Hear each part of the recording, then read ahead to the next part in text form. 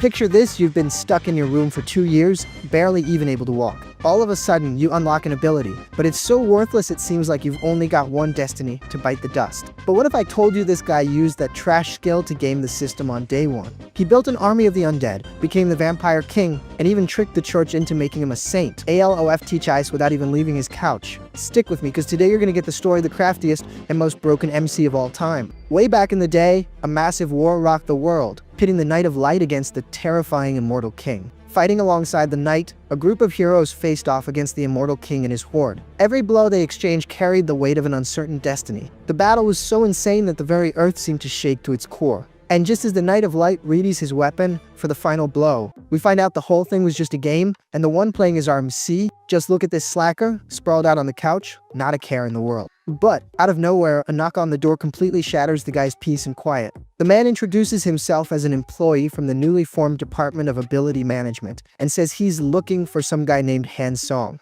The MC, already out of patience, confirms that's him, just to get it over with. Han Song then receives a very clear instruction: if an ability awakens, he needs to report it to the department immediately. After that, the man leaves wishing him a good day once more. As soon as he closes the door, the MC grumbles that this was first interaction with anyone in 6 months. And thank goodness it was over quick. Grabbing a cookie, he jokes that now he can go another 6 months without opening the door for anyone. The MC reflects, feeling a bit down that it's been 2 years since he's left the house. And to top it all off, he discovers the cookie he grabbed is expired. Because he'd been cooped up for so long, many called him weak, others pathetic, and some just told him to get lost. But as he's mulling all this over, some bombshell news on the TV interrupts his thoughts. The news showed firefighters in action, battling a massive fire at a shopping mall. The cause: an awakened who set the whole place on fire and was then pulled into another world. Hearing the word awakened, a flood of memories hits the MC. And now you're asking me, what's an awakened? Easy there, my young Padawan, I'll break it down for you. One day, humanity began to go through a transformation. Mysterious powers called abilities started popping up in people like a gift from the heavens.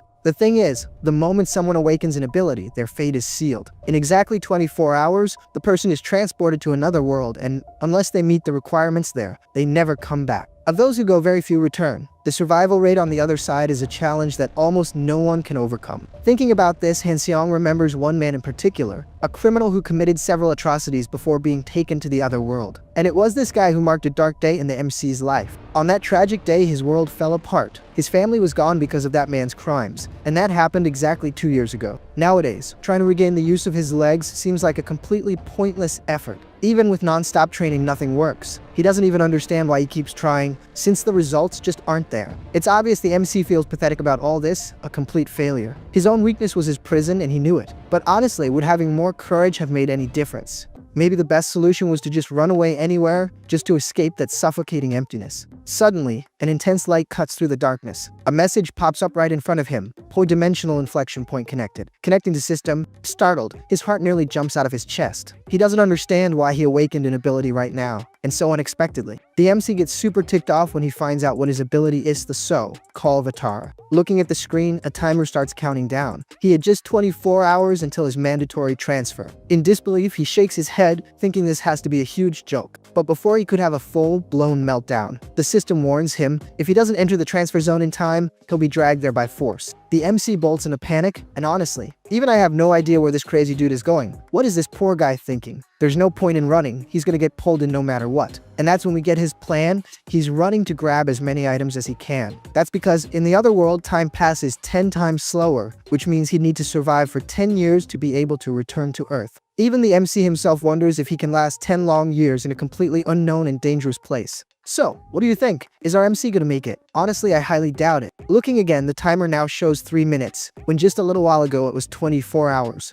Even out of breath, the MC enters the transfer zone, all geared up and looking like he's heading to war. Yeah, maybe he has a chance, after all. He takes a deep breath, stepping firmly onto the designated spot. But then, despair hits him all over again. How the heck is he going to survive in this other world without any real powers? He starts freaking out because without any combat skills, figuring out how to survive in the other world seems like an impossible mission. But then a light bulb goes off in his head. He has an idea. Yes, his ability is the avatar, it's still there ready to be used. He then shouts avatar, activating his ability, and a bizarre energy starts to materialize right in front of him. Surprised, he sees 2 identical versions of himself staring at each other like living reflections. The MC just stares, wondering if that's really him. Is it real? Is he really that perfect? As he was analyzing the scene, a sharp pain hits his head, a strange discomfort that just kept getting worse. Then he realizes why his eyes go wide when he figures out he can see through both his own eyes and the avatars at the same time. This double vision was making him dizzy. He thinks, no way, this is way too uncomfortable. But then it finally clicks. Of course, that was it.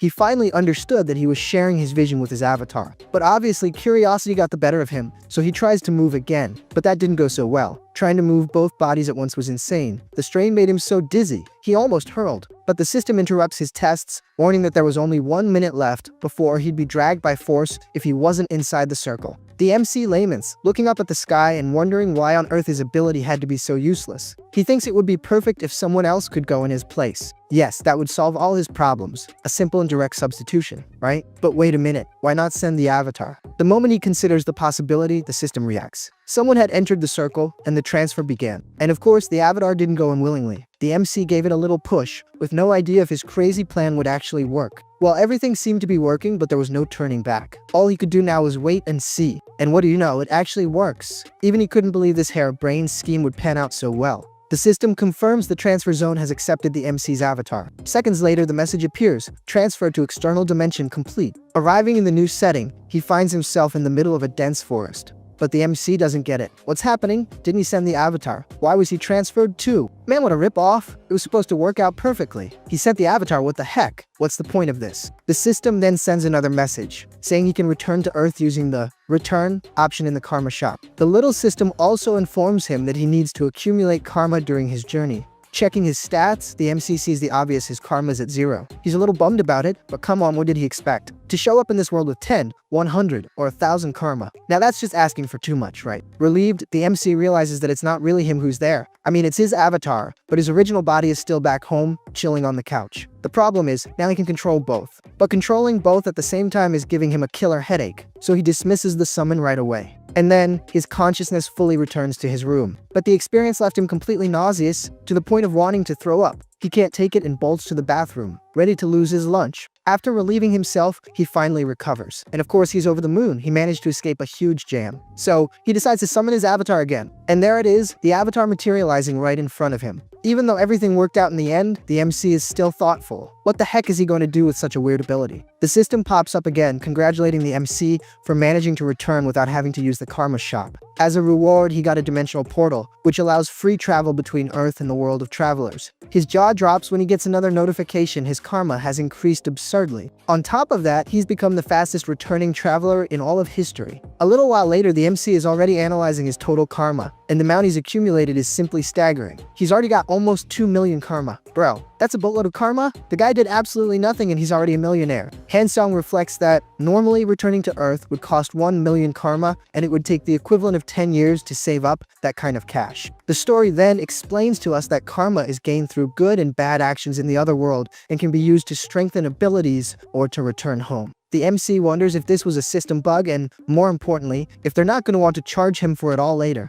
But in the end, he relaxes. He didn't do anything on purpose, so to heck with it, no one can blame him. In the system, he notices he has a few options, but only ability enhancement is available. Curious, he wonders what this stat enhancement thing could be. The screen then shows that improving stamina increases recovery power and costs 10,000 karma. The MC thinks about this recovery power. He really considers spending the 10,000 karma. Then, confidently, he confirms the purchase. Suddenly, he feels something strange in his leg. Something different? He's starting to actually feel his leg. And as incredible as it sounds, his old injury is healing. He remembers that his injured leg wasn't just an injury, it represented the end of his life with his family. It was a tragic milestone. And that scar kept him trapped in that room, isolated from the world for years. Actually, he still is a little, but at least now he can travel between dimensions. The system appears once more, informing the MC that he has surpassed the standard level of recovery. With that, he gains a new ability, Super Recovery, which boosts his healing power even more. Time passes and night falls. The MC comments that he used a bit of karma to heal his leg, and unbelievably, it became ridiculously strong. And the best part is that he spent peanuts, so he has karma to spare. Where else could he invest it? And obviously, our MC doesn't waste any time.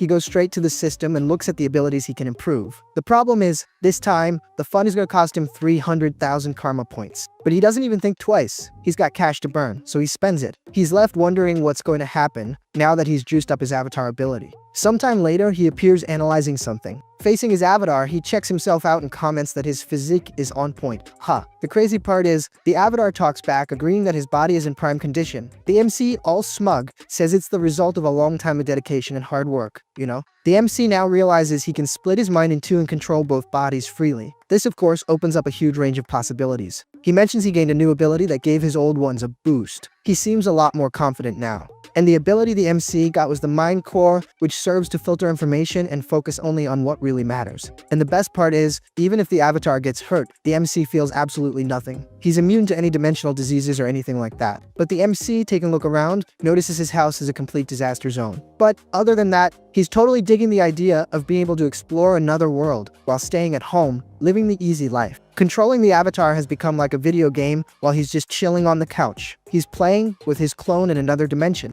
But to everyone's surprise, the MC summons another avatar. Now he has two clones. And of course the MC has the same question I do, will he be able to create more avatars in the future? The issue now is that he needs to name the clones. Otherwise, the system's gonna crash. Better to sort this out quick. But there's a small problem: the MC is terrible at naming things, and his clones, being copies of him, also don't like it and don't know how to do it. But the MC looks at the table and sees some tea and a bottle of ketchup. No, there's no way he's gonna use that to name the clones. He wouldn't do something like that. And believe it or not, he does. He names the first avatar, the one with an affinity for mana hands. The other avatar obviously becomes Hines. He's a copy of Hands but focused on brute strength, being the MC's second clone. The MC is a little annoyed because his avatars have kind of weak stats. But come on MC, you just created these guys and you already want them to be super OP.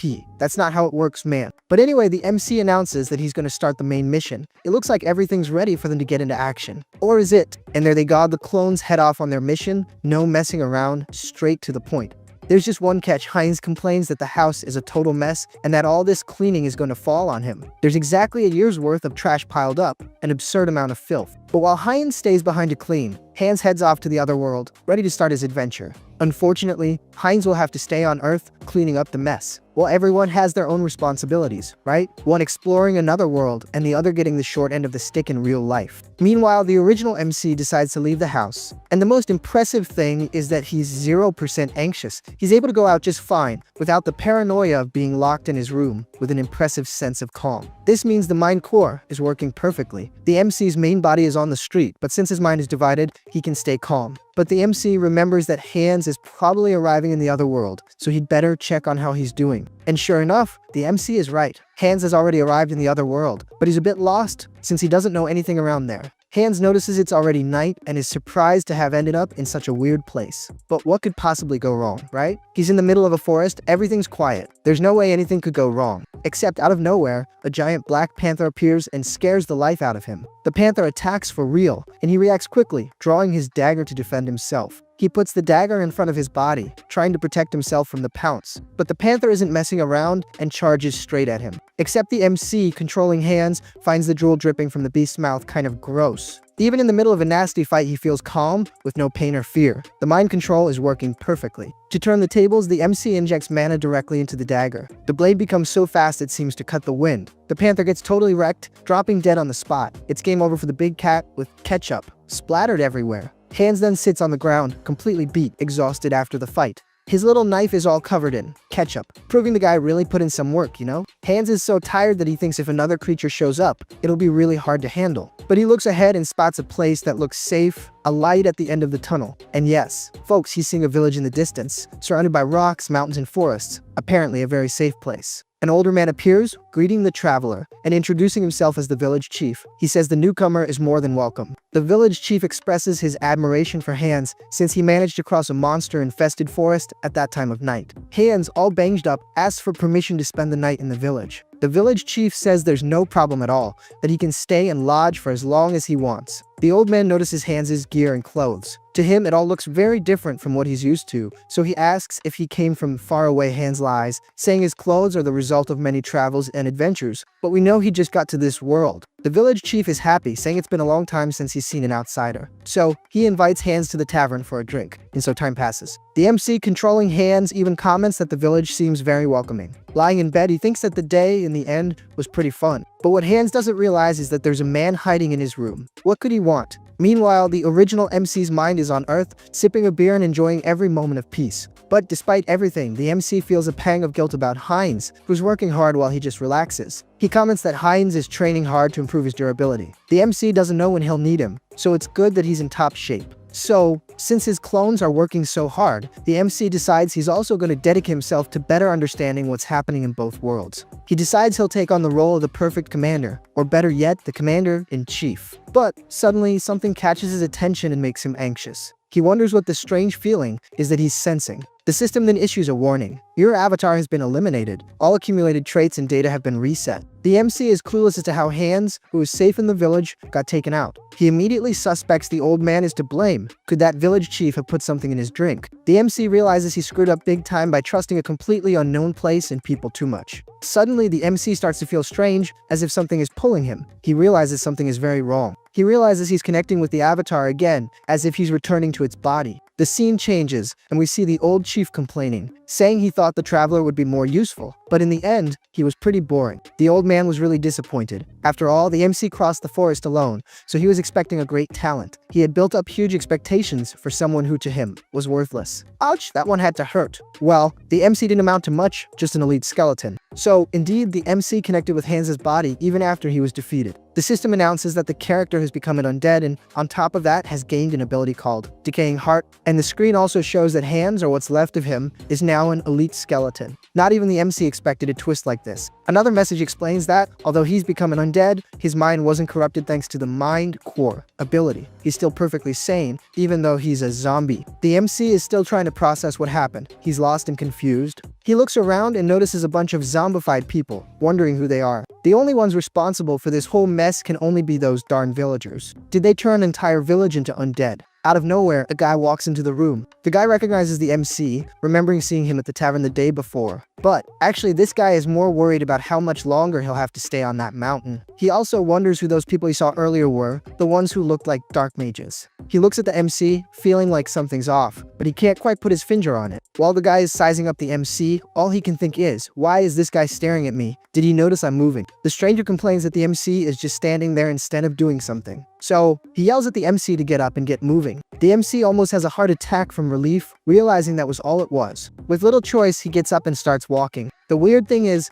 the MC feels something trying to control him, pulling him, but he manages to ignore it and keep resisting, making his own decisions. The mysterious man grumbles that the old man always sends him to check on everything, and he thinks it's a real pain in the neck. The MC realizes he's felt that power before. That energy isn't foreign to him. Finally, the man leaves, exiting the room. Hans, now a skeleton, once again questions the power running through his body. He thinks he's figured out how the power works, maybe because of his strong connection to mana. He starts to think that maybe he can control other undead. A week passes, and the MC is still there, trapped in the same captivity. Except, this time he's on top of a pile of boxes, apparently trying to control another skeleton. Or did he become a zombie therapist, and I'm just not getting it. It seems the MC is using some kind of different power. Suddenly, a strong blue light shoots out of his eyes. And as unlikely as it seems, the other skeleton manages to get up. Now the fun is really about to begin. The skeleton starts to move, slowly approaching the MC. The problem is, the MC feels overwhelmed and the skeleton's movements are still very clumsy. Our MC laments his difficulty in controlling more than one undead at a time. He asks himself, am I an elite skeleton or not? But something catches his attention. He finds himself surrounded by small rodents, also known as rats. Without a second thought, the MC grabs one of them. The MC complains that these rats have been bothering him all week.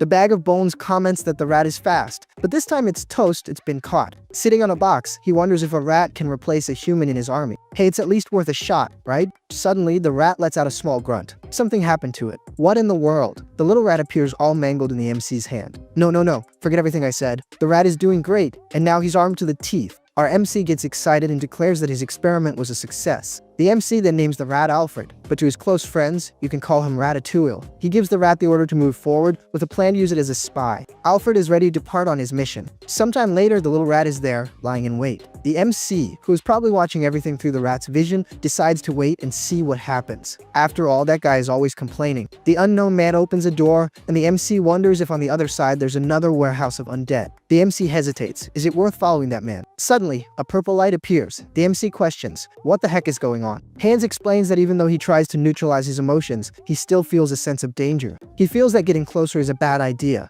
The scene then changes, and apparently we've left that place. Now we see two guards talking. One asks the other when the maturation process will be over. All I can imagine is them talking about a manga. One of the guards comments that he feels completely drained every time he leaves that place. One of the men finds it funny how much protection they've put on the village. After all, who in their right mind would try to invade that place? It's nearly impossible. So, why go to so much trouble to protect it? One of them mentions he heard about a piece of the immortal king, so that's probably what they're protecting. The scene returns to Alfred. Apparently the MC wants to find out more. But, out of nowhere, our friend Ratatouille is attacked. Yeah, folks, the rat had a bad time. Took a nasty cut right to the chest, and his attacker starts to approach. And wouldn't you know it, it's the scumbag old village chief. He wonders what he just saw, but realizes it was just a rat. The old man is surprised to notice the rat is full of dark mana. He wonders if the dark mana transformed the rat. The old man, who's full of tricks, already knows there's only one place with that much dark mana. The village chief then asks Jeff if he was the one looking after the warehouse that day. And we finally learn the name of the poor sap who's already shown up several times. The camera takes us back to Alfred, poor little guy, stretched out on the floor. And the reason for showing Alfred is simple: the MC has blood in his eyes, wanting revenge in the name of his little spy. The scene changes again. At least this time, I think everything will calm down. Actually, nothing calms down, because the loser Jeff comes in kicking the door down. He starts yelling at everyone, telling them all to line up. He walks towards a skeleton, cursing at it and telling it to get in line. He then punches the undead in the face, telling it to stand still. Folks, I don't know, but I think this guy woke up on the wrong side of the bed, because it's not possible for someone to be this stressed out. And after the punch, the loser even goes and mocks the undead. He pulls the creature by its hair, trying to identify who that person was. Jeff realizes that was the man who rebelled against him before. And to make matters worse, before becoming a zombie, the man threatened him, saying that if Jeff touched his family, he wouldn't live to tell the tale. Jeff, with a psycho look in his eyes, tells the zombie to repeat what he said in the past. But now he can't, because to make the situation even worse, Jeff cut out his tongue. He then lets go of the zombie, who falls face first on the floor. Jeff starts walking calmly, with his hands on his head, remembering how fun it was to hunt the darn villagers. But unfortunately for him, that reality is over. Now, they've all become zombies. As he walks, Jeff kicks and scorns a female zombie who's there, telling the other one he assaulted that at least now he has company, since his wife is there too. What Jeff doesn't see is that the zombie he mistreated so much is moving, getting ready to take a big bite out of him. As soon as he feels the bite, Jeff throws himself on the floor, screaming, not understanding why that zombie attacked him. He screams desperately for the monster to stop, but the zombie keeps advancing. Before he can react and use his magic, the female zombie grabs him from behind, covering his mouth. Jeff panics. What is this chaos unfolding before him? Now it's not just one anymore. It's all the zombies advancing, surrounding, and biting him. Jeff is about to be completely torn to shreds. Yeah, folks, Jeff is done for. He's history. But who could have set this whole trap? Could it be the sly guy passing by in the background? The MC says this is just the beginning of his revenge for his little rat. The scene changes completely. Now we see guards stopping the MC from entering the village. He even tries to insist, saying his brother is inside, but the guards ignore him. He's not getting in, period. One of the guards questions what makes the MC think some random outsider would just waltz in there. The village chief notices the commotion and approaches, trying to better understand the situation. He starts sizing up the MC, a little curious and completely clueless. The MC, in the guise of Hines, greets the village chief, but the chief hesitates. He's confused. How is this possible? How can that guy be here again if he eliminated him himself? Seeing that the old man seemed confused, Hines explains that he believes his twin brother, Hans, is inside the village. But before the chief can answer, the scene changes. The MC, now as the bag of bones, thinks about how advantageous it is to have two bodies. I mean 3 if we count the original, right? And thanks to Hines, who's outside distracting the old man, it was super easy for the skeleton MC to get into the warehouse. Now he's standing before a crystal, which appears to be the fragment of the immortal king. Yep, the MC confirms it for Asura. It really is a fragment belonging to the immortal king, and he feels a powerful energy emanating from it. He notices the crystal is absorbing the dark energy of the surrounding undead as if it's trying to complete itself. But it's not just absorption. The crystal seems to be filling a void, accumulating more and more power. The MC notices something else of the undead that were stronger. The previous place was just the discard area for those with potential, but who weren't anything special. But the MC doesn't think twice and puts his hand on the crystal. He thinks, I don't need to be picky to eat. If this is what's on the menu today, this is what I'm consuming. The MC decides to find out firsthand what this food can do. And then the scene changes again. We're back to Hines, who is trying to convince the village chief to let him in, talking non-stop to buy as much time as possible. He explains that he's the other guy's twin brother, and that's why they look so much alike. He also tries to convince the old man by saying he has a special connection with his brother, and that's how he knows he's in the village. The old man finds it interesting, but it's pretty hard to believe. Suddenly, the old man feels something strange and starts to scream, saying something's wrong. He orders them to take out that idiot as he transforms and flies off to see what happened. The men get into a combat stance to face Hines, but by the time they realize it, he's already gone. He booked it. The scene returns to the MC, now in the body of the bag of bones, who is being bombarded by negative thoughts. Even trying to filter everything with the mind core, the intensity is insane. He wonders if anyone could withstand that without going crazy. Then something explodes. A system notification appears, saying that the entity has met the requirements for evolution. Now we see the MC in a completely different version. I mean, he's become a much more stylish skeleton, right? But yes, he's changed. Now he's a demi-lich. Weird name, huh? Demi-lich. Like a demon mixed with a lich. Anyway, that's what it is. The system also notifies him that he has acquired the special ability Malevolent Sovereignty, which grants him infinite knowledge and a talent for dark magic. The scene changes to the outside and one of the goons says Jeff is an idiot. The reason? Jeff didn't deal with that zombie rat, and now he's caused this whole mess. Someone then yells at the guy, calling him an idiot. We see it's his master, the old man, chewing him out. The old man tells him to stop talking nonsense and go find Jeff, and that they both need to check the fragment with utmost urgency.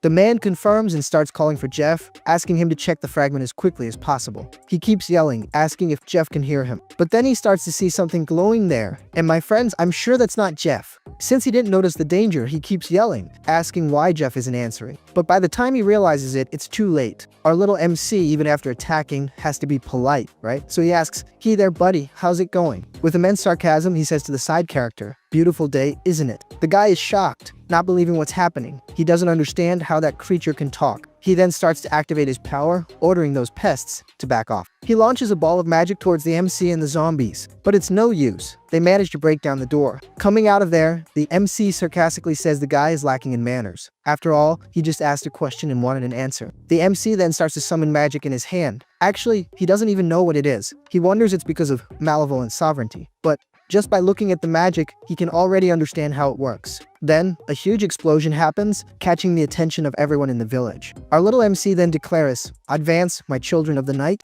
and then it's zombies and skeletons everywhere. They charge with everything they've got. The MC yells not to let anyone escape, saying that all the humans there must be eliminated. The village plunges into chaos, turning into a total mess, with zombies and skeletons everywhere. A skeleton plummets right at the MC's feet, who looks at it and thinks, what the heck is this? And who's there is none other than the old geezer. He asks the MC what he did with the fragment of the Immortal King, and finally his name is revealed, Marcos Giocali. The MC responds, saying it's been a long time since they've seen each other, right? And obviously the old man has to remember him. It's not possible he's already forgotten. He continues to explain calmly, since Marcos doesn't seem to remember. Well, thanks to the old man, he ended up losing his heart. But please don't worry, he says. I got a new one at your mansion. The old man is furious with the MC, not only because he took the fragment, but because he used it on such a puny body. Marcos then starts to summon his power, saying angrily that the MC will regret it. He activates Finger of Death. The MC comes face to face with that terrible magic, feeling its imminent power. He even tries to dodge, but gets hit in the arm. The MC, all sarcastic, says, "Come on, old man, are you kidding me? Didn't anyone teach you not to attack while the other person is talking?"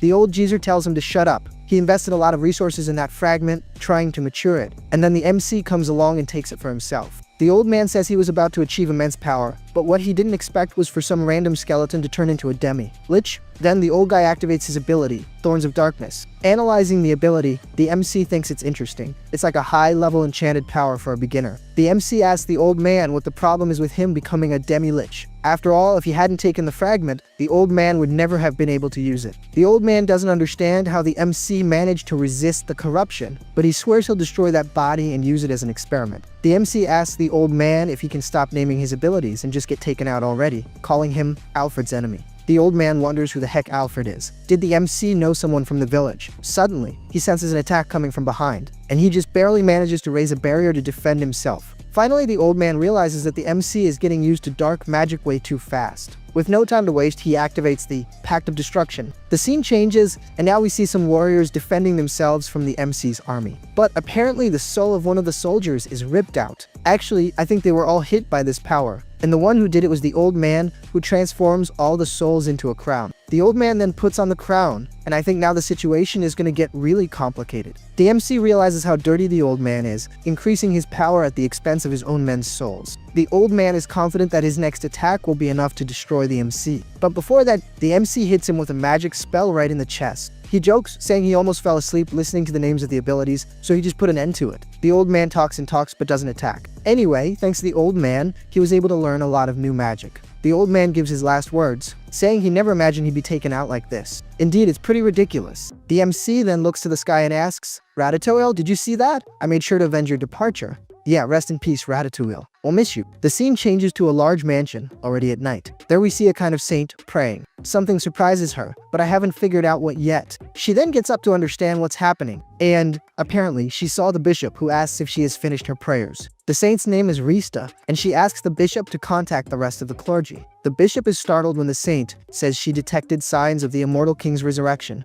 He then runs off in a hurry, saying he'll start the meeting immediately. The saint remembers that the last time the immortal king was resurrected, he managed to sink an entire continent, and she cannot allow that to happen again. The scene returns to the MC, and we see that he has suffered heavy losses in his army. The Bag of Bones comments that, even so, he just needs to replace the lost troops. After all, that's the fun of being a necromancer, using others' bodies to grow your army. But, for now, he'd better take care of this broken arm. He finds a skeleton there, lying right nearby. While borrowing the skeleton's arm, he comments that this one looks good. Then, activating Super Recovery, the MC manages to fuse his body with the skeleton's arm. Now, with the arm already recovered, it's time to replenish his troops. Calling for a skeleton, he orders it to become his subordinate. As the skeleton glows, words echo in the air. Thus, the fragment of the immortal king lends its power. Beginning the domination, the remaining magical power in the body is contaminated, while the fragments of thoughts are removed. Amidst this explosion of power, the subordinate skeleton simply shatters. The MC is a little surprised, but realizes he hasn't gotten the hang of it yet. But sometime later, the MC is already standing before several zombies he has managed to dominate. Yeah, apparently our little MC got good at this. Looking at the old trickster's body, he thinks that now it's time for another customer. But should he turn the old man's body into an undead with a soul to extract information? Yeah, thinking about it, it might even be worth it. The Bag of Bones realizes the old man no longer has a soul. It seems the old man's soul was artificially extracted by a magic circle. The MC comments that this is probably the work of a secret organization. Well, since their operation was so large, it would be difficult for them not to have a plan B, but that's okay. The MC can still use the old man's body. So it's decided the old man will be turned into elite undead, with self-awareness and fighting ability. And the MC begins the process. As he removes the old man's thoughts, he implants a new ego, and thus the death mage is born, who rises and awaits the orders of his new master. The MC is surprised by the zombie. Not only does it have self-awareness, but it can also talk. So, it deserves a name, right? From now on, he'll be called Malcolm. Before Marcos, now Malcolm. It kind of fits. The MC then orders Malcolm to respond, and so he does, but is immediately socked in the face. The MC comments that Malcolm may not have memories of the past, but that doesn't mean he won't pay for his crimes. From now on, he will torment Malcolm. Looking closely, the MC calls Malcolm again. He notices that the staff over there looks pretty cool. Sometime later, the MC already appears with the staff in hand. There goes the old man's cane. But looking at the pile of bodies, the MC notices something different. Since our little MC is a very curious guy, he gets closer to see what it is. He sees that it's the zombie and his wife who took care of Jeff. And for doing that, they even got a pat on the head. The MC then sets the entire village on fire, but he's sentimental too, you know? He asks for the zombie couple to rest in peace. The scene changes, and now we see the real version of the MC, who, by the way, is very satisfied with everything. He then decides to check his phone. And if you're wondering why, it's the price of gold. The dude wants to know how much it's worth. The sly dog knows the amount of gold the village mage has accumulated. He then decides to take a look at the spoils of battle and resolves to call Hines. However, when he tries to summon him, something goes wrong. Hans' mana aura is too strong. Startled, the MC cancels the summon. Cancel, cancel, cancel. Yeah, this time the MC almost got himself in deep trouble. He was a hair's breadth away from being done for. The only alternative the MC has to summon Hans is by improving his unique abilities. Opening the Karma shop, the MC realizes he gained much more than he expected. The last time he looked, he had a little over 400,000. But he doesn't want to waste time and spends 300,000 to improve his ability. Now he's powered up. His mental strength has exceeded the standard once again. Thus, he acquires the ability Tranquility, which prevents his mind from being influenced by external stimuli and protects him against mental attacks. The scene moves forward, and now the MC is grabbing some bags of gold from the loot he took. Even near hands, he feels fine. Unlike mind control, Tranquility also applies to the main body. He wonders why he always gets the abilities he needs just the right time. Strange, right? I wonder why, huh, MC? But anyway, after a little reflection, the sly guy decides to go sell the gold. He then goes to a specialized shop with a mountain of bags and requests that they appraise everything. Obviously, the employees are impressed by that amount of gold. Now, with everything done, the MC leaves there smiling, knowing he's the king of gold farming. The MC also comments that he ordered Hines to hide in his shadow using magic and even got him a mask, in case he needed to summon him in public. Hines had even asked if there wasn't a better mask to choose, but unfortunately, it was what they had for the day. The MC, leaving with a big smile, thinks he worried for nothing. But what he doesn't see is the explosion that happens right behind him. And to make matters worse, there's a werewolf coming his way. The werewolf comments that they hit the jackpot today. Who would have thought there'd be so much gold in such a remote place? They decide to leave quickly and celebrate later. With that, they start running. The thieves stop in front of the MC, who is yelling for someone to call the authorities. The story then explains that villains are those who commit crimes using their awakened powers. The MC knows there are several guardians who protect people, but getting into fights has never been his thing. The werewolf punches the MC in the face, telling him to stay out of it. The MC, taking a beating, thinks that the guardians will track them, but I don't think even he really believes that. And unfortunately, our little MC knows he can't do anything himself. Meanwhile, the villains think everything is going smoothly, according to plan. They still have plenty of time to spare, since it takes 3 minutes for the guardians to arrive. They just need to meet up with the portal. Oh, the sly dog comments that the girl is nearby. But what they didn't expect was that the girl with the portal power would be lying on the ground. And while they try to wake her up, our pure bone human arrives on the scene. Hines finally appears behind them. One of them even asks who that guardian is, but the other knows that's no guardian. Hines knows that Hansong, the original body, can't do anything. To compensate for that, he raises his army of undead.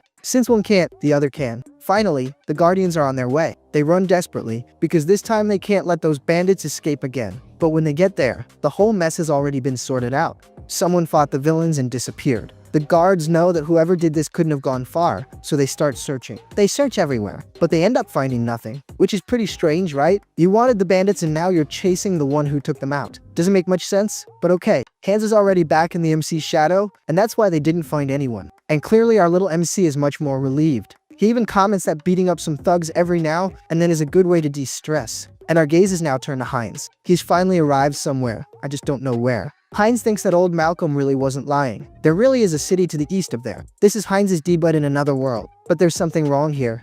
Why is the city so empty? No one does checks. No one cares about foreigners. The MC doesn't quite get this whole thing. Now in the center of the city, the MC sees some men threatening a little girl. She even tries to plead, but it doesn't do much good. The guy says that if she doesn't pay the 2 silver coins in 3 days, they won't have much choice. The MC thinks that a thug extorting a young girl is a pretty tired cliché, but the main thing is that it has nothing to do with him. But by accident, he ends up bumping into the girl. The girl, desperate, starts apologizing quickly. The MC asks if she knows the city well. Since he needs a guide, why not hire the girl? But the girl is suspicious and asks who the MC is. The MC says he's her future boss. He then calls her over so they can discuss the terms of the job. Hours later, the girl is already showing the MC a lodging. She says the accommodations are some of the best and the security is impeccable, at least according to her. The story tells us the girl's name is Diana, and she survives by doing odd jobs to take care of her sick little brother.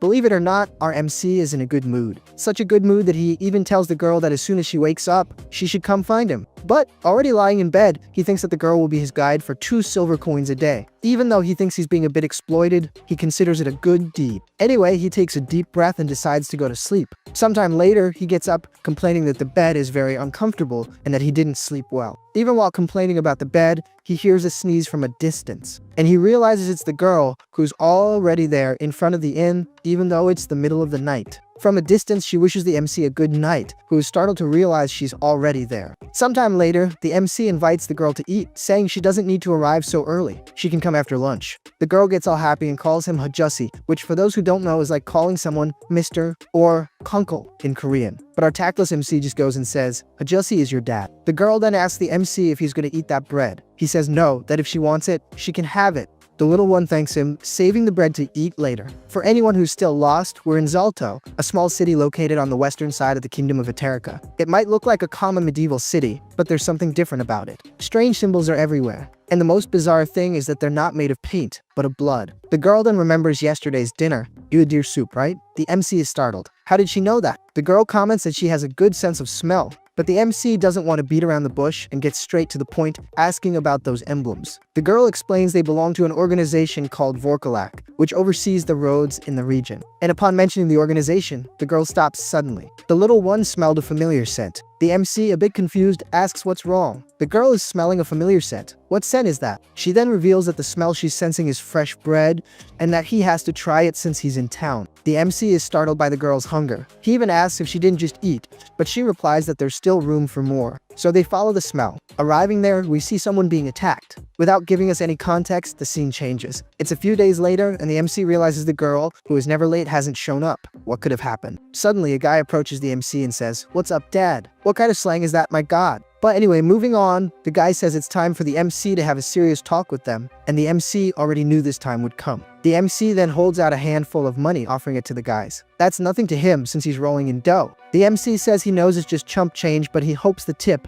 will help maintain public order. Looking closely, the MC notices that the bald guy has the same symbol on his neck that he saw on the walls. Hines remembers the girl's warning, don't even think about hiding in the alleys. In fact, the best thing to do would be to get the heck out of town as fast as possible. One of the goons changes the subject and asks the bald guy why he captured a child. The bald guy replies that he doesn't know why, he just follows orders. The MC is outraged and immediately figures out they captured the kid. There's no way these losers took Diana. Henson then yells, telling the men to stop. He didn't want to get involved in the mess, but now things have gotten personal. The MC then says he just wants to know one thing. But before he can finish his sentence, Diana appears and calls out to him. It's too late now, little MC. The guys got curious and want to know what the heck you were going to say. Hines knows he screwed up, so to cover his tracks, he asks the men if the amount of coins he gave was enough. With little choice, he hands over everything he has in his pocket. Now, broken ticked off, he needs to play it cool. So, he scolds Diana, asking why the kid didn't show up on time, and he warns her that, because of this, she's going without food, especially since he's flat broke anyway. The girl then explains that her little brother has disappeared. She says he had recently recovered thanks to the food the MC gave her, but now she can't find him anywhere. The MC figures out this must be the child the goons were talking about. The girl wonders if it was Vorkalak that took her brother. She heard them talking about capturing a child.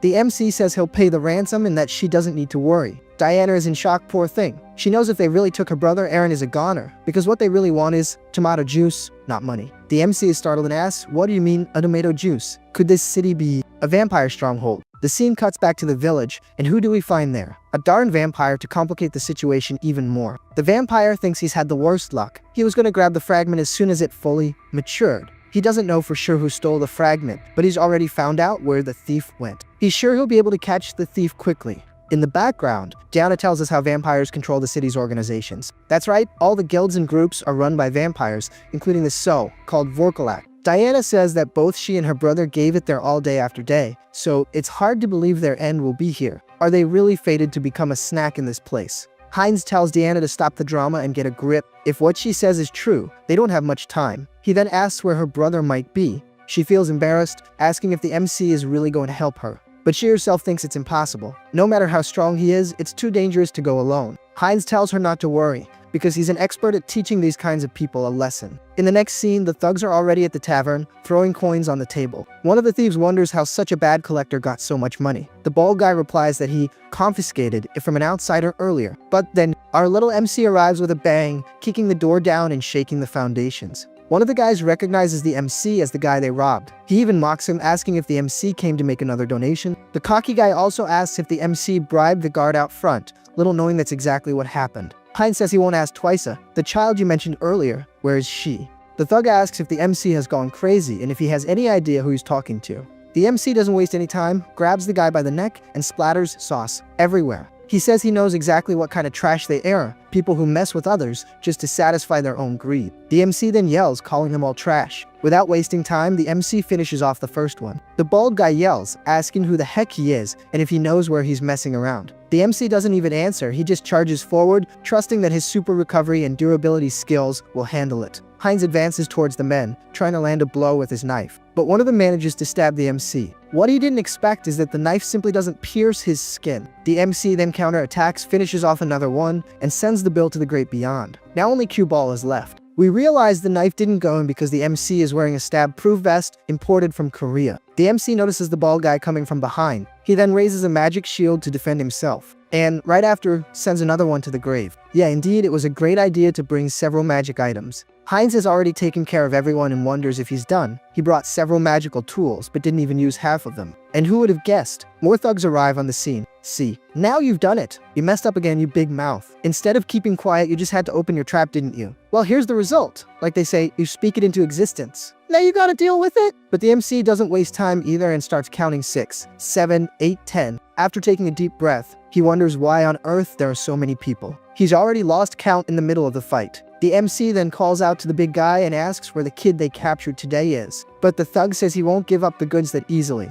He threatens, saying the MC will regret it when his boss arrives. He is sure that when that happens, the MC's life will be over. Our little MC then thanks him for the information, saying the guy was very useful, and adds that he should worry about his own life, and then he sends the guy off to a better place. Arriving in a dark room, we finally find Aaron. The boy begs for mercy, but the MC says he doesn't need to be afraid because he came at his sister's request. Aaron asks how he knows his sister, but Hines says he'll answer on the way out. Before they can leave, a bat appears at the window. Transforming into a vampire, the man asks who dares touch the food in his restaurant. And of course, it couldn't be a common bat, it had to be a vampire to spoil the fun. The vampire asks if the MC is from the Oath of the Bold, or is he just the kid's brother? The reality is that the MC is just another outsider his goons robbed, who ended up helping the kid by chance. The vampire says he found the story quite boring, and that he prefers boys as a main course. Then the vampire activates a blood power. Hines tells the kid to run while he tries to do the same. But there's no time, they both get hit head on. The blow was so strong that the MC even hit the floor.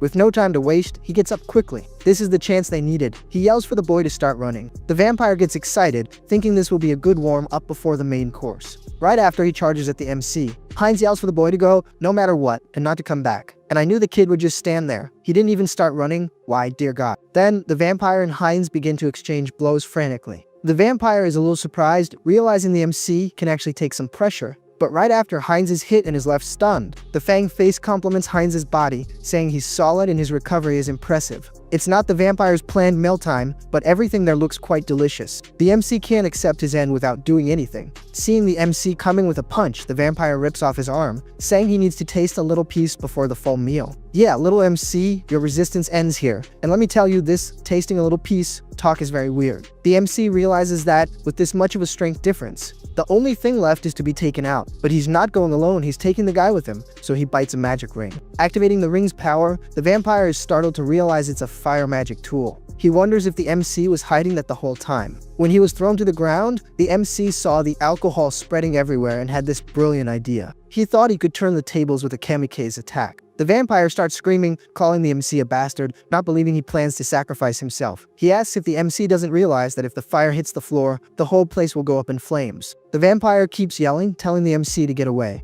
He even dodges the fire, but is surprised by a direct attack. Hines ironically reminds the vampire that he himself said his body was strong and had good recovery. Startled, the vampire falls to the ground. The MC asks if he wasn't hungry. And now, does he feel like becoming the meal? The vampire tells the MC to stop. It's obvious he doesn't want to become a barbecue. But it's useless. The fire is so intense that the entire house continues to burn. Hines, even amidst the flames, knows he's still alive. But he also thinks that being too strong can sometimes be a problem. Still, either way, mission Help the Unlucky Girl was a success. The kids might be worried, but they're safe. And so the house explodes with everything inside. The system then announces, Avatar Hines has been eliminated. Avatar cooldown 7 days. After a few weeks, we see how the girl is doing. And thank God she's fine. She even opened a shoe shine stand to make a living. Someone behind her asks if she's available, and if they can get in line. The girl says yes, but doesn't realize who's actually there. She obviously gets excited when she recognizes the person, and runs to hug the MC. In this scene, all soldiers present are allowed to cry, including me. The MC says the girl worried for nothing. Does he look like someone who would go down easily? But we know that's a lie. This time, the Avatar really went to the great beyond. The scene flashes back to a week ago in Earth time. Hinsung thinks it will take a week for the Avatar to be reborn, and that Deanna will probably be very worried. He wonders if he should create a new Avatar.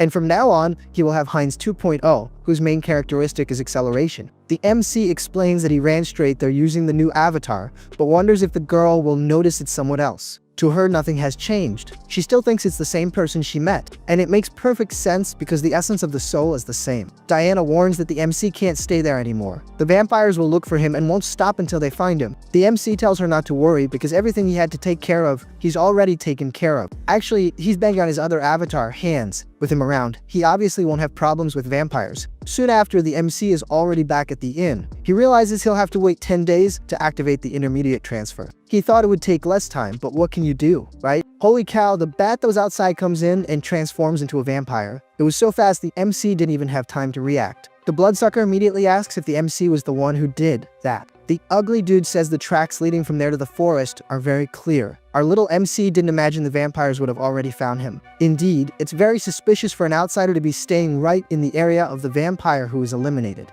The MC realizes that even just being choked, he can't gather any strength. The reason is simple, the guy is a monster. The vampire says he doesn't sense the aura of dark magic, not even the smell of blood of his kind. And the MC stays there, trying to find the strength to fight back. The MC says he doesn't know what he's talking about, much less who. But the vampire doesn't seem to believe him much. The vampire then sinks his teeth into the MC to see if he really gets it now. He says he'll ask again, but this time very slowly. And now the MC can no longer lie. The MC thinks he's insane. Why is this happening again? And the system announces, race change to vampire. The ugly dude was about to ask again, but the system interrupts, announcing that the lesser bloodline ability has been obtained and super recovery has been changed to regeneration. The vampire then asks again if the MC is involved with the Oath of the Bold, and our little MC can only feel the overwhelming pressure coming from him. The MC's blood is screaming, telling him to surrender, and without thinking he blurts out, "Yes, Lord Uric, I am just a simple traveler." But actually the sly dog is lying. He can ignore the sensations of the blood. The mind core acts as a filter, blocking the submission instincts of his new vampire blood. The vampire wonders if he misjudged the situation, but for now he just needs the MC to follow him to check something. The MC agrees. After all, he wants to get some information too. The scene changes to the Zalto branch headquarters of the Vorkalak clan. Everyone starts to greet Lord Uric, saying it's been a long time. The clan members wonder if the MC is a new lesser blood of Lord Uric and what's going through the Lord's head to accept someone of such a low level. Out of nowhere, a crazy girl clings to the MC, celebrating that, after a long time, a new lesser blood has arrived. She introduces herself as Lucilica and obviously asks for the MC's name. But all he can wonder is who this drunk girl is. The vampire offers the MC a glass full of tomato juice, if you know what I mean, saying it's fresh. The MC thinks he needs to drink it to avoid raising suspicion, and then he downs the glass. Even filtering it with the mind core, the MC still feels the vampire thirst. Controlling himself is not easy at all. Just drinking that is dangerous. The solution is to block the taste and smell, and then drink it all at once. The girl gets all flushed watching our future Dracula drink that juice. She says the MC isn't really her type, but if he were human, she would have sucked him all up. Whoa, girl, what a weird thing to say. The MC then asks what lesser blood means. The girl realizes he doesn't know the vampire hierarchy. Lucilica explains there are the clean bloodeds, like Lord the Nobility. Above them, the clan leaders known as purebloods, who are royalty. There's also the holy blood, but they're like a religious class, and below all that are the lesser bloods. The conversation is interrupted by Lord Uric. He then asks everyone to pay attention. The Lord says that since everyone is gathered, he'll get straight to the point. As the Lord explains that the fragment of the immortal king that the Oath of the Bold possessed has disappeared, we are introduced to the beautiful and stunning Pyria, a pure blood. Oh boy, it makes me want to get bitten. Uric says it's been confirmed that the thief headed towards the city, but at some point disappeared without a trace. And don't mind this guy who appeared on screen, he's irrelevant, unlike Pyria. Lucilica is surprised when the Lord mentions the possibility that the thief might have already entered the city. The MC understands that some dark mages were in a nearby village cultivating the fragment of the immortal king, and they are this bold bunch. The Lord continues, saying that from this day on, each of them will thoroughly investigate their area and report immediately if they find anything suspicious. The scene changes and the MC and Lucilica are already on the streets. If they keep walking during the day, their skin will burn. The sunlight weakens them. But if even Pyria is searching,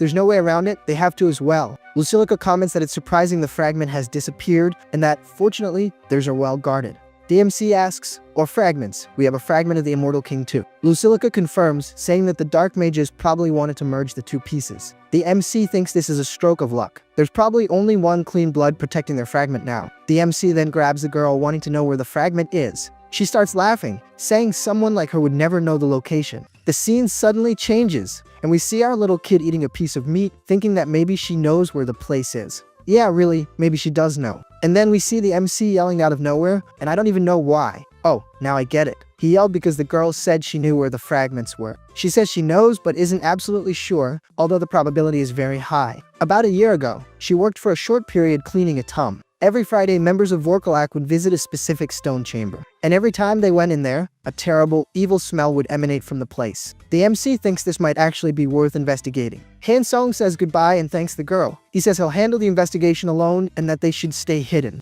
Diana then calls out to the MC. Hines' scent is different from usual. She managed to notice that his aura has changed. There's no fooling her nose and the MC knows it. He then reveals his fangs and shows what happened. Our little MC promises he won't let it affect her, so she doesn't need to worry. Diana then calls him Konkol and tells him that if the situation gets tough, she doesn't mind if he wants to drink a little of her juice. Folks, it's decreed from now on Diana is the MC's adopted daughter, period. She just asks him not to overdo it, and the MC is just standing there behind her, kinda shocked. This girl can't be normal. He then brushes her off and says she talks too much. Annoyed, he tells her to just say where the place is.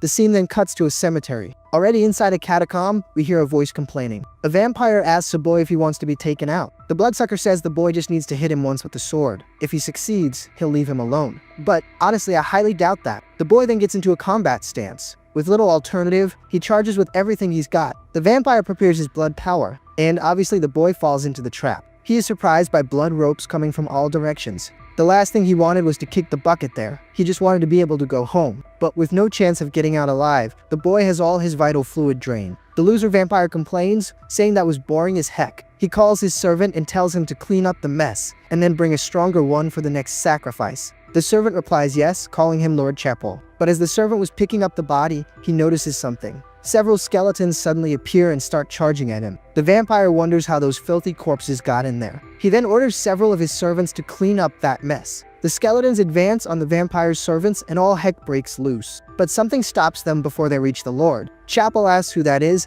and if he's a necromancer from the Oath of the Bold. The vampire, now far from the initial attack, asks how the MC found that place. Hans says nothing, just starts summoning his magic. Chapel realizes the MC isn't much of a talker, but he doesn't care about that either, because after he rips off the MC's head, he'll make him talk one way or another. The two then start to trade blows, and the brawl is on. The MC's skeletons start to be destroyed, and our little MC feels challenged by this affront. Hines then starts to activate his necromancer powers with full force. The MC simply taunts, let's see then. Try your luck. The vampire is surprised to see several attacks coming his way. Lord Urik's followers have already invaded the outside, and Hines, the MC's other avatar, says he went in first to help Chapel. Chapel says that's good and asks Hines to focus on helping him, as that demi, Lich, is very strong. Just as he was about to ask Hines to buy time, Hines himself takes a bite out of him. He doesn't understand what's happening, much less why that blood is in him. Chapel yells at Hines, asking if he's lost his mind. Hines, pretending to help, pins the vampire's hand. Chapel realizes it's dark magic. Could he and the demi, Lich, be together? No, that would be impossible. Chapel screams for him to stop drinking the juice of his own kind, saying it's a grave sin that corrupts the mind. Corrupt the mind? Haha, that doesn't work on the MC. The system announces that the individual is now the Blood Clan and acquires the Blood Magic ability. And with this new ability, Hines could break the blood barrier, but he says he doesn't have time for that, so Hines will crush it. The attack breaks a good part of the structure. The MC then finds what he was looking for, the second fragment of the Immortal King. And if you're wondering, yes, this part will also go to Hines. He then places the fragment in his chest and releases a powerful aura. What an overload of thoughts, even filtering with the mind core. This fragment has too much negative energy. The MC directs all the mental strength of his clones to Hines, and then he causes a massive explosion. The vampires outside wonder if all that smoke is. Before they finish, Yurik arrives at the battle and is taken aback, surprised by what he's seeing. With little choice, the vampires start shooting at Hines. I don't think the MC even tries to dodge the attacks, that's how strong he's become. Just a small exchange of looks with Hines is enough for a vampire to have a fit. The MC then starts attacking the creatures around. Yurik can't even believe what's in front of him. Our beloved system announces that the regeneration ability has evolved into the special ability, Immortality. And on top of that, he's acquired the Forbidden Knowledge ability. And finally, our demi, Lich, has evolved into a badass arch-lich. The scene changes, and we see some knights surprised by what's happening, wondering if it's a fire or something like that. A squire comments that the place is definitely near the city of Zalto. They notice a kind of ember falling, and there's so much of it that it makes the squire cough. The knight gives the order to turn the horses around. He needs to return to the cathedral immediately and report this to the saint. Those aren't just any ashes. For sure, it's a sign of the Immortal King's resurrection. The vampires are still there, not believing what's happening. With 2 fragments of the Immortal King, the MC's rank in the undead hierarchy has been elevated, and his dark magic has increased explosively. As long as his power source isn't destroyed, he will resurrect infinitely. Now, his traits are malevolent wisdom and forbidden knowledge. He's gained an innate understanding of dark magic and inherited all its secrets and knowledge. Wanting to test the strength of his attacks, our little MC starts the show. Now it's Hans' turn to fight back. Yurik is in shock. He wonders if that smoke is a trick and what the plan behind it could be. The other vampire doesn't care about the smoke. He knows the first thing to do is get out of there and regroup. But there's no time because a skeletal hand pulls him, giving him no chance to defend himself. Yep, now the Lord is alone. I think this is the end of the line for him. And that's right. He's all perforated, looking like Swiss cheese. Our little MC gets close and comments that he's definitely stronger than the other pure bloods. But now he's just a bag of juice. The vampire can only ask how the MC completely absorbed the fragment. How did he manage to endure so much malice alone? But it's Hines who answers, asking if he really wants to know. Hines says the reason is because he's never alone. Then he sinks his teeth into the vampire. And as a result, the vampire is going to meet the devil himself. The system informs that the entity has met all the conditions to evolve. The special ability, Lesser Bloodline, is evolving into Pure Bloodline. That's right, folks. Now the MC in the form of Hines has become a pure blood. As expected, he can grow even more by devouring others of his kind. The environment changes to the outside, and we see some survivors trying to regroup. Lucilica says that if Pyria were there, maybe they wouldn't have been defeated so easily. But Pyria replies that if even Lord Yurik was defeated, the opponent is too strong to underestimate. Just by noticing the amount of power in the enemy's gestures, you can already see he's too strong. With little choice, they decide to retreat to the main base and call for reinforcements. Our view shifts to the city, and there we see a goon running desperately. From running so much he can't take it anymore and stops. He curses the vampires, saying they acted like they were all powerful, but in the end, they were eliminated.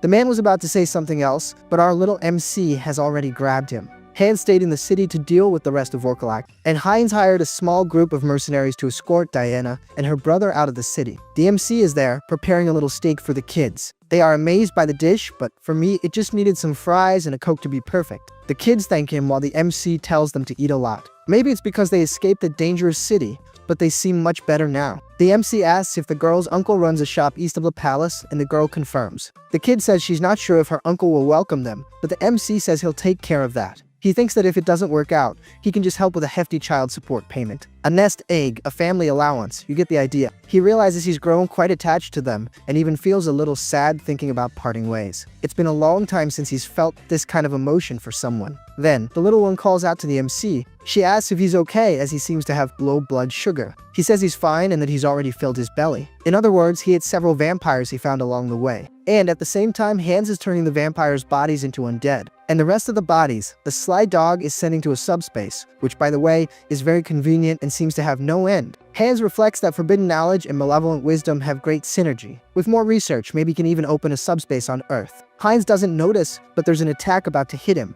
The attack hits him head on with no time to dodge. The vampire says she can't believe what she's seeing. The MC is still wandering around the city, really underestimating them. The girl is introduced as Pyria Vorkalak, and apparently, she is also a pure blood. Pyria asks if the MC is part of the Oath of the Bold, and this time, tired of being asked so much, he confirms. But the vampire says that's a lie, because their Hediot was attacked by someone who left everything a mess. So, it was probably him who stole the fragment and ran away. But that doesn't matter much. She then advances on Hines, saying he's going to be taken out anyway. The avatar dodges at the last second, and this time, he won't let the blow land. The MC splits in half for the blow to pass right through. That was a close one. The vampire doesn't understand how the blow passed right through him. Hans realizes that a pure blood is not an easy opponent. As he retreats, he feels a magical barrier. Her clan's best sorcerers set up a magical barrier so there's nowhere to run. Hans thinks he could break the barrier if he tried, but he still needs time to get used to his new power. The vampire says she's going to crush his skull and extract the fragment personally. That only leaves one option. Hans then drops his catchphrase, "Remember this. I am Hans of the Oath of the Bold. I am your death." He says he may retreat, but he will return to finish her. Our little MC knows that the mark of a villain is making a dramatic exit. So he simply cancels his avatar's summon and vanishes. The vampires wonder what he just said. The few words they understood sounded pretty bad. And after all, how did he get out of the barrier? An attack catches them off guard. The vampire realizes that's the paladin's holy silver arrow. One of the sorcerers calls for Lord Pyria and says they have a big problem. The Order of Paladins from the Church of the Supreme God is surrounding the tome and approaching. She can only think of that damn Lich who got her into this mess.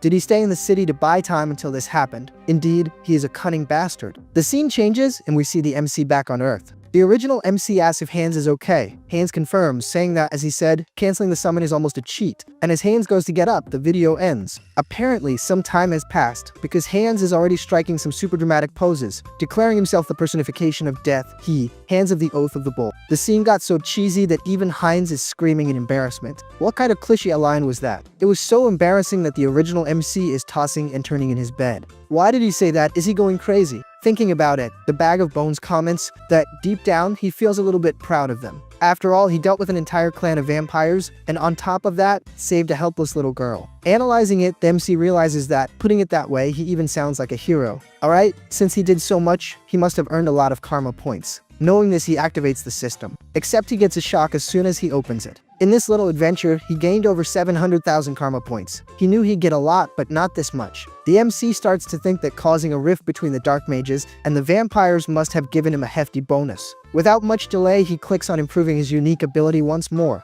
and then his enhancement begins. The system announces that his number of summons has increased again, and on top of that, he has acquired the special ability Persona. But as soon as he activates the ability, something catches his attention. The Persona ability uses the avatars as vessels to contain emotions. Our little MC knows that if the system is sending this, it's because he needed it, and the reason is quite simple. He made connections with strangers, and also helped third parties defeat powerful enemies. But at the same time, he stayed locked in his room. And the reason he was able to do all this is because to him, it's nothing more than a game. In the end, he's still trapped in the same old room. This is the reality he was trying to avoid all this time. And not only that, but also the loneliness, sadness, and anger that he suppressed for so long. So he calls for Hines, and begins to transfer all these bad feelings to him. A while later, the transfer is complete. The MC says the feeling is refreshing. I mean, it doesn't feel like the emotions are gone. It's more like they've been organized. Worried. He turns to Hines to see if he's okay, but the Bag of Bones tells him not to worry. He declares, pain and despair are my old friends. Ooh, now that's a solid line, huh? But Han Seong notices something. That definitely wasn't him who said that. And most importantly, the tone of voice has changed. The Bag of Bones starts to laugh, realizing that now, as an avatar full of emotions, he will have his own personality. And that scares the MC a little, because this guy is going to get crazier and crazier. But noises from outside catch his attention. He wonders if it's another villain in the city, and realizes the situation is getting worse and worse. Quickly, he tries to ignore it, saying the Guardians will take care of it. It's not like last time, happening right in front of him. Besides, it's not his problem. However, the Bag of Bones says one little thing just for him. Do you need a reason to eradicate evil? I don't know about you guys, but I'm really liking this new personality of Hines. He's starting to sound like V for Vendetta. After that wake-up call from his bony bro, the MC realizes he's just avoiding his problems, as always. In reality, he wants to eliminate the villains more than anyone, but he always makes excuses due to a lack of courage. As the world's order is shaken and chaos ensues, outlaws cause turmoil everywhere. This is another one of those epic lines Hines just dropped. But he doesn't stop there, he adds, "Now, I will become their law." Now at the explosion site, some guards are complaining about the frequency of the attacks. One of them comments that the bastards have started to organize and carry out terrorist attacks, and wonders why no reinforcements have arrived yet. The MC, who's already on the roof listening to everything, realizes that the villains have formed a faction. Activating a strange power, he says it would be a shame to leave empty-handed. Apparently, the power I thought was a bomb is actually floating eyes. The Bag of Bones, who no longer seems so pure, sends his spies forward to become his eyes and ears in the darkness. Their mission is to search for sinners hidden in the shadows. The scene then moves forward, and we see someone smoking. We see two bullies wanting to use a kid as a human ashtray. I know a much better place for you to put out that cigarette, you. What they don't notice is that the MC is already watching, literally. The scene changes again, and now we see the outside of a house. Apparently, a man is about to assault a woman. And folks, let's be clear, a man who hits a woman becomes another man's punching bag. Just a tip. And once again, there's the MC watching everything. The scene changes again. Now we see a guy robbing a store. And guess what? There's the MC. Dang, this new mask of the MCs is giving me the creeps. Next, he already grabs the bandit, saying he's going to apply traumatic punishments. Not just on him, but also on the jerk who is going to hit the woman. And that one is going to get it the worst for sure. Last but not least, the little weirdo with the cigarette is also going down. The MC drops his signature line, "Seed of Evil, remember this day? I feel you extra, I'd be terrified too." The Bag of Bones says that when they try again, they will see him again, coming from the darkness. And then, screaming starts to break out all over the city. Our little MC realizes he needs more power, and although he's already getting used to the new level, he wants more, much more. Apparently, our boy isn't messing around and has already summoned several eyes. The objective is clear: to purify the city. Sometime later, the day dawns. Apparently, the night was very productive because he's already put a lot of people to sleep for good. Activating the Eye of Darkness, the MC realizes it was very useful, but it has clear limitations. When exposed to light, its power weakens and it disappears. In other words, the MC can't locate enemies when the sun rises. He does have the undead, but he can't just let them loose in the city, right? That would get a little complicated. However, as he's reflecting, he takes a blast to the head. That blast was nothing more, nothing less than a pigeon dropping. However, these pigeons give him a great idea. Imagine an eye that can be everywhere, invisible, and moving freely. In other words, the MC needs familiars. The same thing he did with Ratatouille, but now with lots of animals. However, there's a little problem. The technique isn't working right. The difficulty is that the MC needs the familiar to look normal, but have a strong contagion to create more spies. The problem is that if he lowers the amount of magical power for the animal to look normal, the contagion weakens. But now the MC tests the contagion again, but on a cat. But it didn't go well at all. The cat got covered in eyes. He's been trying for 3 weeks, but still hasn't had any significant results. He then looks at his last test subject. It's now or never. Our little MC is struggling to control the pigeon, but these pests won't stay still. But after a lot of struggle, he succeeds. Apparently, it didn't work out so well. The pigeon couldn't handle the MC's breath. I take back what I said. The darn thing has already flown off. Well, at least it looks normal. Now to see if the contagion will work. It lands near other pigeons, and the contagion begins. And apparently it worked. The infected animals have become his eyes and ears. Our little MC immediately sends everyone to spread out. He doesn't want to waste time. I thought our little MC was on Earth, but apparently the dude is already in the other world. But wasn't the goal to clean up the city? What is he doing there? Alright, I'll follow the script. In the scene we see that apparently, a cleric knows the MC. The knight introduces himself as Tuscan, in the service of the bishop. Tuscan informs that, after interrogating the last captives, it's clear that the vampires are not allies of the immortal king. The archbishop says they need more clues, because while they're wasting time, the immortal king is getting stronger and stronger. And he really is. As a solution, he activates a holy magic. No, apparently it was just a call from the saint. The cross is serving as a telephone. The saint informs that the immortal king's presence has been detected again, inside a cave to the north of that place. The archbishop thanks her and says he'll go there directly. We then see the said cave. And indeed, our little MC is there. He says he prepared the familiars to send him information when they find a monster. Now all he has to do is sit and wait. But something catches his attention. The familiars' movements on the surface are strange, as if they're running from something. They are very scared, but if they had found a monster, they would have sent information. So, it must be something else. The only possibility is that they found humans. But humans going to such a remote place. Could it be an ambush? Our little MC can't believe that so many people managed to conceal their presence. Out of nowhere, one of the MC's eyes is hit. One of the humans calls for hands of the Oath of the Bold, stating that his tricks won't work this time. The soldier is full of himself, saying that no evil can escape the divine gaze, and that our little MC has nowhere to run. I was going to talk about the sword, but for God's sake, what kind of design is that? What's that for? To clean your teeth. The bag of bones recognizes the emblem. They are paladins of the order. Our little MC raises his hand, knowing that divine power opposes dark magic and that there's not much he can do. But he wonders how the heck they found his location. Obviously, the paladin doesn't want to chat and immediately goes on the attack. Tuscan asks what this audacity is, thinking this is a place for a chat. He'd better stay quiet and not even start talking. Our little MC says he's as stubborn and close-minded as he looks. Since there's no choice, the bag of bones decides to play a little before escaping. However, Tuscan already activates his holy magic. It's no use for the MC to try to use dark magic, it won't work. He manages to stab his sword into the bag of bones. If it didn't hit the heart, it was a close shave. But the bag of bones gets closer to the knight, asking if he will be accused for punishing evil. The knight tells him to shut up, saying that since he touched the forbidden power, he has become just like the villains. Hines prepares his attack again, questioning what kind of logic that is. However, his magic fails, and he gets a maggot into the face. Man, I imagine that punch would be strong, but not that strong. As soon as the MC steps outside, the clerics start to sing. No, I'm lying. Wait a minute, that's not possible. Apparently, the song is working, because the MC is getting weaker and weaker. He could even eliminate the clerics to stop the music, but then he would be hurting innocents, and he doesn't do that. But, little MC, my son, understand for every rule, there's an exception. If I were you, I would have already sent everyone packing. See, you slacked off and got stabbed again. The knight is inspired, saying that now is the moment. The MC, sweating bullets, realizes that now things have gotten ugly. The songs intensify. They even take the form of chains.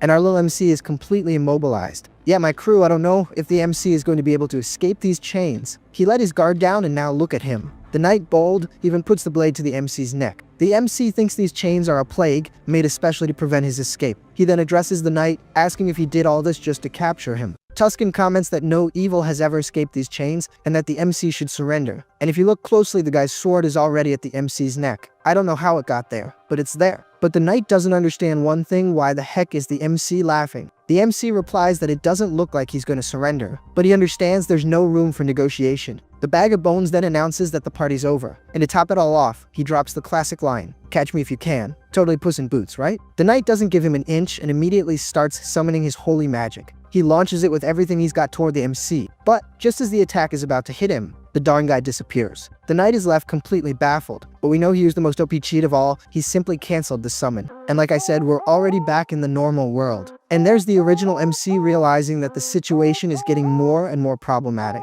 Now he has enemies on all sides. Everywhere he goes, he causes complete chaos. The Oath of the Bold faction, the Vampire clan, and last but not least, the pains in the neck from the Grand Divine Order. But that's when it clicks for the MC. Rushing, he opens the karma shop and wonders if the reason he's been rewarded with so much karma so far was solely because he caused a gigantic uproar across the continent. Okay, he'd better think about this later. Now it's time to focus on what he's planned. And so we return to the shadows of the city. It's time to reap the results of the research he's done so far. It's exactly like an epidemic. It arrives, it touches, it's over. You're contaminated. Look at that, I told you. All the cats have been infected. Actually, things are worse than I thought. The MC has already covered an entire neighborhood. At this rate, he's going to take over the whole city. But then an alert catches the MC's attention. One of his cats has detected something. The MC finds it strange because it's still too early for the villains to start making moves. But that's it, the night has already begun because someone is crying out for help. And here we go again, another creep about to pull a cowardly move. Man, no way, this isn't normal. I mean, in a chaotic world like this, I guess it is, right? The girl, all beaten up, sees someone stepping over her. She immediately begs for help, screaming that she's been kidnapped, but the guy just ignores her. He walks away as if he saw nothing. The coward is already dragging her back into the alley. The man says it doesn't matter how much she screams. Thanks to his ability, her cries of suffering can't be heard or seen by anyone. I mean, there's a small exception he doesn't know about, right? The worst part is, I think this guy is live streaming because he tells her to scream louder. Seriously, the guy is a psychopath. He's recording everything to make a sick collection. But before he can harm the girl, our little MC appears. The bag of bones comments on the guy's ability, which creates a sound and invisibility barrier. It's really useful, it just doesn't work on the MC. So, this guy's disgusting antics end today. The ugly dude takes the woman hostage and asks if the MC is a guardian. He tells the MC to back off, threatening the hostage, but I think that's very unlikely to work out for him. And it didn't. The bag of bones has already pulled the woman close to him. And now, what's the attacker going to do? Man, apparently this guy is brave because he keeps threatening the MC. Not knowing who he's dealing with, he charges forward. But without much effort, the MC already immobilizes him. From the way the guy talks, the bag of bones realizes this isn't the first time he's done this. But to be sure, he's gonna check. He then activates the ability, Lament of the Dead. This one's new, haven't seen it before. And indeed, it's not the first time he's done this. Yeah, our little MC doesn't even need to see anymore. He's realized the guy is a serial killer. So, his sentence is to meet the big guy downstairs in person. I can't even describe what the MC is doing to him without using harsh words. Let's just say the guy is having a very, very bad day. The experience is so intense that the guy even floats. Can you believe it? The bag of bones seriously considers making use of this guy. He needs someone dead to command on Earth, so it looks like he'll end up using him after all. But this time, he's going to use a different and very cruel method, draining all the ketchup from his body. And thus, he creates an intermediate undead. The guy wasn't good looking before. Imagine now, he opens a portal, because obviously he's not going to let the creature walk around the city. He'll summon it only when necessary. But what is he going to do with the woman? Should he erase her memories before leaving? Before the MC can decide, we're taken to the Korean Returning Association Seoul branch. Already inside the building, a woman excuses herself and enters the room. She looks at a person with a somewhat disappointed face. This is Yoon the branch manager. Apparently the poor woman had passed out. Just another day in the life of an office worker. She asks what happened this time, and the woman replies that the Department of Ability Management sent a cooperation request. Looking at the paper, the manager realizes the case of the 3 thieves might be connected to the recent murders. They were all caught by a dark magic user who wore a long coat and a mask. Yoon says public safety is only getting worse, but that reinforcements will arrive soon. She's about to pass the case to some guy named... never mind. Apparently, this guy she's talking about is our MC. At least that's what it seems like, because she's dying to recruit him and use his excellent skills as if he were her secret weapon. But the secretary offers an obvious solution. Why doesn't he just join the Guardians? Well, she tells the secretary to stop talking nonsense and get back to work. Can't she see the pile of papers there? Obviously, Yoon is irritated. After all, if she could, she'd crush all the villains with her own hands. Man, is every one of those sheets a villain case. The scene returns to our dear MC. He comments that, except in cases of serial killers, he gives a lighter punishment, an act of mercy. Apparently, the next step is to check out those guys from the villain organization, the ones who wreck public order. But for now, he's finished what he had to do there. So he should start paying attention to the other world. And so we see an old guy crying. From what I can gather, it's Diana and Aaron's uncle. Hines feels a bit relieved since he seems to be a good person. This vampire was already thinking of threatening the old man if he didn't help, but apparently that won't be necessary. He's even thanking our little MC. Diana approaches to say goodbye and thank him. She hugs him, thanking him for everything. Hines says it's not like they'll never see each other again. He'll definitely visit her, but in the meantime, she should behave. Diana comments that she thought the MC's personality would change for the worse, but as expected, he remained a good person. She feels relieved about that. Hines then wonders if his personality really has changed. Could it be the influence of the persona ability? For Hans, the persona brought a mix of negative emotions and a desire for attention. As for Hines, who is focused on filtration and lies, it gave him a calmer personality. Diana then asks the MC where he's thinking of going now. He replies that he's seriously considering going on a pilgrimage. He plans to go to Teleria, the capital of the kingdom of Eterica. And apparently, the MC already used a teleport, because he's already there. The reason for going to the capital is that the headquarters of the goddess's church is there. So, entering a more discreet alley, he summons his fourth avatar. The new member is named Heinrich. He's not much different from the others, the only difference is his super recovery and serenity. Otherwise, it's all the same. The biggest difference is in his unique trait, warrior spirit, which makes him gain more experience in combat. Walking through the holy city in a vampire's body wouldn't be good at all. To solve this, he's gonna pass the mission to his new clone. From what I can gather, Heinrich is already in some kind of bank. The little old man is startled by the amount of gold. Heinrich says that's all the fortune he has. Apparently, I was wrong. He's not in a bank, he's in the church, and he's simply donating all that money to the goddess, saying he wants to become a holy knight. On second thought, so far the MC's avatars have been an undead, a dark mage, and a vampire, all children of darkness. But this time, his avatar will be a holy knight, a warrior who follows the light. One of the men slams his hand on the table. He says Heinrich is very spirited and that he, as an instructor, will train him to be an excellent holy knight. The guy with the thick eyebrows asks Marcos to wait. No matter the amount of money, they can't accept a stranger as a holy knight so easily. Marcos tells the scribe not to worry. He believes the Wicht will inevitably reveal their true nature during the training. So, he asks the MC if he's really willing to go through the training. Man, this is trap written all over it. But, since it's our little MC, he clearly accepts. Right after, he's already asking for water. And apparently, there's a rock coming his way. Man, the strength training seems insane. There was a time skip, and it's been a month since the MC started. At first he was deluded, thinking the Holy Order was noble and cool. In the end, he saw that it's a bunch of maniacs focused on heavy training. Yeah, Heinrich, you've gotten yourself into a real mess this time. And to make matters worse, recruit number 12 is getting chewed out for forgetting the rule to never stop praying during training. The guy has to strain himself and still pray at the same time. I'm sure that buff priest from the memes came from here. The instructor is there, demanding more and more focus. While training, he must chant his prayers and restore his broken body with divine power. Meanwhile, our little MC is just watching from the corner of his eye. He admits the method is effective. After all, in extreme conditions, repetitive prayer strengthens faith and increases divine power. And apparently the whole thing is pretty weird, because some even like getting hit. I don't know, this is getting stranger and stranger. But the guy's strength is on point because he's breaking a steel ball with his muscle. The crazy dude is super happy because his faith has increased. Apparently the training has to be like this, even though it seems really bizarre. Some guys up there are watching the MC, saying that the recruit Marcos brought is no joke. In just 1 month, the dude got ripped. It wasn't just his upper body that grew, his lower body did too. Man, this conversation is getting weirder and weirder. Our little MC notices the guy's drooling while looking at his body. And again, time passes. Now it's been 3 months since he started the training. He knows that if it weren't for the avatar abilities, he would have passed out a long time ago. If he was already ripped before, imagine now. He's in better shape than Terry Crews, but someone calls him. The buff guy asks if he's done with his lower body exercises, and if so, why not train chest with him? But the other one disagrees, saying today is back day. The MC just tells the two crazy guys to get out of there. Yeah, folks, someone's gonna leave this church sore today, that's for sure. Sometime later, Heinrich is talking with another recruit, saying he's going crazy. Not a day goes by that they don't call him to train. His partner says it's because the seniors have high expectations for him. The focus of the conversation shifts, as they know someone special is arriving. It's the great Archbishop Lichis and the Knight Tuscan. Their presence piques the MC's curiosity. He remembers that Knight who is threatening Hans. But for them to arrive only now, could they have been searching all this time? The scene changes, and we see another cleric saying that everyone is there for a baptism ceremony. Due to some recent events, they are moving the baptism up. So, the recruits whose names are called should step forward.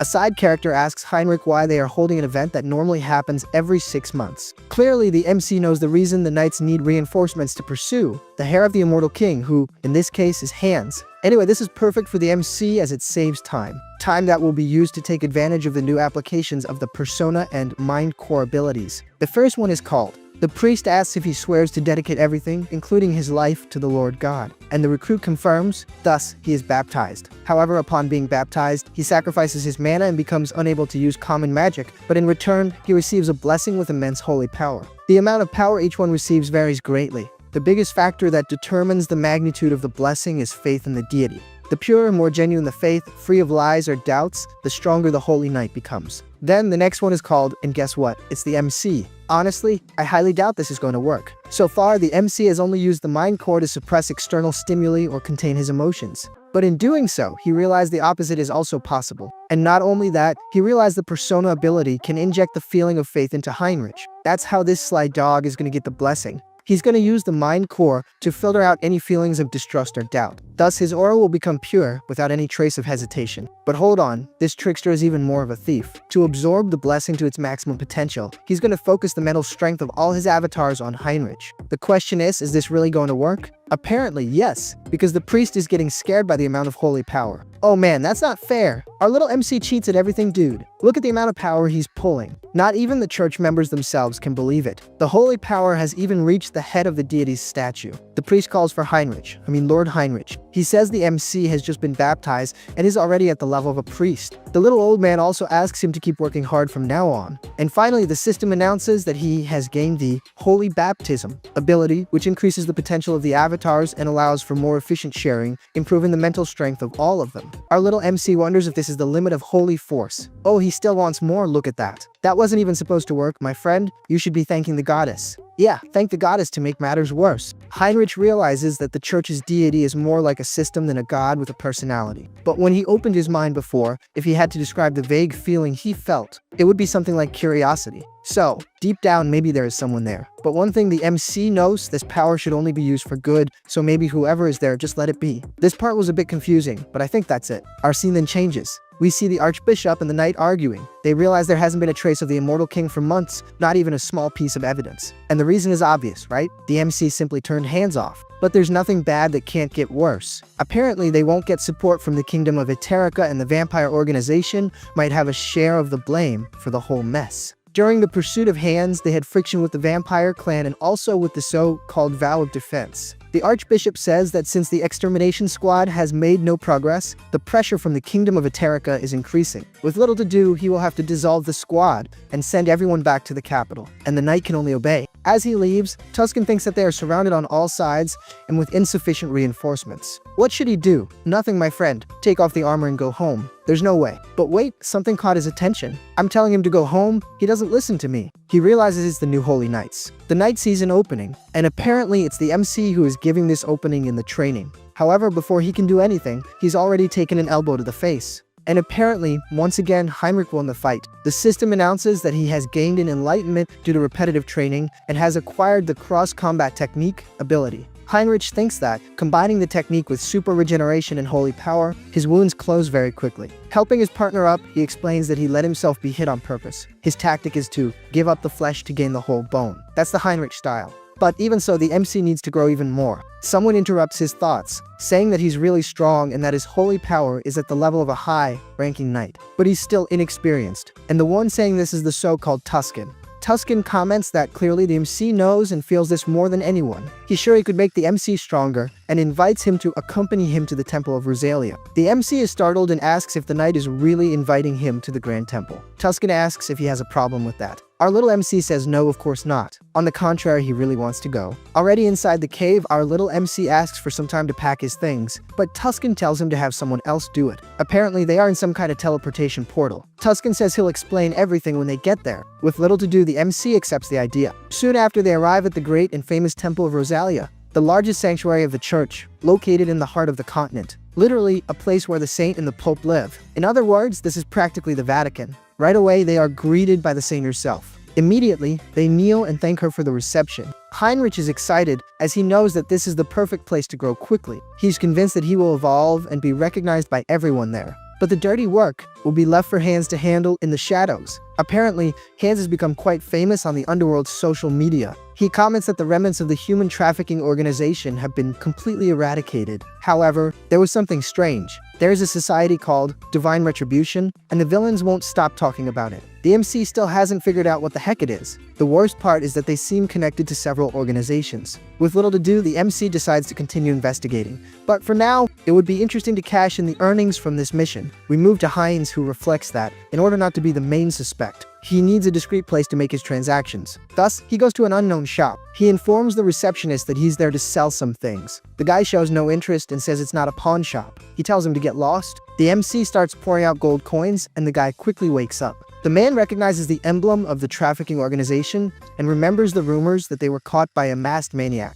The MC asks if he's interested now, and thinking about it, it makes sense that he wouldn't want to sell that stuff just anywhere. The man tells the MC to go through the back doors, but stresses that he can't stray from the path. Following the path, the MC finds the said door. As soon as he enters, a man asks if he's there to sell something. The MC says yes and asks if he can be paid in something other than money. The man asks if he's talking about goods, and if so, what he's looking for. Our little MC only wants one thing: a winning lottery ticket. What a lame request. I thought it would be something interesting. Now I understand the MC's reasoning. This will serve as money laundering so that Hansong, his original body, can use the cash. I forgot how much of a thief and a scoundrel this MC is. The masked man says it's fine, but the commission will be very high. The MC agrees. The man says he has a ticket for 6.1 billion won with a redemption period of 4 months. The MC agrees, but the man warns that what he's paid so far doesn't cover the ticket. The MC tells the guy not to worry, because he has a lot of good stuff. The sly dog then pulls out 3 more gold bars, nothing major. What really catches the guy's attention is the subspace storage. He starts to wonder who the heck the MC is, but the MC calls him back to reality. He warns that he didn't come there for a friendly chat and wants to finish quickly.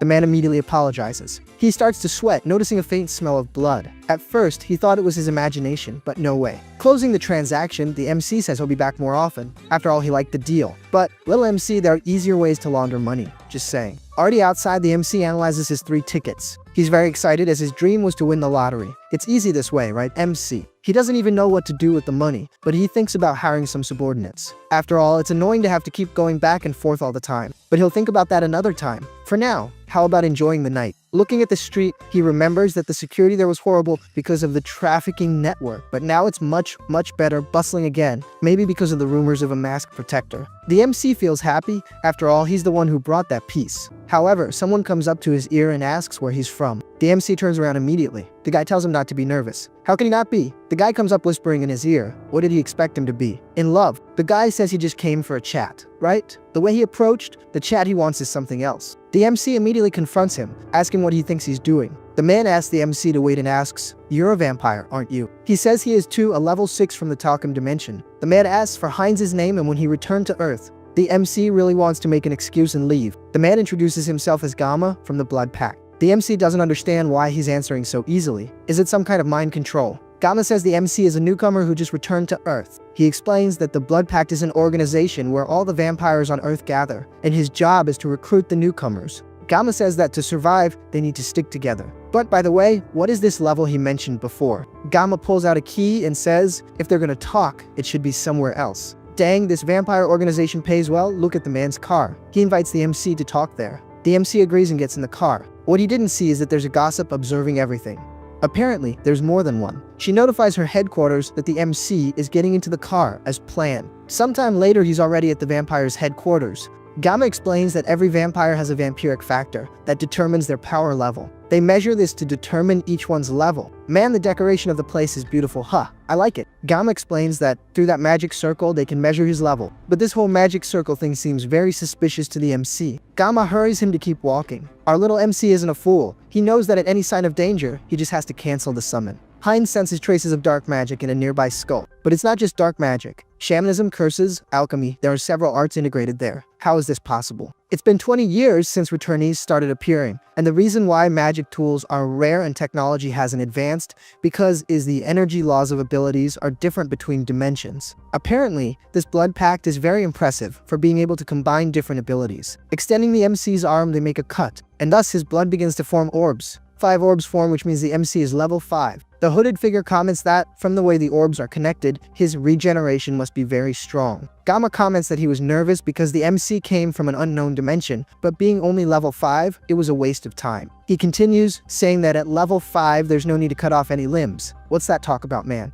That's when everyone's posture changes. Our little MC realizes they really had other motives. He knew it was too complicated a ritual just to measure his level. He needs to summon hands as quickly as possible. However, someone knocks on the door. It's that woman I called a gossip. Apparently, she's one of the good guys. She says she's there to arrest Gamma for the kidnapping and murder of members of his own kind. The MC feels that woman is familiar to him. But who is she after all? I don't know either. I just want her to beat the crap out of this Gamma guy. She tells him to let the vampire go and surrender, or things will get much worse. Gamma calls her a little slave and asks why they, being stronger, need to be slaves to the organization. Oh, so the blood pact really exists? It just has one member who's a huge jerk. Gamma questions why they, being stronger, have to live in hiding and follow human rules. The woman replies that it's the fault of militants like him, but Gamma clearly doesn't agree. He asks the woman if her companions share the same opinion. The big guy elbows his companion. The woman, Soren, asks what Mang is doing. As she's about to ask the reason for the betrayal, he stabs her. Mang says the reason is simple in his dimension. He was a lord with status and authority. But now, back on Earth, he's stuck, living in a basement and working as a nightclub bouncer. Not all vampires live comfortably like Soren.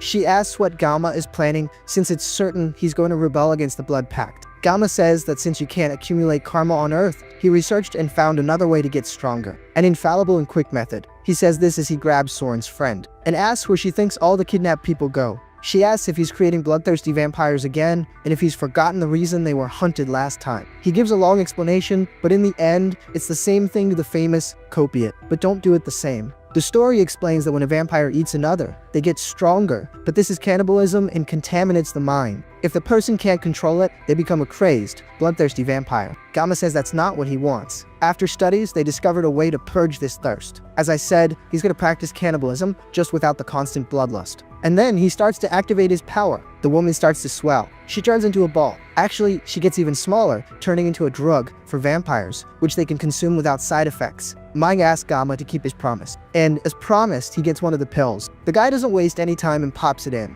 Immediately, the drug takes effect. And the effect is like a power bomb. Apparently, Soren will be next. Manga asks for more, wanting more and more of the drug. Gamma tells him to calm down. After all, the guest is still waiting. He asks Soren to wait just a little longer, because it'll be her turn soon. Poor little thing, there's not much she can do. Our little MC realizes that interdimensional cannibalism is really effective. He can't wait to see how strong he'll become. So he simply opens a portal. Hans already steps out of the portal, commenting that the guys have very good stealth. But from now on, no one is leaving without permission. The guys are already starting to panic. Mang then transforms, wanting to face the skeletons. The unfortunate guy manages to be quite efficient. Look at that, he's almost reaching Hines. But Hans is more interested in how the vampire's skin changes depending on the dimension. He strikes his staff on the ground, and Mang is going to meet the other world. The MC is worried about the blood loss, but unfortunately, there's nothing he can do. The sly dog is already on Maung's back, and there goes this blood thief. Gamma is scared, realizing that he's cannibalizing like that. Yeah, Gamma, you should have just stayed quiet and not even approached this guy. But now it's too late. Our little MC can even feel something,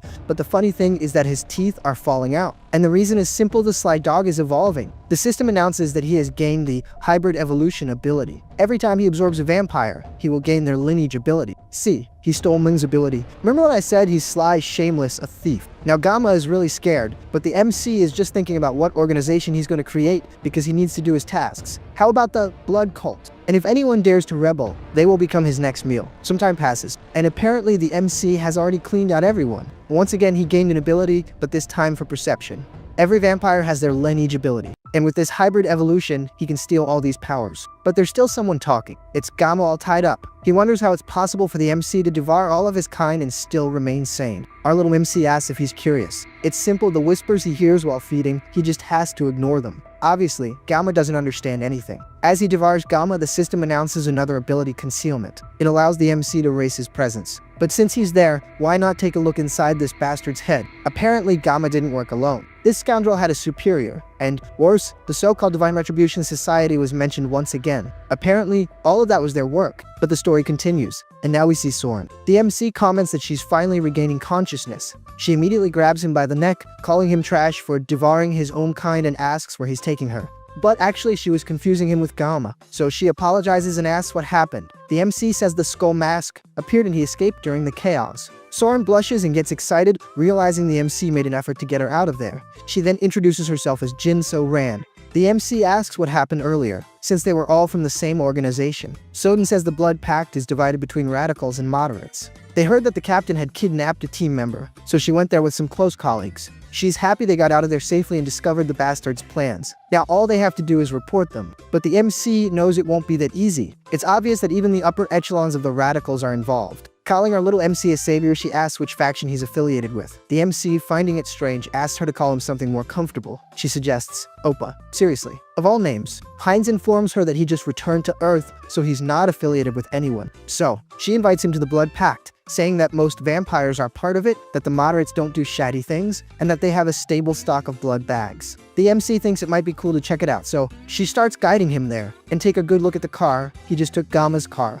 Sometime later, they arrive at the location. There, Sodan is already greeted. This is little Nahi. I just don't know if she's her sister. The MC introduces himself as Hines, but the girl doesn't seem to like him very much. Soden says goodbye, saying she'll show the MC to his room. The room, right? Going up the stairs, the MC comments on the girl from before. She looked young, but was it just her appearance? Sodan replies that no, she's not a returnee. She says that Nahi was born and raised on Earth. Her father, yes, was a returnee. Through thick and thin, he ended up turning her into a vampire because she was suffering from a terminal illness. It was the only way. That's when the MC understands why the government wants to control vampires. In a way, they are like a disease from the outside. Soden says this method isn't used much because infecting someone on Earth consumes a lot of energy. Especially because Nahi's father wanted her to live under the sun too, so he had to give it his all. But finally, they arrive at the room. Soden says that if he needs anything, he just has to call, but it's already late, so he'd better rest. She then says goodbye. However, because of a gesture she makes, the MC finally remembers who she was. He remembers her streamer name was B Orchid. The girl is startled immediately. She's embarrassed, asking if he wasn't a subscriber to her channel. The MC says no, it's just that the algorithm sometimes recommended it. If the algorithm recommended, it's a sign that it's not bad stuff. She says that, actually, she was an aspiring idol, but ended up giving up and started streaming. I think idols are those girls who dance and sing. Soden says she awakened at 18, but is already 22 and asks for the MC's age. But the trickster closes the door, saying he'll tell her later. The poor girl wonders if she said something wrong. The MC thought she was younger than him. That's why he was talking so informally. But she's older, because this scoundrel is only 20 years old. Already sitting on the bed, he remembers that she's a very famous streamer. So, why not look her up? Pulling out his phone, he notices she left a message, saying she would be taking a week off from streaming. If it weren't for the MC, that would have been her last notice. The next day, the MC hears someone screaming. He gets up, wondering why it's so noisy so early in the morning. Someone yells, "How is this possible?" There's no evidence to prove it. We see it's Soden arguing with someone on the phone. Our little MC asks what the heck went wrong. She says her colleagues went to the site yesterday, but everything was burned down. Now they can't pressure the radicals anymore. Our little MC realizes they did everything to erase Hans' tracks. He says it's a shame, but anyway, he wants to ask her for something. To mark the locations of the radicals' bases for him. She immediately asks what she did wrong, if he didn't like the blood bags. Our little MC says no, calm down. He reassures her by saying they are dangerous, and he doesn't want to get close to the place. So the girl marks them. She hands over the phone, saying that if he stays out of the marked areas, he'll be safe. Little does she know that will be the MC's breakfast. Taking advantage of the fact that he's already awake, she asks if she can prepare a simple meal. Obviously, he refuses. He took a look around and saw there are many great restaurants nearby, the mobile kind with plenty of juice. The darn guy even starts to salivate. Sometime later, he's already wiping his mouth. Apparently, he's already been to the restaurant. Yep, he's been, and he ate a lot, but not all of them seem to have been taken out. A bloodied one says the clan won't let this go and will hunt him to death. Is that so? And how are they going to find the MC? Thanks to the concealment ability he stole, literally nothing can catch him. He asks the little vampire to reveal where his other comrades are. Apparently, the guy doesn't even need to say. The MC intercepted a message that they are all gathering for a meeting tomorrow. And clearly, this is a perfect chance to get them all at once. He'd better leave, but first he needs to clean up the mess. Hines activates his new ability, Blood Flower. This ability scatters blood and creates a flaming flower. And the worst part is, it won't go out until the MC commands it. With this, no one will be able to track him. Not even traces of magic, since concealment will hide everything. However, he feels his heart race. Hines isn't worried as he knows it's just another evolution. Yikes, apparently the evolution is a heavy one. The reason is simple, the MC is evolving from a pure blood to a true blood. The system says the MC has achieved enlightenment and gained the blood flow amplification ability. To make the cake even better, the regeneration ability has evolved into hyper regeneration, and he even got a little visual touch up as a bonus. This little system is too good to be true. Curious about the new abilities, Hines decides to test them. The unfortunate guy cuts himself as if it were nothing, and drops of blood start to fly. Whoa, is it not going to stop bleeding? Apparently, it stopped. Even cutting an artery hyper regeneration healed it almost instantly. If he can absorb blood during a battle to regenerate, he'll be practically invincible. If true blood is so powerful, imagine holy blood. The scene changes, and we see someone getting gifts on a live stream. It could only be her, right folks? It's Soden. The MC enters the room and catches this pathetic scene. And the worst part is, she's all happy, thinking this will cover a month's worth of blood bags. Our little MC is speechless. Yeah, me too. He's short and to the point, saying it really is hard to get money from others. So, he'll be leaving and apologizes. Immediately, the little thing gets embarrassed. She slaps the MC, telling him to knock before entering. Still embarrassed, she asks what the MC wants. That tattoo on his head is new, huh? Our little MC, poor guy, just wanted to let her know a letter arrived in her name. Looking at the letter, she realizes someone's secretly seen more evidence against the radical group. She doesn't know who it was, but it might have been the Skull Mask. But there's a detail, the only person she shared information about the radicals with was Hines. And after that, these mysterious letters started arriving. Could the two be working together, or is it just a coincidence?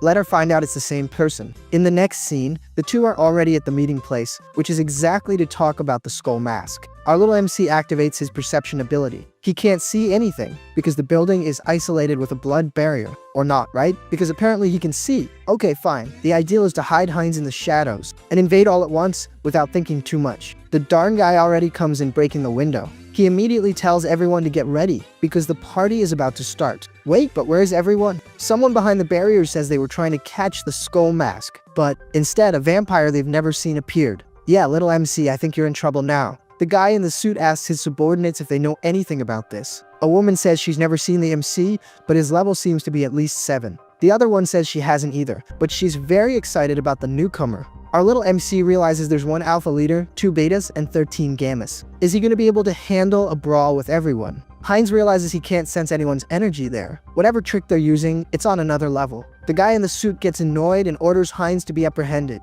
And not just him, but the one in the shadows too. The MC finds it interesting, because they manage to detect even hands. So, he'll have to fight everyone together. He activates his blood flow amplification ability. Man, the kid cuts down several at once. The vampires find the scene terrifying. He's cannibalizing his own kind with that bizarre arm. But it's not time for them to be surprised, because this isn't the only card up the MC's sleeve. After all, the real show starts now. That's when the betas start running desperately. One of them gets ready to open the door, but a dark magic pushes him back. Did they really think they were the only ones who could set up a barrier? The Bag of Bones warns that from now on, the fight is until the last one falls. In the middle of the fight, we see Hines logging some vampires out of the server of life. This clearly messes with the others' psyche. The stitched up guy says he must be crazy. He's definitely not a common level 6 or 7. Man, you only just noticed that now. To him, there's definitely some kind of trick involved. He charges at the MC, but Hines doesn't take it, lying down and immediately counterattacks. The vampire even manages to identify the attack. At the last second, he hardens his skin to defend himself. And believe it or not, he managed to escape this one, but it was by a very narrow margin. Since he blocked it, the MC is going to try something different. If the long-range attack didn't work, the brawl is going to get up close and personal. The MC lands a solid punch right in the middle of his chest. The vampire can't even believe it. His hardening ability has never failed, but the MC changed all that with a single punch. Man, the punch was really powerful. It dented the guy's chassis. The vampires step in front to defend the stitched up one. But there's a little problem. 2 people to stop this guy is going to be basically impossible. See, I told you. 2 goons can't handle it, but nobody listens to me. The stitched up one thinks this is crazy. The guy is so strong he took down his subordinates easily. He sees this moment as an opportunity. The MC has both hands busy, so now's the chance. So he goes for the attack. And believe it or not, he manages to hit the MC. But we know that doesn't change much. The MC absorbed the blood to regenerate his strength, and he's getting stronger constantly. Plus, now he has the invisibility ability. The stitched up. One was worried before, but now things have gotten worse. How do you fight an enemy you can't even see? If I could give you a tip, I'd tell you to run. You don't stand a chance there, kid. Get out of there! Yeah, never mind. There goes the stitched up one. And man, if the MC had moved his hand a little more, he would have hit somewhere else, huh? Our resident psycho is very happy with the result. by defeating the Stitch Up. 1. The MC's Blood Magic ability evolves into the special ability Mystery of Blood, which basically amplifies his blood flow. He says he can now feel his abilities being controlled just by his will. In other words, now he has more freedom in controlling his powers. One of the vampire's rebels saying that for devouring his own kind, he can only be a bloodthirsty vampire. She says it's no wonder he uses such strange abilities. But our little MC doesn't care. He asks if she's gonna cry all day. Why doesn't she go and face him? Or is she too scared for that? While little MC, you manage to provoke the girl. The MC activates the special ability, Mystery of Blood, which he just acquired. I thought it was no big deal, but apparently that's not the case. The woman is already all tied up, completely immobile. The other stitched up. One says this is unfair, that the MC is using low blows. Low blows, high blows, medium blows. It doesn't really matter. As long as he wins, he doesn't care. So he declares checkmate. The side character, who if I'm not mistaken is the big boss, is very worried. No one imagined the Skull Mask would have a helper like this. The boss tells everyone to prepare the orb. This will be how they deal with the MC. With the orb in hand, the side character advances. I thought it was just one, but apparently there are 5. That's when the bag of bones appears, finding the attack very interesting. He just deflects the attack and ends up taking another vampire with him. And then everyone's morale starts to plummet. Now, there's definitely no way out. The side character thinks he needs to get out of there if he wants to stay alive. But that's when the boss attacks him. I don't know if this is an attack or some kind of control. Can you believe the boss pulled the guy to throw him at the bag of bones? All this to buy time and activate spatial manipulation to teleport. The MC is even impressed watching them. Teleportation by foot. The boss was activating a self-destruction ability on his subordinate. But clearly, our little MC saw through the play. The boss's goal was to make the MC retreat so he could escape. But obviously, that didn't work out so well. Hines says that ability is nothing to him, but he'll make sure to decipher it completely. The power source is the 2 orbs embedded in the subordinate's body, and the MC removes them. He drops another one of his iconic lines. I am the one who governs death. Do you think you can really escape death in front of me? If that's not a line from V for Vendetta, I'm a blue beetle. I say that, right? Because clearly your boy here doesn't have a wife, so it can't be anything else, right? The boss gets really stressed. The barrier the MC created is incredible. He can barely get close. He even managed to get out of the building, but he didn't get past the outer barrier. And now, for him, it's too late. The bag of bones has been looking for him for a while. He thought about playing with the boss a little, but who knows when he would escape again. So, he's gonna do things his way. You can already imagine what, right? That very painful way, going deep into his memories. And he's going deep indeed, even seeing when the guy was a child. But that's when an unexpected reaction happens. Our little MC realizes there's some security mechanism. Could it be technology from the Divine Retribution Society? Our little MC ends up in a strange place inside the boss's mental realm. Someone tells him it's impressive that they didn't expect him to get this far. The MC asks if that guy was watching him from inside his mind the whole time. If so, he can only be the leader of the Divine Retribution Society. The Spectre confirms and makes an offer. Why doesn't he join them? The Bag of Bones replies that it's an interesting proposal, but what is the Society's true purpose? The Spectre says it's simple freedom for the returnees to create their own world led by them. The Bag of Bones says that for an organization that gained prominence recently, the goals seem too ambitious. The Spectre replies that they are not recent. They have existed for years and continuously fight for freedom. Wait a minute, so that means one thing, that they have been causing terrorist attacks for years, including the one that took the MC's parents. The system asks Hansung to be careful, as the mind core is trying to regulate his emotions. The MC's heart races, and the system starts to warn him several times. But the Spectre asks if that really matters, and that the Bag of Bones should make a wise choice. Getting closer, he realizes there's a barrier. The Spectre explains that this is the mental realm, where mental strength surpasses magical power. He says that even if the MC wants to, he won't be able to defeat him in this place. But it would have been easier if he had just kept his mouth shut and not mentioned that mental strength is what rules there. Because if that's the case, he's clearly screwed. Because the Bag of Bones isn't just one, there are several. So, the one who won't be able to win is him. Our scene changes to someone lifting weights. Clearly it's our holy soldier. Heinrich is still focused on getting ripped. After a series of 1 million reps, he finally concludes. After so much repetition, the system announces that he has met the necessary conditions and received the special ability, Blessing Resilient Body. The system announces that he also gained the Sacred Art Bodybuilding ability and reached the divine power level of a high priest. Sometime later, he's walking down the halls, not believing that just with physical training he managed to surpass his limits. With this, he already has all the requirements to become a holy knight. So, maybe it's time to discuss the next steps. But that's when he hears someone singing. Looking to the side, he realizes it's the saint. Even being the Grand Saint of the Divine Order, when he looks at her, she seems more like a common girl. Seeing the MC, the saint greets him. He obviously greets her back. but there's one thing that sets her apart: the radiant aura that overflows from her. It's a lot of power. Heinrich asks the saint why she's there alone. She says she was just observing a ladybug in a field of flowers. It was so cute that the saint ended up losing track of time. In this case, she wasn't even looking at the flowers, but at the insects. The saint notices something different about the MC. She realized he finally got the blessing. She tells Heinrich to be very proud, as the blessing resilient body is not something one gets with external help. As the bells toll, the saint says it's time for service. She invites Heinrich to accompany her to the chapel. While receiving history lessons there, the MC began to understand why the saint is so obsessed with the immortal king. In the distant past, the first immortal king stained half the continent, turning it into the land of the dead. Even with entire nations uniting to defeat him,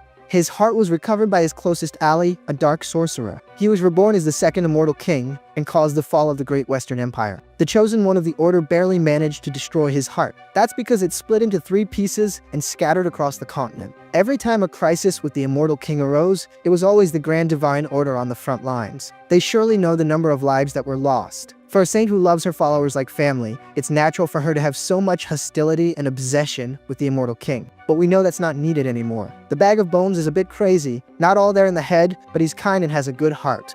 Heinrich will focus all his mental energy on Hans. That's when the scene changes to a building. There's someone spitting ketchup. The butler arrives asking if the person is okay, but he tells the butler to leave, saying he's disturbing his concentration. Guess who's angry because he's losing the mental battle? Yes, it's the damn Spectre. He can't handle the exchange with the bag of bones. The Spectre doesn't understand. At first, he clearly had the advantage, but now the MC is stronger at an incomparable level. Taking a blow, the Spectre thinks this is very strange. It seems like several people are combining their forces against him. Fading away, he doesn't understand why he lost. Could it be not just a difference in mental strength, but also in skill? Returning to his body, he says no, his skills can't be bad. And now is not the time to think about that. He tells the butler he wants an urgent directive in the Seoul branch. He gives the order for all operations to be shut down immediately, information erased, and everyone to hide. Especially for the Korean branch, the directive must be issued with top priority. And they must inform the commander that there is a monster in Korea. The bag of bones thinks that even with the mind core and serenity, he wasn't an easy opponent. He definitely needs to study this more deeply. That's when the system appears.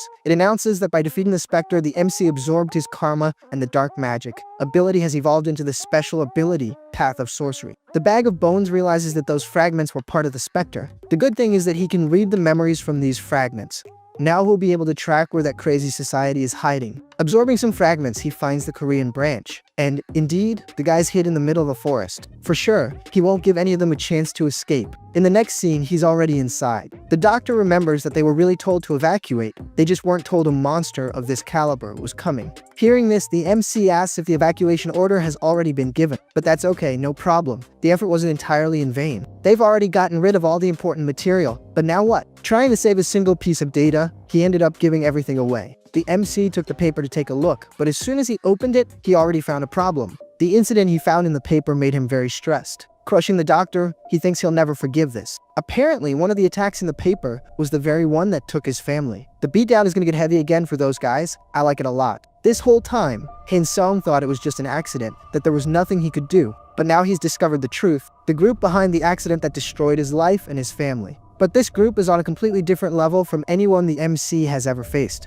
He's going to need to expand his influence no matter the time or resources. For sure, they will regret it. But for that, he needs a plan. First, he's trying to use his new ability, Refined Blood Crystal. He's going to refine and compress the excess blood in Hines' body, and then implant it into another vampire's body, thus strengthening their vampiric factor. There's just one small detail: the blood inheritance will link them to the MC, but that doesn't matter much, right? Now that he's seen the ability worked, it's time to start the game. We return to the vampire's base. On the door it's written, knock first or suffer the consequences. That being said, you can already imagine whose room it is, right? Soden asks if the MC really eliminated everyone from the hard line, and most importantly, if he now wants to meet the leader of the moderate faction. The MC confirms that, aside from a few alphas, he's already eliminated most of them. And the reason he wants to meet the leader, because he has something to discuss on this matter. Soden says it's too much information and that she'll report it first to check the facts. Our little MC doesn't understand why she needs to check, so he shows all his power and asks if that serves as proof. I don't know. I think he's trying to traumatize this girl and doesn't know how to ask. Clearly, she already imagined the MC was very strong, but she didn't expect this level. He's at least level 7 or higher. Apparently, the MC was convincing because he's already face to face with the leader, who can't believe he eliminated the entire hard line alone, and now plans to absorb the remnants too. For her, it's a surprising proposal, almost to the point of being disturbing. Hines says he has no intention of giving absurd orders. His goal is to maintain peace and order. Oh, and he also wants to root out anyone connected to the Divine Retribution Society. The leader asks if he doesn't think these two goals might contradict each other.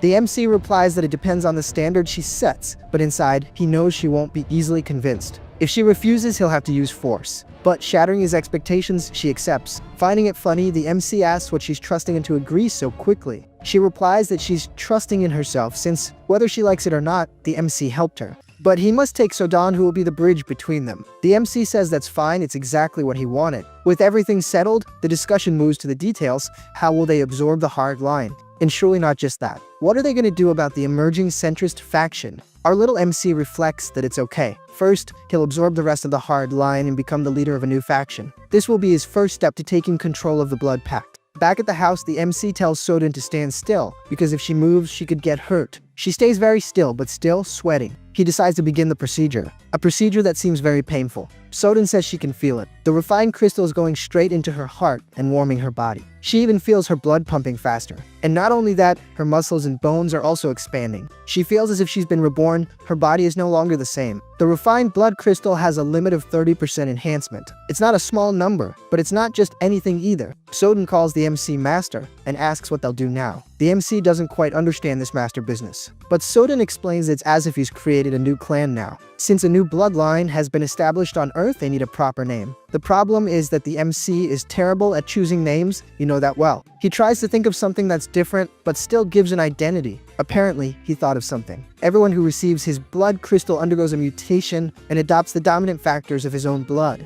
And then he drops it heteros. Bro, heteros. What the heck kind of name is that? From now on, they will be called Hybrid Vigor, the so-called heteros. He's never been good with names, he's not gonna get better now, is he? Creating this new bloodline makes the MC very excited. The scene changes to Han-song. He's calm and relaxed. Since things are fine on his end, he feels more relieved. But he knows it's still not enough to face the Divine Retribution Society. Man, saying that name is tiring me out. I'm just gonna say, Anuvan Society, you'll understand, okay? The guys have really disappeared from Korea, but it's a global organization. To face them, the MC will need to expand his influence, including in the other world, and accumulate more karma. To get more karma, he'll need to do some pretty terrible things. Play war games and plant some bombs around. You understand the kind of bomb I'm talking about, right? But that's when it hits the MC. What kind of crazy thing is he thinking? If he does that, innocent people will get hurt. He needs a way to cause incidents without hurting anyone. Is there such a method? Maybe he should just go to the other world and clear the area. But looking at a book, he finds a way. He has an evil demon king, Hans, who threatens humanity, and the righteous hero, Heinrich, who opposes him. Hans will gather corrupt nobles to spread evil, while Heinrich will defeat them and become the hero, the perfect cycle. This also aligns with the MC's main goal, which is to eliminate the bad guys, and he'll still gain karma. It's a total win-win. So our little MC calls for Harley. Yes, folks, the 5th avatar of this darn guy. His characteristic is adaptation. Our little MC tries to think of some way to develop Harley's characteristic. Without much effort, he thinks of something. But actually it was his bony bro who gave him the idea. After he defeated everyone at the Divine Society's base, he discovered a place in the basement, a research laboratory. In this place, they conducted experiments, transplanting parts of demons into humans, something similar to chimeras. Among the samples he has, the item the MC is looking for is there. Something that always absorbs strong characteristics and continues to evolve. A little bit of dragon's blood. If Harley can adapt to this procedure, and the bag of bones mixes it with the knowledge he's researched, I don't even need to tell you the beast that kid is going to become. But unfortunately, we'll leave Harley for later. The story returns to the saint. Heinrich arrives asking what's happening with her and what's worrying her. And most importantly, why is she in the rain? She says it's nothing serious. Maybe it's because the weather is very cloudy. She feels suffocated, as if there's a blockage in her chest. But Heinrich says that even so, it's not good for her to be there, as she might catch a cold. The darn bag of bones is finding the saint very impressive. Even in the middle of that isolated mountain and with 2 layered barriers, the blessed woman still managed to vaguely sense the secret heading out. But since she didn't discover anything, he can continue his experiment. The dragon's blood continues to evolve. With every pre it consumes, it steals its characteristics. Reminds me of a certain vampire. The bag of bones took all the research data, and that's how he found out about the dragon. To make the situation better, he even has a perfect test subject. Harley isn't worried at all. In fact, he's very excited about all this, eager to start. The scene returns to the church. We see the moment when Heinrich is making his oath. The priest says that, from this day on, his name is Heinrich Langard, a holy knight of the Grand Divine Order. As soon as he places the cord on his chest, he gains an ability called Leap. The priest says that receiving a blessing during the ceremony is living proof that the divine is watching. But Heinrich says it happened again. It was for a brief moment, but he felt the will of the divine, just like when he first received the baptism. Putting his daydreams aside, he really wants to know how this ability works. Opening the system, he realizes the ability allows him to transcend space. In other words, basically our MC can now teleport. The good thing is it doesn't mention limits or distance. After an ability like this, he says he's gonna pray a lot. A whole week of Our Fathers and Hail Marys. The priests are all moved, finding him very devout. We know he's just enjoying the power he received. Now in another area, everyone congratulates the MC. It's time for him to choose which order he'll join, but he has to choose carefully, as each one specializes in different weapons and techniques. The Order of the Celestial Shield uses long-range techniques like spears and defends the outer perimeter of the fortress. The Solar Wolves take the front line and use greatswords. The Order of the Thundering Claw handles internal security with a shield and sword, the basics. They want to know which order the MC wants to join. The MC says he doesn't need to think twice, he already knows which one he's going to. He's going to train in all of them at the same time. With the warrior's spirit and accelerated growth abilities, he doesn't need to limit himself. It's about learning to fight in every way. The important thing is to fight, but that's when something catches his attention. He sees a representative from another order, but she's not saying anything. The mute finally speaks. Look at that, the MC performing miracles. She says her order only selects the best of the best. Looking closely, she says the MC isn't so bad. Maybe he can pass the test. The MC asks what the criteria for entry are, but the girl just tells him to follow her. Sometime later, she explains that her order guards the most important fortresses. The MC asks for more explanation. But at that moment, they arrive at a room. The girl says she'll answer, but only after he passes the test. Observing the hood and mask, the MC realizes it's a Here's the Inquisitor. What that means, I don't know. The girl says the test is simple, he just needs to read what's on the table, out loud, so even the divine can hear. Heinrich gets nervous. Could that be a device to detect spies? He asks what it is and confesses he's a little offended that they're testing his faith. The blue-haired girl replies that it's just procedure. She asks if there's any reason he can't read it, leaving the MC cornered. Now he'll have to read it. So he begins to recite the text. The statue begins to react to the prayer. But that's when a strange marking appears on the MC's tongue. After reciting, the guy grants them entry. Sometime later, the MC asks what that was. A prohibition against revealing secrets. The blue-haired girl says no, it was just a blessing. A blessing of silence, which prevents him from revealing any information, whether willingly or by force. She found pretty words to avoid saying it's a gag. But finally, she can explain the purpose of the order. Their order is the Radiant Shield, and its main mission is to guard the temples underground. But she warns that it will be the first and last time he sees that place in person. Heinrich asks what they are protecting. Looking inside the gate, he is impressed. Now all these layers of security make more sense. There lies the final fragment of the Immortal King. Of all people, she had to show it to the worst possible one. Heinrich can't believe the fragment has been hidden in the temples underground all this time. Although, on second thought, the Grand Divine Order is one of the greatest powers on the continent. So, it makes sense for them to have at least one. Our little MC definitely wants to get his hands on the fragment, but he can't right now. There are 4 orders of knights guarding the temple. Not even Hines could capture the fragment. All that's left is to think of a careful way to get it out of there. The blue-haired girl appears behind the MC, saying the blessing on his mouth won't allow him to say anything, but she reinforces that nothing about this can be revealed. The MC tells her not to worry, only he will know. The bag of bones like the news, it was definitely an unexpected stroke of luck. But Harley's procedure is more unstable than he expected. Holy cow, is he going to turn the guy into a zombie? Harley contorts, saying something is boiling inside him. The bag of bones thinks the dragon's blood has definitely taken hold in his body. But maybe he should adjust the intensity a bit more. I don't know if this is an evolution or a torture tutorial anymore. The bag of bones gets worried, and I'm starting to believe that there goes the new Harley. But wait, the bag of bones has a solution. Why not increase the intensity? He says he doesn't care, it's all or nothing, and injects the rest of the dragon's blood. And there goes Harley screaming in pain again. A powerful aura begins to emanate from his body. If this creature doesn't go to the other world this time, it's definitely not going to. The bag of bones gives up and apologizes to Harley. Apparently, it really didn't work. But that's when a little system screen appears. The system announces that his ability has grown and unlocked new potential. Now he can have another avatar. The bag of bones doesn't understand this growth thing, but he says that because he's not seeing Harley with a spirit in his body behind him. The system announces that he has acquired the physical mutation ability, which I imagine is Harley's ability. And now super recovery has evolved into regeneration and adaptation into mutation. For those who thought they'd never see Harley again, there's our boy.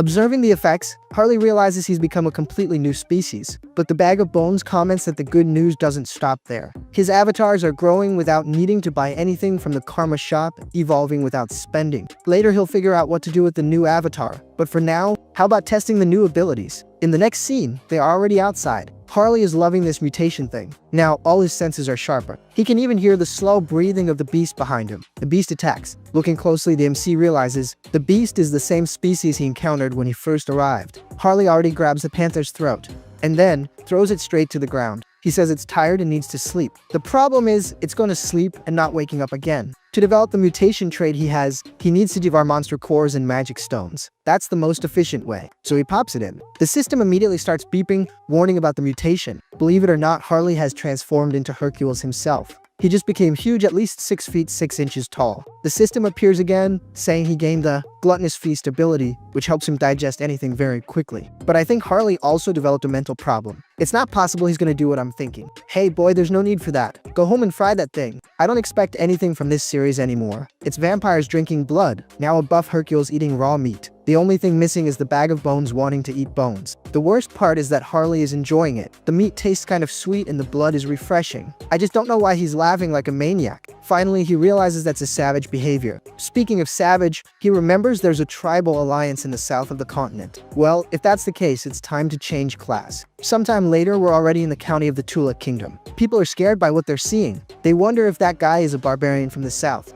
The MC doesn't understand why everyone seems so tense. I wonder why, right? The guy walks out on the street looking like Rambo with a sword on his back and doesn't know why he's drawing attention. But that's okay. Harley's goal is to become a hero who can influence the continent. Leaving an unforgettable impression is good, so it's worth it. The man asks Harley what brings him there. He says it's obvious he came to exterminate the monsters on the northern mountain. Nervously, the guy replies that it's okay, he'll take him to the ship now. The scene changes to the temple. A spear falls to the ground. Apparently, it's Heinrich defeating another opponent. He really managed to master all the techniques of the knightly orders, gaining the complete weapon mastery ability. So his work is done. Now he can wield any weapon with perfection, which will surely help the other avatars. Looking to the side, the saint catches the MC's attention. He doesn't understand why she's in ceremonial robes. What is this saint up to? He approaches, greeting her and asking what she's doing. The saint says that whenever it rains, the earthworms come out, so she was sharing a little of her power to make them happy. Our little MC was a bit startled by this blessed earthworm story. Are they not going to get huge? He changes the subject, asking about the saint's ceremonial robes and if there's an event going on. She says yes, a special guest is arriving, capable of tracking the immortal king. Heinrich comments that this guest must be amazing, but in his thoughts, he knows it's unlikely he'll be able to track Hans, who is covered by several layers of barriers. The saint says she can't explain how amazing the guy is, but if he's interested, she could take him to participate in the event. For sure, our little MC accepted. The priest announces the arrival of Lord Grandwood, and indeed, they look very different. Different to the point of scaring the MC. The guy announces himself as a high elf from the Elven Kingdom, with the name of Lefori Grandwood. But you know how it is? The story didn't let us proceed and brought us to a kind of library. With that little hat, I can't identify it. No, apparently it really is a library. The man is complaining that it's okay to look, but 2 hours is just ridiculous. The man apologizes. But the said man is Hubert, Hensong's 6th avatar. This is the avatar obtained through Harley's growth. His initial ability is appraisal, the power to see item information. For now, the skill is still low, so he can only see basic details. But if he keeps developing it, he could become a merchant and dominate the continent. He already has the money to start. Clearly, before that he'll have to deal with the resistance from existing merchants. For that to happen, Harley's heroic influence will need to grow even more. Speaking of Harley, the story takes us to the northern mountains. Regardless of the cold, our human continues shirtless. Cold is for the weak. He is face to face with the biggest troublemaker of the mountain. Seeing Harley, the bear charges forward. Harley, who is crazy, also doesn't back down. The brawl between the two begins. The bear starts to take some small cuts. And, to make matters worse, its movement gave Harley an opening. A Hercules jumps. The goal is to hit the monster's head, so I think we have a little problem. Without letting the MC escape, the bear already slaps him. And there goes Harley. He doesn't understand why the axe didn't work. But since the axe didn't hit, he's going to resort to physical mutation. He lands a direct punch to the monster's chin. And this time, it's not him who goes flying. Believe it or not, the MC's hand is stronger than the axe. The problem is that this is a monster's power, and he won't be praised for it this way. He wonders if there's a way to use the monster's vitality without altering his body. Well, that's something you can only find out by trying. He tries to pull only the energy, not the transformation. Our buddy system appears, saying he has met the conditions and unlocked the BBO Aura ability. Harley is pleased, finally an ability that seems human. That's when a monster 40 times his size appears. That's a mountain ogre. Our little MC is clearly happy. Now will be the time to show off his new power. Hopefully, it doesn't go wrong. The monster steps on Harley. Seeing that he has defeated his enemy, the ogre starts to laugh, but that's when someone calls him. It's Harley, asking if he finds it funny. Now it's his turn to show something very funny too. He concentrates all his energy in his fist. I thought he was going to throw the creature far away, but apparently, he just got out from under its foot. And there he goes, heading towards the ogre. The ogre is surprised and tries to defend itself, but it didn't work out so well. Harley lands on the ground. With this victory, he rises to the status of a hero, but that's when he starts to smell something rotten, a nostalgic but disgusting smell. The MC says it's like belly button lint. Does belly button lint have a smell? I think the MC is letting that thing get necrotic. Getting closer, he identifies the reason. It's the vow of defiance. This one's new to me. As far as I remember, it was Oath of the Bold. But if they're saying it's vow of defiance, who am I to question it? The MC, who already really likes these guys, is already stretching. The brawl is going to be good. The goal is the same as always, to pull out the rotten roots. The problem is he doesn't enter by knocking on the door, he enters by breaking everything. But the scene changes to our new dear elf. He's there, drinking his little tea with the saint. The saint thanks him for coming. Our little MC is not happy at all with this new ally. And it couldn't be just an elf, it had to be a high elf. The Elven Kingdom of the Animal Continent is a kingdom that venerates the world tree. The funny thing is that, even serving different gods, they have maintained good relations for years. High elves are the ruling class, so if they came all the way there, they intend to use the world tree to find hands. Looking closely, the MC is impressed. The elf's pupils are star-shaped. The elf, Lefori, looks and comments that Heinrich must have found his eye interesting. The saint apologizes, and our little MC is thankful it wasn't him who was caught staring. The elf says it's okay. That also needs to be discussed, as those eyes are the mark of a high elf. Elves born with those eyes serve as priests, bridging the gap between the world tree and their people. Finding someone with this compatibility is rare. At most, 2 or 3 are born per generation, and lately, most high elves are elderly. The birth of a new one needs to happen urgently. The saint asks if the help they need is related to this situation. He says yes. A divine revelation came recently, revealing that a qualified child was born on the young continent, but was captured by slave traders and sold as a sacrifice to a dark sorceress. They want the Grand Divine Order's help to locate this child. The saint asks if they have any idea where she might be. The elf says he has confirmed she is on the northern mountain, but he comments that the mountains are a distant and dangerous place. Dangerous it may be, but not for the MC. He is listening to everything through Heinrich, including the saint asking about the girl's appearance. Lefori says the girl hasn't awakened her eyes yet, so she looks like a common elf. By human standards, she appears to be about 15 years old, with light green hair and orange eyes. The MC can't believe what he's seeing. He is standing in front of the girl and asks for her name. The elf is a little apprehensive, but she replies that her name is Cecily. In the next chapter, we see great destruction across the mountain, and the reason for this destruction is the MC running underground, trying to escape. The sorcerers are desperately trying to keep the MC away from the storage room. The problem is how to deal with a monster of this caliber. He literally doesn't even stop, he just runs over everything and everyone. He asks if that's the storage room the girl had mentioned, and she, a bit dazed, confirms. He gives the girl a little shake and tells her to wake up, reminding her that she was the one who said she needed to grab something there before they escaped. Right after, she points to a branch, but hold on, it's not just any branch. It's a branch from the world tree. So, the MC grabs the branch and tells the girl to hold on tight, warning her that things are about to get complicated. The girl says that before they leave, she has a request. If possible, she asks him to go slow, that there's no need for all this rush. Obviously, the girl's request was completely ignored. In the next scene, we see Heinrich saying he has a suggestion about the missing child, Cecily. He thinks he knows where she is. This immediately catches the elf's attention, who asks if Heinrich has some kind of tracking blessing. He says it's not really tracking, but that he can feel her presence. The knight next to him questions him, saying he can't say something so uncertain, but the saint tells him to stay quiet in the corner. This is big people talk, my dear. Forget it, you're a side character. The saint asks Heinrich to explain the situation better. The scene returns to Hercules, who has finally found the exit. The sorcerer yells for his partner to call that person, otherwise the intruder will escape with the child. The subordinate starts blowing a strange whistle, and something colossal appears in front of the MC. Out of nowhere, a giant worm was summoned. Harley says he has no choice, he'll have to brute force his way through, right after he jumps, and lands directly on top of the creature. This stresses it out and it starts roaring at the MC. It's a bit weird to say a worm is roaring, right? But I couldn't find a better word. Looking closely, the MC notices how the worm is being controlled. Now it's much clearer how the desert creature ended up there. He'll make sure to save the creature as a true hero would. He simply concentrates all possible force into the palm of his hands, and he hurls the creature into the sky, telling it to go back where it came from. Congratulations, MC, you're a hero. I'm sure it'll land totally fine. Right after, we see an explosion. I don't think the landing went very well. Harley is convinced he saved the creature, but I highly doubt it landed gently. In that same instant, the happiness ends. He realizes he's surrounded by wolves. The problem is, it's not just one, there are several, and the number is absurd. I'd even want to say it would be difficult for him, but you know it won't be. He's gonna give all these creatures a whooping, and then level up by beating on these losers. You can mark my words. An old man tries to understand how the MC finished off his next sacrifice, and more importantly, how he managed to get in there. This old man is the elder Nareb, one of the leaders of this so-called Vow of Defiance. Nareb is convinced the MC won't be able to defeat all those monsters. Speaking of monsters, one of them is about to bite the MC's arm. Oh, bad news for the wolf. The MC transformed his arm. If the little wolf looks on the bright side,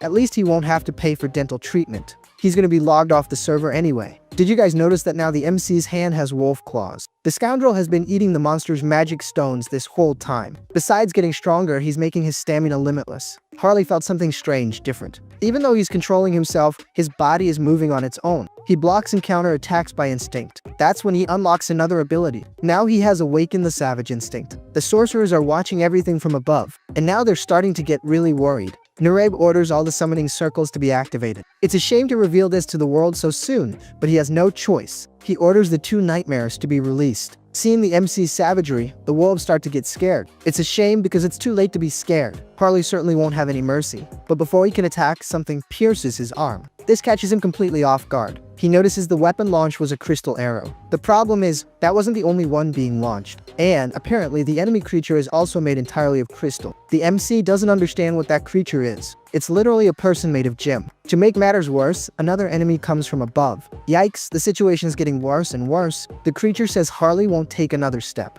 and it's simply a demon. Believe it or not, this isn't enough to shake the MC. Harley knows that with brute force alone, he can't be defeated. But that's when another arrow pierces his body. The whole problem is this, it's not just one enemy, it's 2. Whoa, unexpected hit? I wasn't expecting that punch. The demon tells him to give up. He says this will be the end. Believe it or not, the MC agrees with that. That's when something unexpected happens. Simply a holy power appears out of nowhere. It's Heinrich with his teleport. Man, there are so many avatars and so many abilities that I didn't even remember he had this one. The scene flashes back to the past when the saint is chewing out that loser who didn't believe in the MC. But the saint says that Lord Heinrich is someone everyone can trust. Even the divine itself showed interest in him, so for sure he must have received some kind of revelation. The elf stands up, saying it doesn't matter if it's a revelation or a mere hunch. He'll follow any lead that might take him to the child and asks Heinrich to show the way. And we return to the present moment. Heinrich, as a holy knight, is directly facing the demon. He puts the holy aura on the tip of his sword, and with a single attack, cuts down the horned one.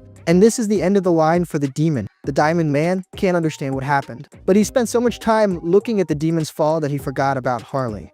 As a countermeasure, he activates several arrows, and literally all of them hit the MC. But of course, that wouldn't be enough. The guy lost an eye, but he doesn't stop attacking. He says he'll want payment for the eye. Of all the avatars, it's decreed this one is the most psycho. With ease, he rips out the gem that was on the diamond man's forehead. Actually, I don't think he was taking the gem, but rather cracking his skull. And finally, the diamond man is defeated. Even as Harley pulls the arrows from his body, he lost an eye, but as a reward, he gained another. The system announces that a new part of his body has been transformed. He gained the jewel eye ability and now has psychokinesis. Alright, now I want you guys to comment down below which of the avatars is the most OP.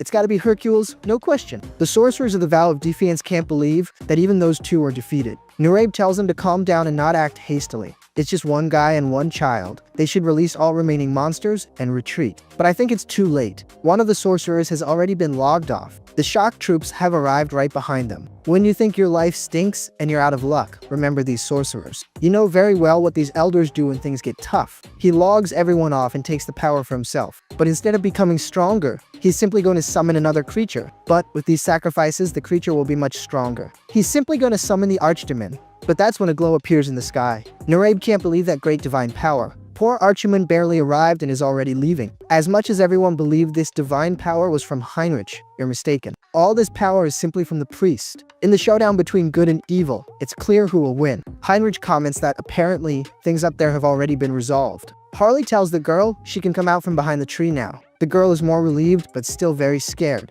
Harley tries to calm her down, saying the important thing is that she's okay. But that's when someone calls for Heinrich. It's the paladin Tuscan. That whole battalion was his. Tuscan asks how he knew about all this, but Heinrich says he just felt it. But that's when the elf sees Cecily. He kneels, saying it's an honor to meet her for the first time. Cecily is impressed to see the gaze of a high elf. But Harley breaks the mood, saying he's happy to have reunited her with her people, and that it was a great honor to help her as a warrior. The elf thanks him and asks how he can repay him, but the MC says he didn't do it for a reward. Lafori says the MC is an admirable man, but that he must repay the help. So the MC accepts. Smiling, Cecily asks him to sit for a moment. She gives him a thank you kiss, and asks that the blessings of nature be with him. Lafori explains that that is a blessing of nature, a high-level enchantment granted only by high elves. Considering the little one hasn't awakened yet, the power should be a bit weaker, but he still hasn't given his gift. Lafori gives him the elven symbol of promise. If the MC ever needs assistance, they will come to his aid. Harley is excited, but says he doesn't need to go that far. The girl doesn't stop there and hands over the piece of the world tree.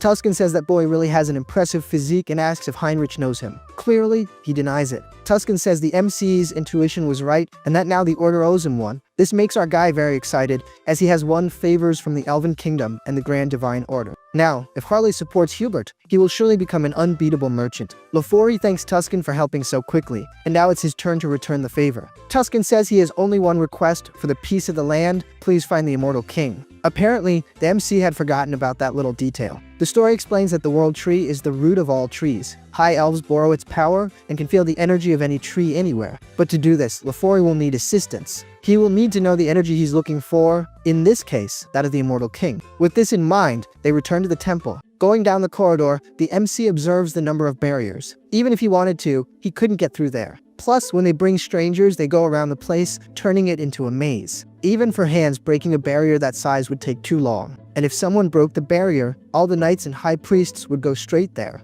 So, to get that last fragment out of there, he's gonna have to rack his brain. But finally, they are in the room. The elf begins to track the Immortal King's energy. If that high elf really manages to find hands, all the elite forces will be mobilized there. This means there's a way to get everyone out of there, and it would be the perfect moment for the MC to get his hands on the fragment. But the scene changes. We see the meeting room of the Vow of Defiance. The representative of the Empire is present. The one from the East is also there. Lastly, Nurabe is missing, but he was logged off, so he's not present. One of them says everyone is probably aware of the news, but they still don't know how the Order and the Elves found Nurabe. First it was Marcos, now Nurabe. This confirms that the organization's name really has changed. Another comments that the resurgence of the Order must be because the new heir of the Immortal King has appeared. But Sombra asks if they can't use this new heir. Another one questions if he's suggesting they align with who is cornering them. Really, it's not a bad idea. But you identified who is talking, right? You can see one is black, the other is dark, the other is shadowy. Clearly we knew who was who. The MC thinks it doesn't matter how many barriers were placed. Not even the depth in the mountain, the Order still managed to find him. It seems the Saint tracked the fragment to find hands.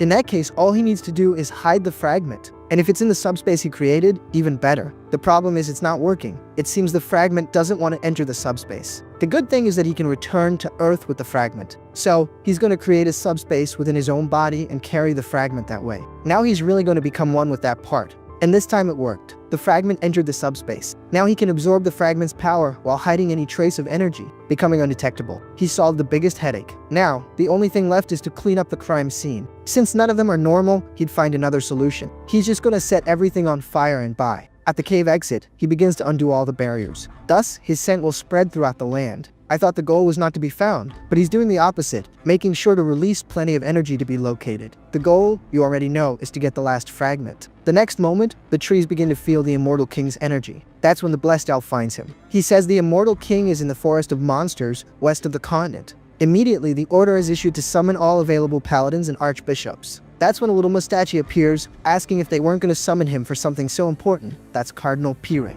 The Archbishop is impressed by his arrival. Indeed, this expedition will be made up of only the best. The Saint says she will go too, but the Archbishop says that, unfortunately, that won't be possible. He explains that she is the great pillar of the Divine Order and must remain there. The Archbishop calls for Heinrich, and says that this time, he will stay at the temple to take care of the Saint. Oh, what a sacrifice! He didn't even want to stay, right? The Archbishop says that if anything happens, he leaves the Saint in his care. Heinrich thinks it's no problem, he'll make sure the Saint, and only the Saint, stays safe. All the selected knights are departing. The Archbishop tries to motivate everyone. Everyone shouts, saying they will fight for the peace and salvation of all. Seeing the saint pray, Heinrich asks her not to worry so much. He's sure that everyone will return safely. She asks how he knows that if he received a revelation. He says no, but for some reason he has a feeling it will be so. Sometime later, you won't even imagine who arrived at the temple. Yep, folks, mission steal the fragment is about to begin. So, I'll be leaving it here. Just kidding, just to give you a little scare. The barriers prevent the MC from entering stealthily, and even if he did, there's still the internal barrier. In this case, he's going to throw everyone off his real location, but yes, he buys a little time. He shoots at the barriers several times at different points. Seeing this, the soldiers are on alert, but that's when they start looking down and realize things have gone very wrong. They are under a massive attack. The story changes to the forest. The knights say they've searched the entire area where the Immortal King was detected,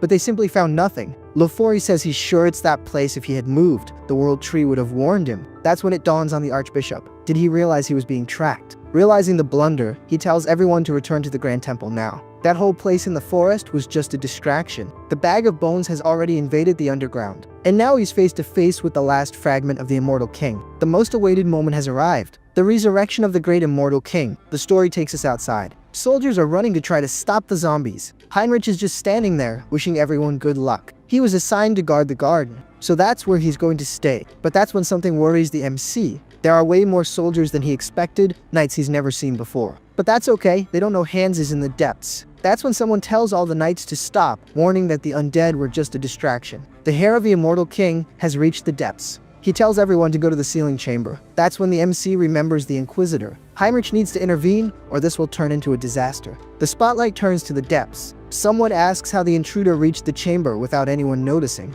The knight says there are no signs of a break-in. The saint asks if it was teleportation, but he says it's impossible to know. The saint starts to blame herself, thinking she wasn't good enough. If the Immortal King really returns, there's nothing they can do. But that's when someone arrives, saying the entrance was congested, and that's why it took so long. Clearly it's Heinrich, lying straight to their faces, saying that from now on he'll take the lead. The saint, poor thing, gets excited seeing him. Inside the chamber, we see the Bag of Bones coming out. He didn't imagine the knights would be so resilient, managing to finish off a good portion of the undead. They even managed to finish off Malcolm. It's alright, now it's his time to rest. I just won't tell him to go in peace because he offed Ratatouille. It took a while, but finally the Bag of Bones reached the fragment. Apparently we took a brief trip back in time and I hadn't noticed. The Bag of Bones starts to open his chest. The fragment reacts, wanting to leave its place, and finally enters inside him. Believe it or not, the Bag of Bones doesn't feel anything different. Neither stronger nor weaker. He hears a noise behind him, and when he looks, he realizes it's the knights and the saint. Quickly he activates his power and finishes off the two of them quite easily. The priest tells them to hold on tight. He's going to use his blessing and heal everyone, and he really manages to end the corruption in the soldier. Heinrich says now it's his turn to act, but the saint pulls him. She says she first needs to analyze the Immortal King's power. This came at the perfect moment.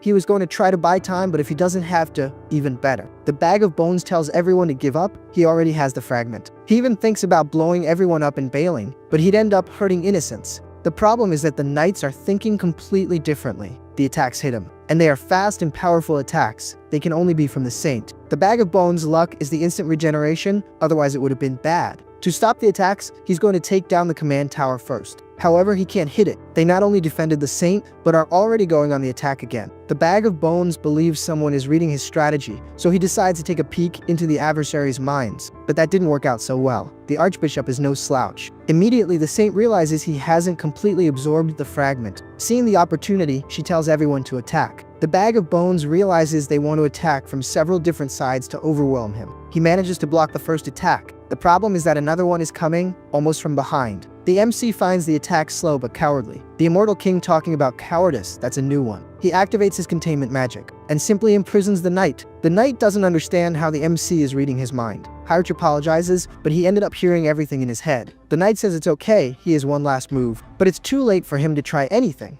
The fragment of the Immortal King inside the Bag of Bones has finally fused into one. Now there's nothing more they can do. Heinrich is very happy about this, but the saint is saddened. For her, it's practically the end of the world. Now the Immortal King is truly revived. The chassis has improved 100%. Now he's really scary. He's looking good, beautiful to see. The system announces that an ability has been unlocked. The Calamity of the Dimension, the Immortal King. Alright, it's not the end. Reinforcements are arriving at the chamber. But that's when everyone stops. They simply look at the figure before them and realize it's the immortal king himself. They arrive too late. But the pawn says not yet. That is a sacred space that suppresses the immortal king's power. Everyone must risk their lives to try to stop that demon. With motivational words like these, everyone wants to charge in. If I were them, I'd grab my little sword and get out. They are believing they can win. That's because they can't see the status window, which says immune to instant death. Literally now he's invincible. To prove it, he activates an ability, the Eye of Darkness. With just a look, he brings fear and confusion. If they weren't sure, now they are. Grab your little sword and scram. To make matters worse, it grants control over low-level demons. The pawn recognizes the legendary Eye of Darkness. One should never look directly at the immortal king.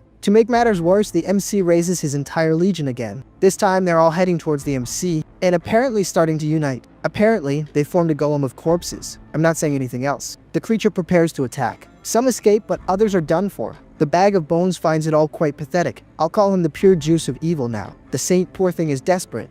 She tries to stay strong, because if she falls, not only the church, but the entire continent falls. Trying to act, she calls for Heinrich. She says she will entrust her symbol to him. She places it in his hands and asks him to retreat and become stronger, so that one day he can stop the immortal king. She asks everyone to help clear a path for Heinrich, whatever the cost. He needs to escape safely. Following her orders, the knights begin to clear a path. At that same moment, one of them tries to take the immortal king by surprise. But clearly it doesn't work out so well. He is caught before completing the attack. The knight says nothing else matters. The objective has been completed. All they wanted was to save Heinrich, their hope. The bag of bones agrees. Since it's worthless now, it's okay. He's gonna see how resilient his skull is. But that's when he gets a punch to the face. Man, it was Heinrich. Then he activates the leap, getting out of the immortal king's sight. Immediately after, he charges again. The immortal king says his movements are good, but the sword is too dull. Heinrich was completely pierced. But actually no, it's all a front. Only the armor was pierced. But hold on, here comes the dramatic staging. The saint screams, worried about Heinrich. She asks why he didn't run, but he replies that he didn't join the church just to save his own life.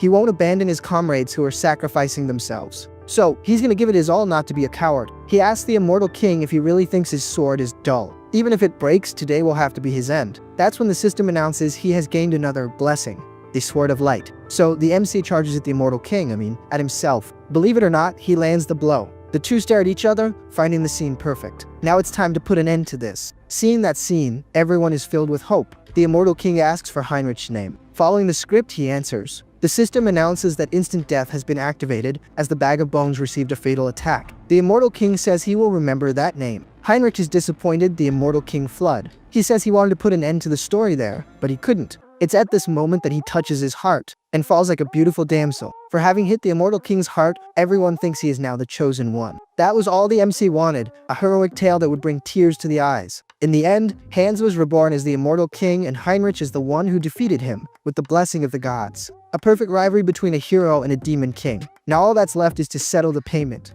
Oh, what a beautiful system. The MC is very happy. His karma went up by about 1 million. He doesn't even think much and already clicks on unique ability enhancement. The system announces that he has gained a new ability customization. Curious, the MC clicks to see what it is, and literally he can customize his avatars, just like in a game. This new ability opened up 2 possibilities for the MC, the creation and alteration of avatars. In alteration, he can modify the appearance and attributes of existing avatars. And in creation, it's the same thing, but before the avatar is created. But the best part is yet to come. Now he can select the gender option. Yes folks, now the MC can create a female. Curious, he presses it, saying you only live once, so let's test it. But the selection is blocked. A message warns that to do this, he has to consume a specific essence related to gender and species. Could a branch from the world tree solve the problem? The world tree was serving as an air purifier, but since there's no choice to create an elf, that should probably be enough. Immediately, the system detects the world tree, and he really starts to generate a male elf since the female is blocked. And there you have it folks, the MC has a new avatar, this time an elf. With the new ability, he starts customizing to soften his cogeliness.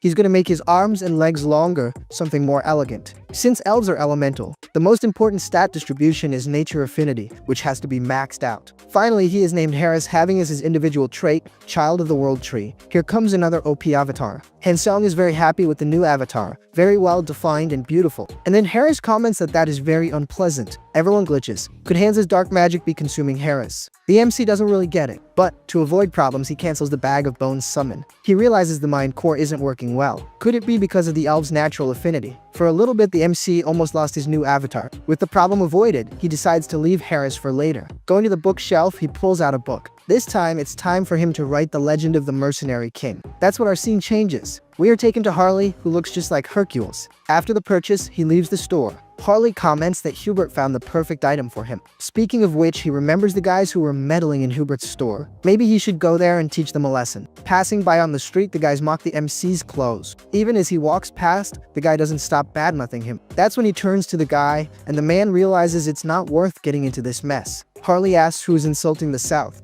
Believe it or not, the guy confronts him, saying he'll give the MC another beating to teach him a lesson. He hits the MC's arm with a club, but clearly it doesn't do much. The MC didn't feel much, so I don't even know if he'll react. He realizes the guys are a bit crazy, but still, they are good warriors. This means that he just needs to stay close and build a good relationship with them. He would become the great warrior of the South with his comrades who supported him so much. In other words, he would become a true hero. The crazy dude charges again, telling the MC to dress properly, as clothes like that are only worn at festivals. Showing humility, the MC asks if people don't dress like that nowadays. This makes the guy very angry. That's why many people look down on the South, thinking everyone is like that. So he challenges the MC to a traditional Southern duel. Harley agrees, but with one condition. It will have to be all three of them at once. They ask if he's saying that to insult their honor, but he changes his mind so it can be two at once. The rest should help the two who fall. Without giving them time to respond, the others charge forward. I hope the guys survive, but I find it very difficult. Yeah, really, apparently I was wrong. Through thick and thin, they survived. But the one with the cap says the MC is definitely not from the South, because with that level of skill, he has no war marks.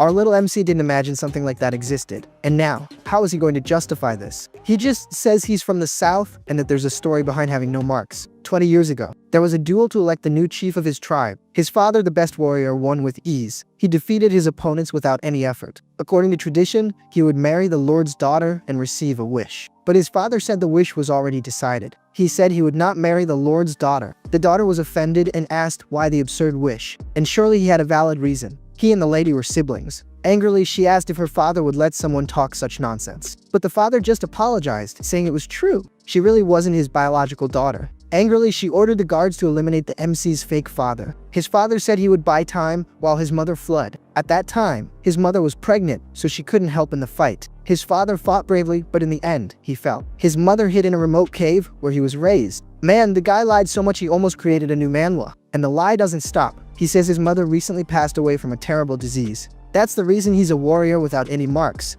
And believe it or not, the guys believed him and were even moved. They even apologized for misjudging him. Who would have thought the deep web pirate had such a sad story? The reason is that the story simply isn't true. When it comes to making up stories, this guy is the best we've got. After such a moving story, everyone is already drinking together. Curious, the guys ask what brings the MC so far from the South, and this makes him lie again. After his mother's death, he was alone. He was lost, but then someone appeared to help him. A merchant named Hubert, who is now one of his closest friends. He not only became his benefactor, but also his true friend. But now, he's heard that he's in trouble. Since he couldn't ignore the one who helped him, he came back there. Moved, the warriors say that the MC's enemy is also their enemy. They will do everything to help Harley. Moved, they all hug. After using those suckers to finish off what's threatening Hubert, the creative economy plan will begin. He's gonna import pepper from Earth, a rare spice in that world. In return, he'll distribute magic tools, common there but scarce on Earth. Again, a win-win. With this strategy, he will pave the way for even greater growth. Apparently, the warriors say goodbye to the MC and go to his merchant friend's store to sort this out. Our little MC thinks that having subordinates makes life even easier. Now this problem is Hubert's. Finally, it's time for the MC's debut as an elf. Man, what a long arc. Harris arrives wishing a good night, asking if that is the Temple of Rosalia. He introduces himself, saying he is a skilled mercenary and a close friend of Harley. And Harley, in turn, is a friend of the Order of Knights. So, Harris wants an audience with the said elves. Harley even sent a little letter to say that he really is his friend and to, please, someone let him in. Analyzing the handwriting, the guard has no doubt that sloppy handwriting can only be Harley's.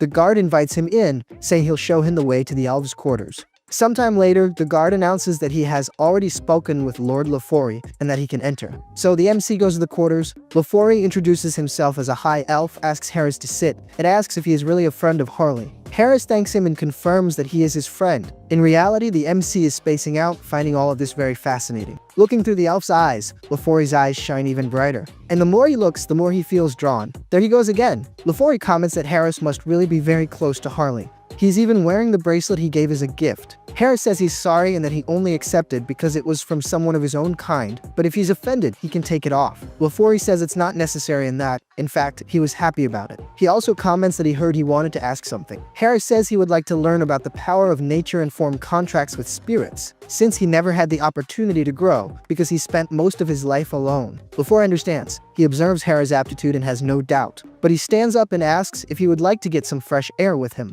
Already outside, Lafori comments that Harris asked him to teach him, but unfortunately he can't, as he will be leaving that place soon. That's when he makes the invitation. He asks if he would like to go to the Elven Kingdom with them. Of course he's going to accept. If he refused, I'd jump into the story and beat him up. The Elven Kingdom is totally worth it. That's the place where the institution that educates high elves is located. Our little MC says it's an honor, but wouldn't you need some qualification? Lafori says that originally, yes, but there are exceptions. They are granted when a person has the qualification to be a high elf. Lafori asks if Harris didn't feel something when he looked into his eyes. That's when he feels that same sensation again. It's as if something is pulling him directly inside, and then he is simply taken to another place. He discards the idea of it being a mental realm, as the energy there is pure. That's when something catches his attention. He looks up and can't believe what he's seeing. He sees the goddess of the elves, on top of the world tree, and the goddess floats towards him, getting closer and closer. Little MC, you better hope this chariot isn't discovered. The goddess begins to touch his face. He even likes it, but doesn't understand why. Hold on, little goddess, go slow. Our little MC isn't used to these things. She even calls Harris son and asks him to go to the Elven Kingdom. Harris asks if she is the world tree itself, but it's too late, she's simply gone. The problem is that Harris didn't understand anything she said, and in less than 10 frames, the woman managed to leave the MC completely confused. Harris asks Lafori what happened, and he replies that he felt the presence of the world tree. He says he saw an elf and asks if it was the world tree, but Lafori says that's the form the tree appeared to him in, as it appears in the most familiar form to the person. But apparently, it seems the world tree has developed a particular interest in him. That's when the MC realizes things are not going so well. First it was the divine, now even the world tree is paying attention to him. Leaving Harris aside, we change to Hubert's shop. There, he is being intimidated by some delinquents who want to know why he hasn't closed the shop yet. Hubert apologizes for the rudeness and says that an extraordinary tea arrived this week. If the guy wants, he can even try it. But apparently the guy doesn't have much patience. He asks if Hubert wants to be taken out, since the order was for him to leave and abandon the place. Smiling, Hubert asks if he doesn't like tea, but you know who does? The friends who are right behind him.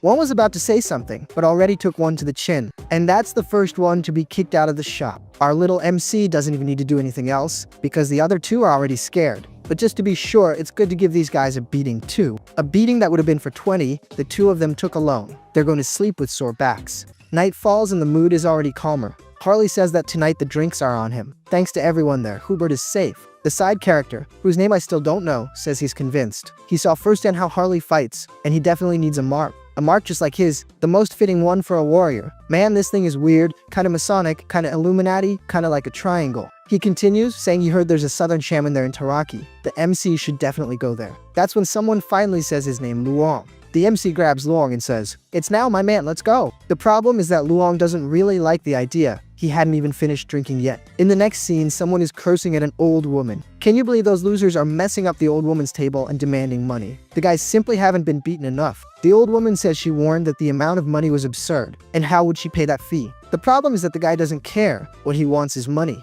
He shows the wounds on his face and says he's already had a bad day, and now she comes with this news that she has no money. She'll have to get it from somewhere, no matter how. Today, he swears he's gonna take someone out. But that's when something unexpected happens. Our sucker puncher is arriving. He's gonna get another beating to stop being a fool. Sometime later, the MC finishes the fun and says he's there to get some marks. And no, the one he's holding isn't a delinquent, it's Luong, who is almost passing out. To satisfy your curiosity, there are the bruised bandits. I think he could have hit them more, but the MC wanted to go easy. The old woman finds it all a big mess, but invites the MC in. Already inside, Harley asks if she can make the blessed mark today. She comments that the MC probably knows the mark gives great power, but does he know that it also drains a huge amount of life energy? He confirms that he does. It's been a long time since this old woman has seen someone with so much life force. To her, the MC is monstrous. Apparently, he could even handle the ultimate mark, the Warlord. Mention Warlord, and the MC gets excited right away, but the old woman cuts him off, saying it's not going to happen. She says she doesn't even know how to do it. It's a technique no one has used for hundreds of years. Since that one is out, he asks if she can make the Great Warrior mark that Luong mentioned. But she says that's also a problem. The old woman is determined to kill the mood. The problem is that she's out of materials. It's been an eternity since she's made a mark. And most importantly, to receive a mark, he needs something crucial, a great feat. And since he wants the Great Warrior mark, he needs to defeat the ogre that rules that place alone. Luong gets stressed, asking if he really needs to defeat that ogre, a colossal monster. If he were to do that, he'd surely be taken out. The problem is that the MC has already done that, and he was much weaker. The old woman can't believe what she's seeing. The MC simply laughs, saying he defeated that ogre alone and that it was nothing to him. Alright, she admits the MC is an impressive warrior, but he'll need to come back in a few days. Lately she's been low on energy, her body isn't very well, and to make a mark, she needs stamina, but she hasn't been eating properly. That's when the MC tells her not to worry, food is no problem with him. Restoring vitality is the house specialty. As soon as she turns to talk to him, she realizes he's already gone. Walking through the city, you won't believe what happened. He ran into the little bandits again and is having to beat them up. Getting beaten 3 times in one day, you can request a song on TV song. The little bandit is already crying, asking why the MC is doing this to him. The reason is simple, he messed with the wrong person, the shaman. The bandit asks if he's talking about the old woman. He didn't know she was a southern shaman. He thought she was just a village healer, but it's too late for apologies. The MC isn't even going to hit him out of necessity, it's just to keep up the habit. Believe it or not, he didn't hit the guy. This MC is not the same anymore, he's too soft-hearted. Apparently, that little guy wasn't the only one who got a beating. Luong was also there, playing a little. But the MC found what he wanted, food. Not long after, he returns to the old woman. With him, it's quick and easy. You thought he was just gonna come back the next day. He wants the mark, the sooner the better. And he didn't bring a little bag, he brought boxes and boxes of food and drink. And this old woman is gonna have to eat everything to regain her energy. But seeing the MC bring food, the old woman remembers her grandson. If he were alive, he would be the same age as the MC, and this moves her a little. She asks if he's serious. Meat at her age, she can barely chew. But that's okay, since he went to all this trouble, she'll try to eat a little. Sometime later, the old woman is putting her jaw to work. Said she couldn't eat, but she's devouring it like a champ. The MC already imagined that southern women had a big appetite. It was me who wasn't expecting an appetite of this size. Now that her belly is full, it's time to make the mark. Before starting, she warns that the process is very painful. She asks if Harley is mentally prepared, and he replies with absolute certainty. Not just prepared, but used to it. The old woman says okay, and tells him to stop talking. She gives him a doll to bite on during the process. As soon as she starts, she already finds a problem. His skin is so tough that the needle won't even go in. But that's no problem, there's a solution for everything. She's gonna put a little energy on the tip, and that's it. Either it goes in or it goes in. So the procedure begins. Sometime later, the mark is already done. The system announces that he has received a combat symbol, the symbol of the Great Warrior. The MC finds it very impressive, more efficient than the improvement with Bio Aura. At this level, even without using physical mutation, he could probably beat the ogre with just his hands. But looking to the side, he notices that Grandma is almost heading to the other world. She says they don't need to worry. It's just that it's been a long time since she's used so much energy. She'll be fine after a little rest. So, the MC calls his brother and says he has a job to do. They need meat, a lot of meat. Grandma can't feel bad because he has more tattoos to get. Marks. The old woman yells at the MC. She doesn't need food, she needs to rest. In the next scene, the story returns to Heinrich. Someone is still praying for him. Cardinal Pire asks the person to take it easy, otherwise the body will suffer. Apparently, it's the saint. She says her heart won't let her rest. Her mind always reminds her of his final moment facing the immortal king. It was truly impressive even for Pire. He witnessed the birth of a hero. The saint can easily imagine the scene and even gets a little embarrassed. Behave yourself, saint. That's when the MC gets up, thanking them for the compliments. The saint is happy he's finally awake and asks if the pain is bearable. He says yes. But that's when the saint touches him. She says they have named the MC as the new hero of the Divine Order.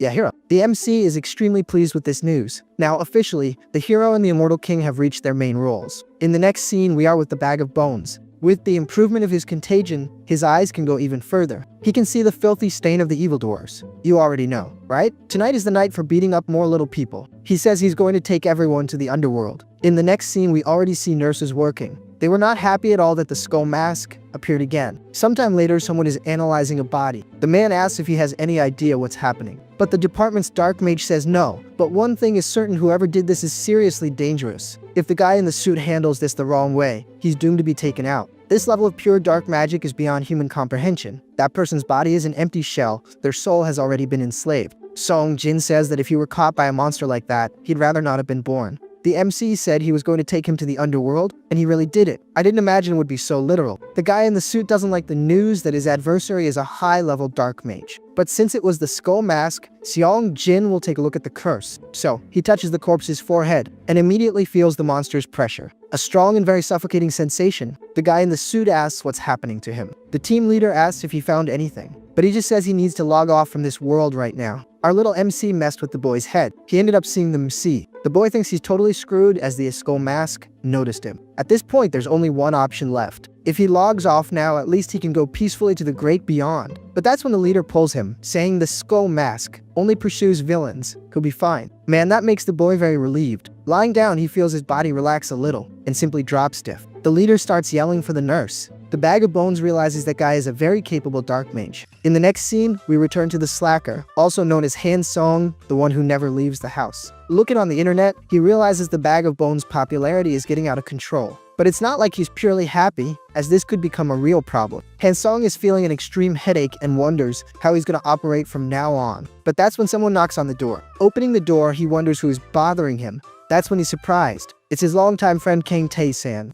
Entering the house, Kang is impressed that everything is clean. He also finds the MC's reaction funny. They hadn't seen each other in a long time and he reacted that way. The MC doesn't remember reacting wrong, and indeed, Kang is his friend, but he's definitely the last person he wanted to see. The reason is that the guy is from the Department of Abilities Investigation Division, but still Tae-san is his only childhood friend. Kang comments that he feels the MC is a bit different, like he's found a reason to live. The MC replies that he can't be stuck in the past, right? His parents wouldn't want that. Kang agrees, realizing he's finally come to his senses. Hansong even comments that nowadays, he even leaves the house a little. Kang was already surprised, but when the MC thanks him, he's really confused. But the MC thanks him because when he was at his worst, Kang was always there. Kang comments that now that the MC is fine, he can finally tell him. Actually, the MC already knows, right? The main reason he joined the Criminal Investigation Division. And clearly the MC knows. Kang was like a brother. As soon as his parents were gone, he joined the division. At the time, everyone said it was a random attack. At least that's what they believed until recently. But Kang believes that's no longer the case. There's a group working in the shadows for a long time. They call themselves the Divine Retribution Society. They are so meticulous that no one has been able to sniff them out until now. But the skull mask gave the first clue. The MC didn't know about this and starts to wonder if he overed it. But Kang says he'll always keep him updated, but to please not spread this around. The MC just laughs. He has literally no one to tell. But still, from what he's heard, the skull mask has been very impressive. So why is the department going after him? Kang says that's exactly what annoys him. Why the heck are they pursuing someone who's doing good? Just let the guy work and everything will be resolved. The MC is happier and more relieved to know that Kang is on the skull mask's side. Kang invites our boy for a drink tonight to celebrate the new version of Hansong. Sometime later, Kang tells the MC to give up being a writer. A demon king and a hero, it's too cliché. And calling the demon king Rans, he must be kidding. The MC says it's classic and there's nothing wrong with that, but Kang says it's not classic, it's pretty cringe. If only it were just a story. Hans should be an abbreviation. The real name should be Hannibal Strauss, a stronger, more impactful name. Our little MC thinks it's not bad at all. Better the name taken from a coffee shop, right? But that's when Kang's phone rings. Unfortunately, it's time for him to leave. The MC says it's okay and asks him to drop by another time. But before he goes, he asks if Kang's grandmother is okay. Well, that leaves Kang speechless. Kang says her condition has worsened a lot and it's better for them to prepare emotionally. The old woman is almost gone. The MC asks if there's anything he can do to help. But Kang tells him not to worry, that he'll figure something out. But surely our little MC won't just stand by. He remembers the past together with his grandmother. She always treated him very well, so much so that it seemed like he was her grandson. She even took them out to eat. Nowadays, that's one of the few good memories the MC has. He can't just stand there and do nothing. That's when he thinks of something. Kang criticized the characters' names, but little does he know that they are the ones who will help. To help a person, a priest is needed, and the MC has one exclusively for him. The problem is getting Heinrich out of there. After becoming a hero, disappearing will be bad. For now, there's not much to do but wait for the right moment. That's when the scene changes to a boy. Yep, it's Aaron and Deanna. Aaron, clumsy as always, drops the apple. Desperate, he runs after it. That's when the apple falls at someone's feet. It's Hines, who tells him to hold it carefully. Diana is immediately happy. Our little MC kept his promise to visit her. Aaron doesn't recognize him at first, and the MC says it's okay, because his face really has changed a bit. Diana asks why he only showed up now. It's been 7 months. But that's okay, the important thing is that he came. But to be there, he must have some business in town. But the MC says no, he came there just to see them. Diana tells him to just say it, surely he has a reason, and honestly, she doesn't really care about it. The MC realizes he's not going to win against them. So, Hines asks Diana to work for him one more time. He needs her skills to gather information. And clearly Diana agrees. A few weeks later, the MC is back at the vampire's base. He asks Soden to take a look at the selling locations of those magic tools. Soden is impressed, asking where he got such good items. This was all thanks to Diana. She not only helped obtain magic tools, but also to gather information. Soden comments that the pepper the MC requested is already in the warehouse. He thanks her, saying his friend will sell it, and announces that the purge is over. Soden doesn't quite understand this purge. He explains that it was the people who pretended to surrender or hid. He identified and logged everyone off. Sodan is happy because things will start to stabilize, especially now that they will be selling pepper and magic tools daily. Hines says he will count on Sodan to take care of the family from now on. Sodan says she's never managed anything before, so she doesn't know if she can maintain the clan. But Hines says she is a competent person and the only one he trusts. If it's her, he's sure everything will be fine. Sodan is very motivated by the Lord's confidence. So the MC leave. If you think about it, he's using these dramatic lines everywhere. But that's okay, because now he's gonna start dominating the clan. But before that, you guys will need to give a like to know the rest of the story. Based on Diana's information, he investigated and discovered that that is the source of his blood, the base of the Vorkalak. As a distraction, he throws a kind of tire in front of the soldiers. While the soldiers are distracted, he sneaks in. Right away, we see a woman drinking that special wine. She says this is the wife. Actually, it's just not so much a life because she's always lonely. That's Lucilica. Hines says she's always a crybaby. He also says there are many familiar faces today.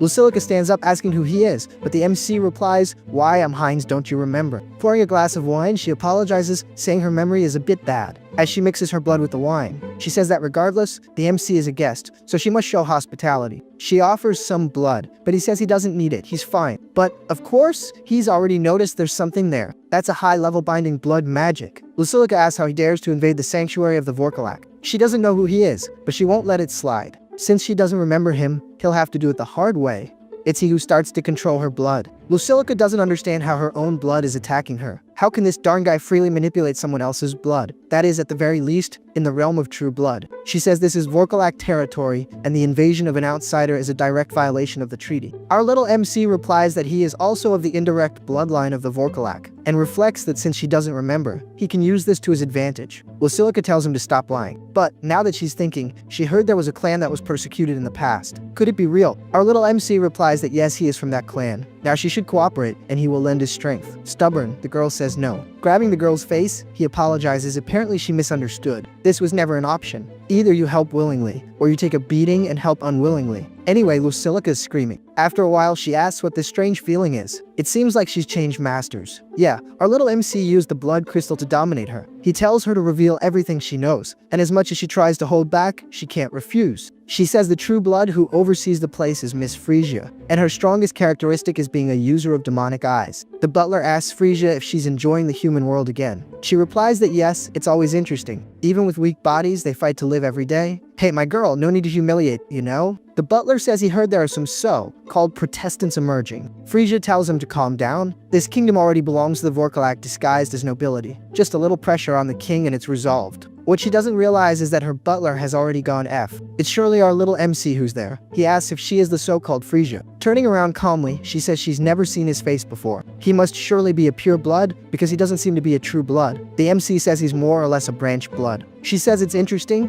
he's an inferior and will need to learn his place. And she will make him kneel immediately. Yeah, my girl, it would work if the MC wasn't the protagonist. The woman thinks it's impossible. How did he dodge her demonic eye? Our little MC replies that he already knows her ability. The fact that it doesn't work on him already explains a lot, doesn't it? Now it's her who will need to learn her place. Activating a power in her hand, the girl realizes that in the end the MC is a pure blood. Frisia says the MC is attacking right in the center of the territory. What the heck is he thinking? Hines asks if it's not obvious. He wants to take everything that is theirs. Frisia says she doesn't know if he's dumb, bold, or an idiot. But he will need to keep one thing in mind. She is also a pure blood. Our little MC clearly already knew, but he still needs to be concerned. At the speed of light, the woman already comes in with a punch to his stomach. She says the MC was getting too cocky, couldn't even dodge a punch like that. Since she was using her demonic eyes, he imagined she was going to cast a spell, but she came with martial arts. Frisia hits the MC with the umbrella, sending him flying. Come on, my friend, react, or you're just gonna take a beating. Advancing once more, Frisia says it's impressive, he's still standing. But can he escape the next attacks? She starts attacking and the MC just dodges.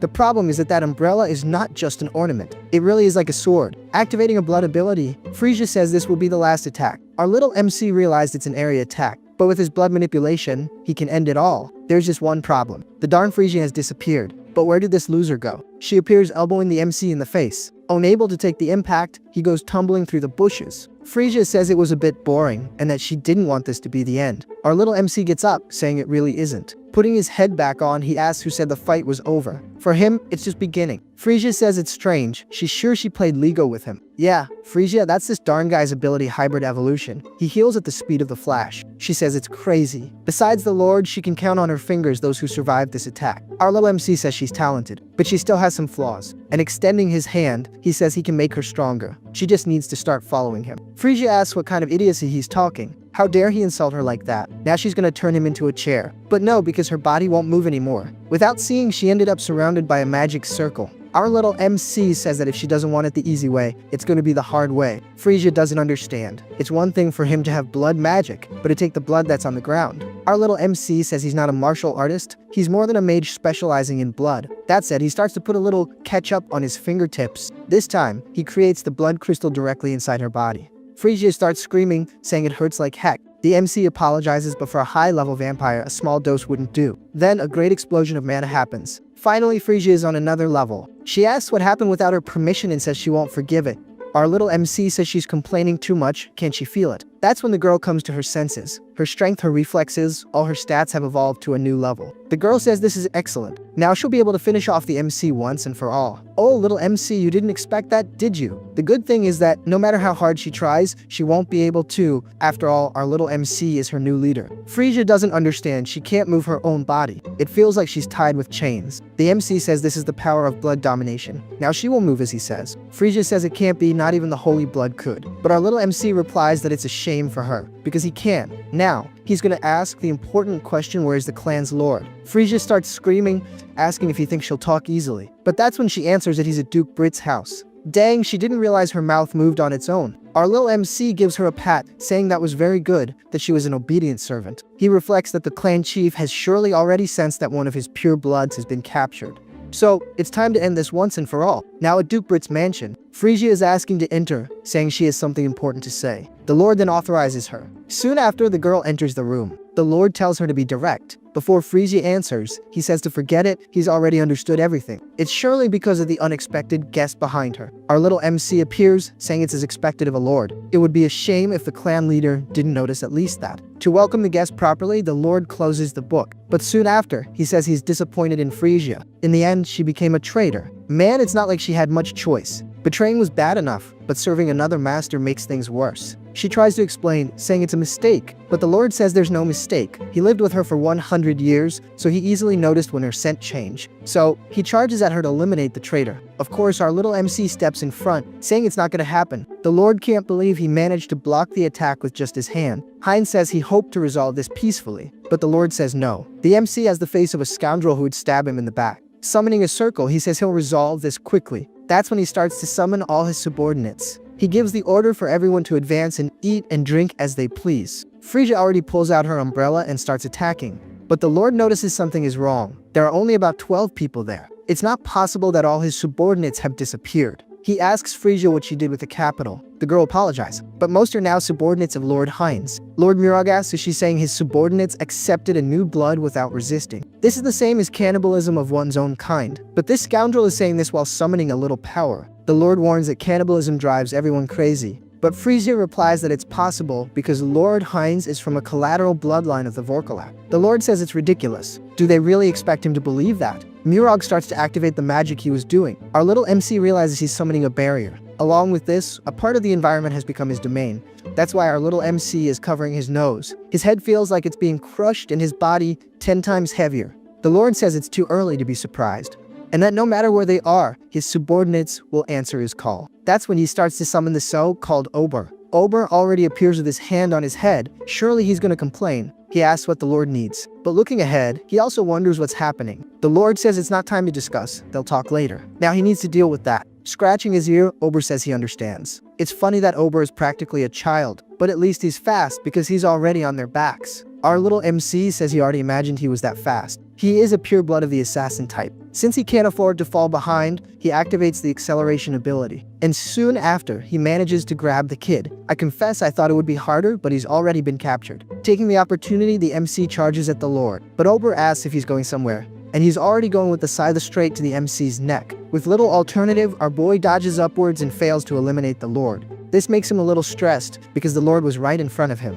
Now he'll have to deal with Ober first. Watching the battle, the Lord says Ober's speed is greater than any vampires. But for some reason, the miserable MC is going head to head with him. Frisia arrives to help, and immediately a large explosion happens. She managed to put Ober on the ground. From now on, the fun will be between him and Frisia. The Lord wonders when Frisia became as fast as Ober. She managed to do all this and still defeat the subordinates. Where did this woman get so much power? Yeah, Lord, stop thinking and pay attention to the battle. Our little MC is already on top of you. Apparently, the Lord was already prepared. He says the MC was a fool for entering the barrier willingly. But now our little MC will no longer be able to dodge his attack. When did our boy say he was going to dodge? Apparently, he finally hit the Lord. It's over. My friend, you've already lost. Mirog says Hines is a donkey for discarding his own arm. The MC even replies that he didn't discard anything. Look at his little arm there. Mirog reflects that the guy managed to regenerate immediately. The MC tells him not to worry, he's not going to eliminate the Lord. Mirog then asks what the heck he's going to do. The MC says it's simple, he's going to inherit everything the Lord has. In the next chapter, we see a strange staircase that seems to lead somewhere underground. Looking closely, we notice it's a coffin. And from it, a little girl is waking up. Not a girl, a woman. But why does she have a crown of thorns on her head? Could she be the first holy blood vampire? Well, this crazy girl gets up, saying she's still sleepy. She wanted to sleep for 5 more minutes. But unfortunately, that's not gonna happen. It seems something has happened. There's something wrong with her children. Yeah, little MC, you better call for reinforcements. The scene returns to the Lord's castle, or rather, now the MC's castle. For some reason, this crazy guy is making a blood crystal. Oh, I see. He's injecting into all the other subordinates. Ober tells those who have already received the crystal to leave the room immediately. After a long time, the MC is finally finished. He asks Mirog if that's all of them, and he replies yes. The rest can be summoned, it's more efficient. Our little MC asks if he's crazy, talking to the boss like that. Then Mirog says more formally that it's more efficient this way. Smiling, our little MC says it's as he thought. Having a clan lord around makes things easier. Reflecting, he realizes his hypothesis was correct. If he put the crystal, which is named Reflax, it surely wouldn't work since Mirog is a high-level vampire. So, the MC sucked his blood until he leveled down. Anyway, he finally got the Vorkalak, the essence of his blood. Now they all belong to him. It feels like just yesterday he was bitten by a vampire. And now he's just sitting at the top of the food chain. For sure, it was a massive change in a very short time. Snapping out of his daydream, our little MC calls for Mirog. He orders the Lord to gather all the remaining Vorkalaks in the region. Oh, and he has one more request. Mirog must gather information from the continent, whatever it may be. He can build his own intelligence network or negotiate with an existing one. It doesn't matter. This is an important task, and he will be responsible for it. Mirog agrees and comments that the MC seems to want to unite all vampires and become a king. If that's the case, Mirog will give his full support. After all, he has already proven his skills. Our little MC smiles and says he's sure he will. But as soon as he walks through the door, he wonders when he said he wanted to be king. It was definitely in the heat of the moment, but that's not a bad thing either. The more vampires on his side, the better. Can you imagine? Hines the Vampire King. Oh, he's gonna be so full of himself. I mean, he already is, right? Imagine him as a king. In the next scene, we finally return to the MC's original body. It's been a while since we've seen Hansong. Anyway, this dude is all fired up. The reason? He's altering Hans' appearance, saying he's going to thin out the chin a bit, and also tweak the eyes a little more. Finally, now Hans has the appearance of the immortal king. Our little MC even gave him some horns. Alright, that part's done. And, with perfect timing, he feels that Hines has also completed his work. The Vorkalak Vampire Saga is finally complete. That means one thing, it's time to go shopping! The sly dog immediately opens the karma shop. And now he's got almost 1,400,000 points. He altered the other world quite a bit, so he earned a lot of karma. The downside is that things are pretty expensive. He goes straight to the ability enhancement, which this time is costing 900,000 points. As soon as he clicks, the system shows 2 screens. This means 2 new abilities have appeared, but to our boy's misfortune, this time the number of avatars didn't increase. What came was the medium selection ability, which promises to greatly increase the avatar's potential. But that's not enough to convince the MC. Basically, it's an enhancement, but one that costs 900,000. That's a rip-off. Just when he was starting to enjoy collecting races, the system didn't send an avatar increase. The second ability that came was Huntity Projection, but it can only be used once a day, and then you think, man, what a horrible ability. But that's where I tell you you're dead wrong. It allows the MC to project his own avatars onto his main body. That's right, this dude is gonna start leaving the house. I mean, I think, right? Now he doesn't have to stay locked up anymore, since he'll get a lot stronger when he activates the ability. Now, this guy can use the power of each of his clones. The clones he created with so much care. The good thing is, he split them into different races, so each one has its own power. This will surely help a lot. The MC starts looking at the possibilities. and even feels a bit of pride seeing them all together. But that's when he has a great idea. If he uses the ability well with hands, he can have 2 immortal kings. That would definitely be something amazing. Analyzing it carefully, he thinks no. He would have to be too careful because any slip up could be a disaster. But it's decided. He's known for a long time which one he'll use first. Without a doubt, it will be Heinrich. As soon as he clicks, the transformation begins. Even the armor came along. Just for a test, he starts to activate the divine power. And indeed, it's all working. The armor, the divine power, and all the abilities came with it. What a sweet deal! The only annoying thing is that he only has 10 minutes to use this ability. Unfortunately, that's not much. But for what he's gonna do, it's enough time. In the next scene, our boy goes straight to the hospital. But of course he didn't walk, right? He hitched a ride with Hines. He says the vampire can go ahead, that he'll get to work over there. I don't know if you have a good memory, but there's a clear reason he's at this hospital. He went to visit his friend's grandmother. Not really by blood, but she's like one. He asks if the old lady still remembers him, Han Song, who used to hang out with Tae San. He says he should have come sooner, but he couldn't. But now he'll come more often. He asks the old lady to hang on a little longer and cast a divine spell. The boy is using all his divine energy for her recovery. The problem is, the old woman doesn't seem to have changed at all. The MC thinks that even with his divine power, there's still a limit to healing illnesses, largely due to age. But this must have surely eased her conditions. Now, the old lady will have to hold on tight. Well, job done. He says goodbye and asks the grandmother to stay healthy, saying that next time he'll bring Tae San. In the next scene, we're taken to a forest. We're finally back to the elves. I confess I'm a big fan of them and wanted this arc to come back soon. Cecily is asking Harris if he's really friends with Harley. Our little MC replies that yes, it was a brief encounter, but they connected so well they became family. But, as he's talking, Cecily starts to sniff him. The girl says that even his smell is like Harley's. And of course our little MC knows that. Diana said the same thing last time, but in the end didn't notice. She also says the aroma is similar to the branch of the world tree. Trying to play it cool, our little MC just laughs, saying, "Indeed, indeed." Cecily says that if that's the case, they'll surely get along well. Since he's a friend of Harley, he'll take good care of her. Up ahead, LaForey is watching everything and liking what he sees. He yells for everyone that they'll take a break now. Cecily is excited about the idea. They can take the opportunity to practice. The MC had said he hadn't made any contracts with spirits, so how about they practice now? That being said, everyone stops to rest. But not Cecily. She starts playing with summoning. And in the end, it actually worked. That's when she calls for Harris, asking him to take a look. But he doesn't seem very excited and says his isn't working. LaForey appears and says that spirit mages and spirits are companions who must grow together. Before summoning, it's important to form a bond with them.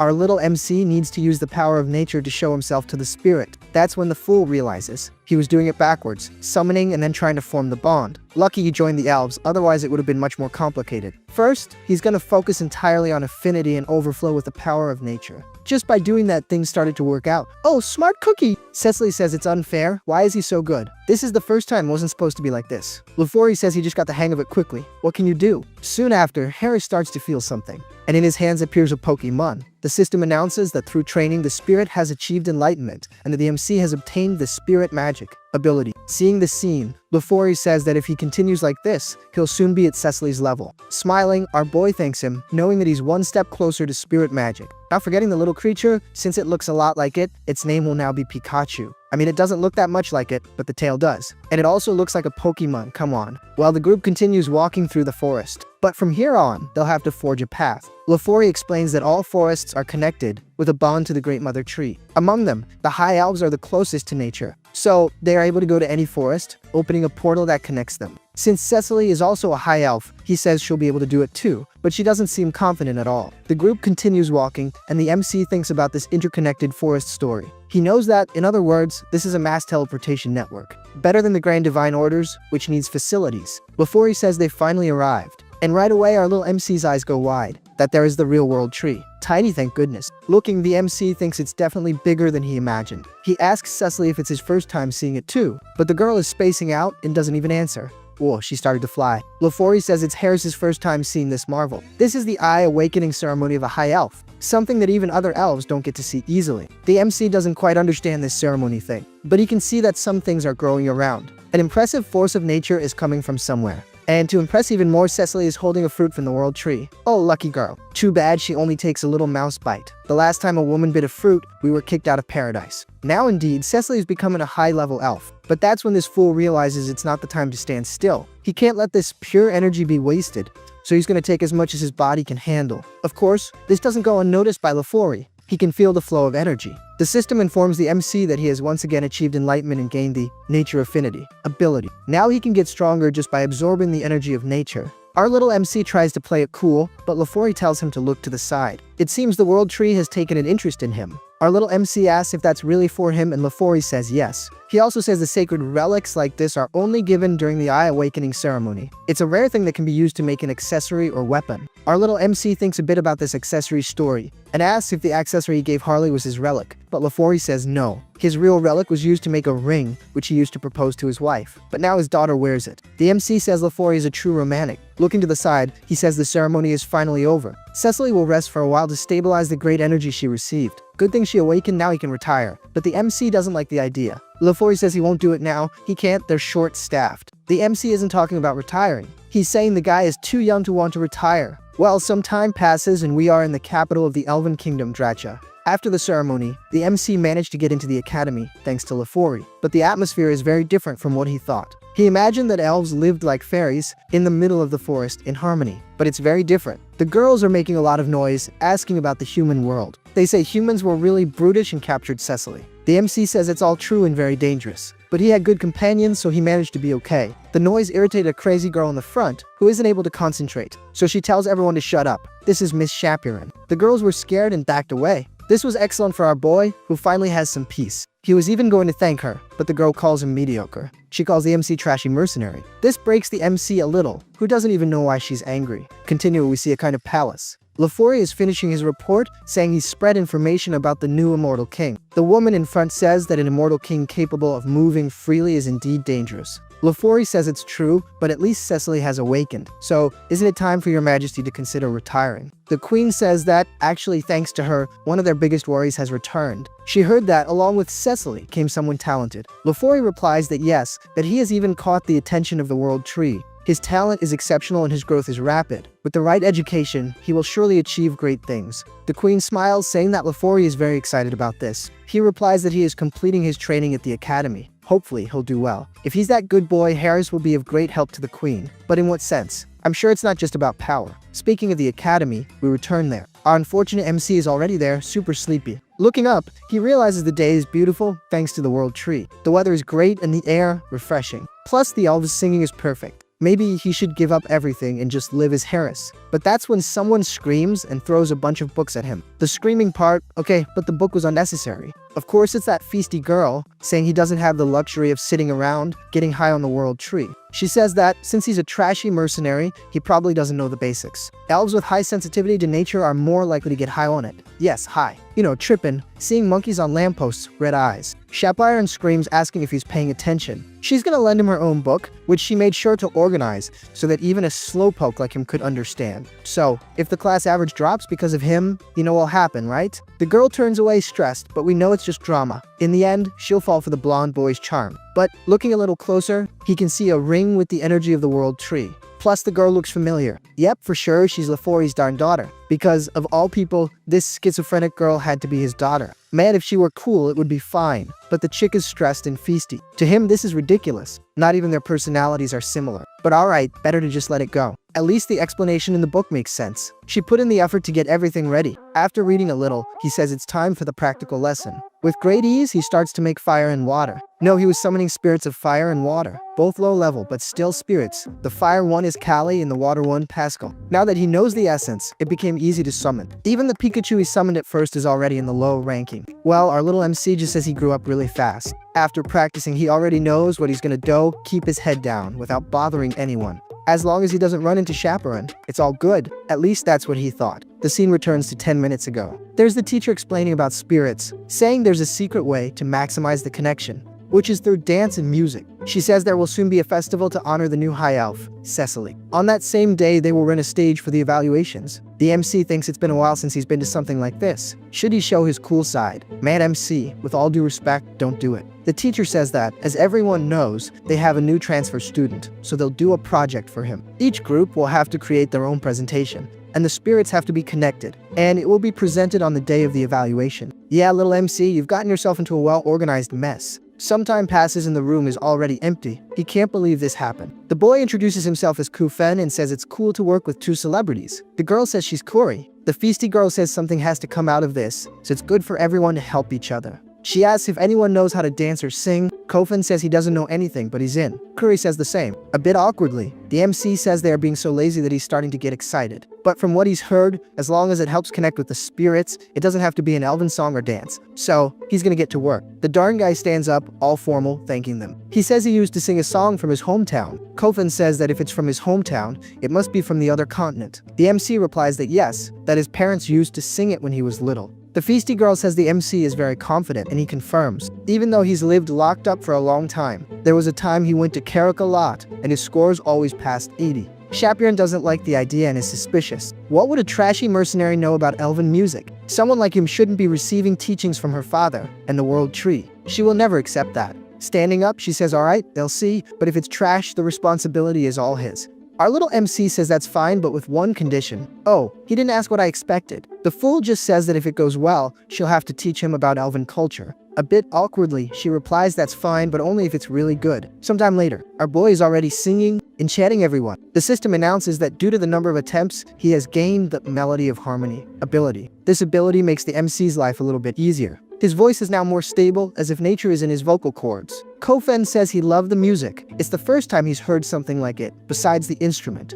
A little flushed, Shapiran says it's ridiculous, but we know that's not true. Even her spirit is enjoying the music. Now she's wondering if her spirits really like this foreign music. Kofen asks what happened, why she has that face. A while ago, she was dancing. The system informs the MC that his spirits are evolving because of the music. They are still low ranking. Just like Pikachu, but this time they grew in size. Soon after, something interesting happens in the sky. The MC doesn't really understand what it is, but Shapiran knows that's a sound spirit. Our little MC puts out his hand to try to connect, and a light begins to appear. Apparently he's managing to summon the sound creature. Kofen says the spirit is manifesting in physical form. Wasn't that supposed to be almost impossible? Indeed, it's impossible for side characters. Our little MC breaks all the stats. Now it's time to name the creature. He names it Decibels. I'll tell you, our little MC is starting to get good at naming things. I liked it. Looking at the new creature, the MC is totally jaw-dropped. A phenomenal spirit. For sure, that's a huge boost for the team. Earlier, Chaperone herself had mentioned that spirits like that were great for missions. Completely stunned, Kofen can hardly believe a simple song managed to touch the heart of a sound spirit. He's positive that with this song, the group's success at the festival is already in the bag. With a purely smug look on his face, the MC asks what Miss Chaperone thought of the performance. Of course, she totally notices that goofy grin of his, right? But with not much else she can do, she just agrees, saying it might have been good. The MC, all fired up, says it's a deal then. They'll book the stage, practice non-stop, and give it their all until show day. Chaperone calls out to Harris and says she has a question for him. A little awkwardly, she wants to know if he can teach her how to play that weird instrument. After all, it seemed pretty interesting. With that same smug look, the MC replies, of course. Only this time, the girl doesn't hold back. She asks what the heck is with that face and why he's making it, since it doesn't suit an elf one bit. Well, after all that drama, we finally get to the day of the performance. Yep, we're skipping straight to the date. Cecily asks LaFoy if it's true that Harris is in the same class as his daughter. He confirms that he is. Seeing her dad all shaky, she asks if he's nervous. He, of course, denies it right away, saying he's totally chill. But she can tell he's a complete nervous wreck. Enough stalling, it's time to hear our new band. The music kicks off with the beat of the drums. And right after, the guitar rips right in. Looking like a human rock band, we've got Kofen on the drums. Curry is on the tambourine and Chaperone is on a tar or maybe an elven electric guitar. Anyway, she's totally rocking out. But one thing's for sure, our MC is also on guitar, soloing like there's no tomorrow. LaFoy and Cecily are blown away by the music. And then Chaperone starts to sing.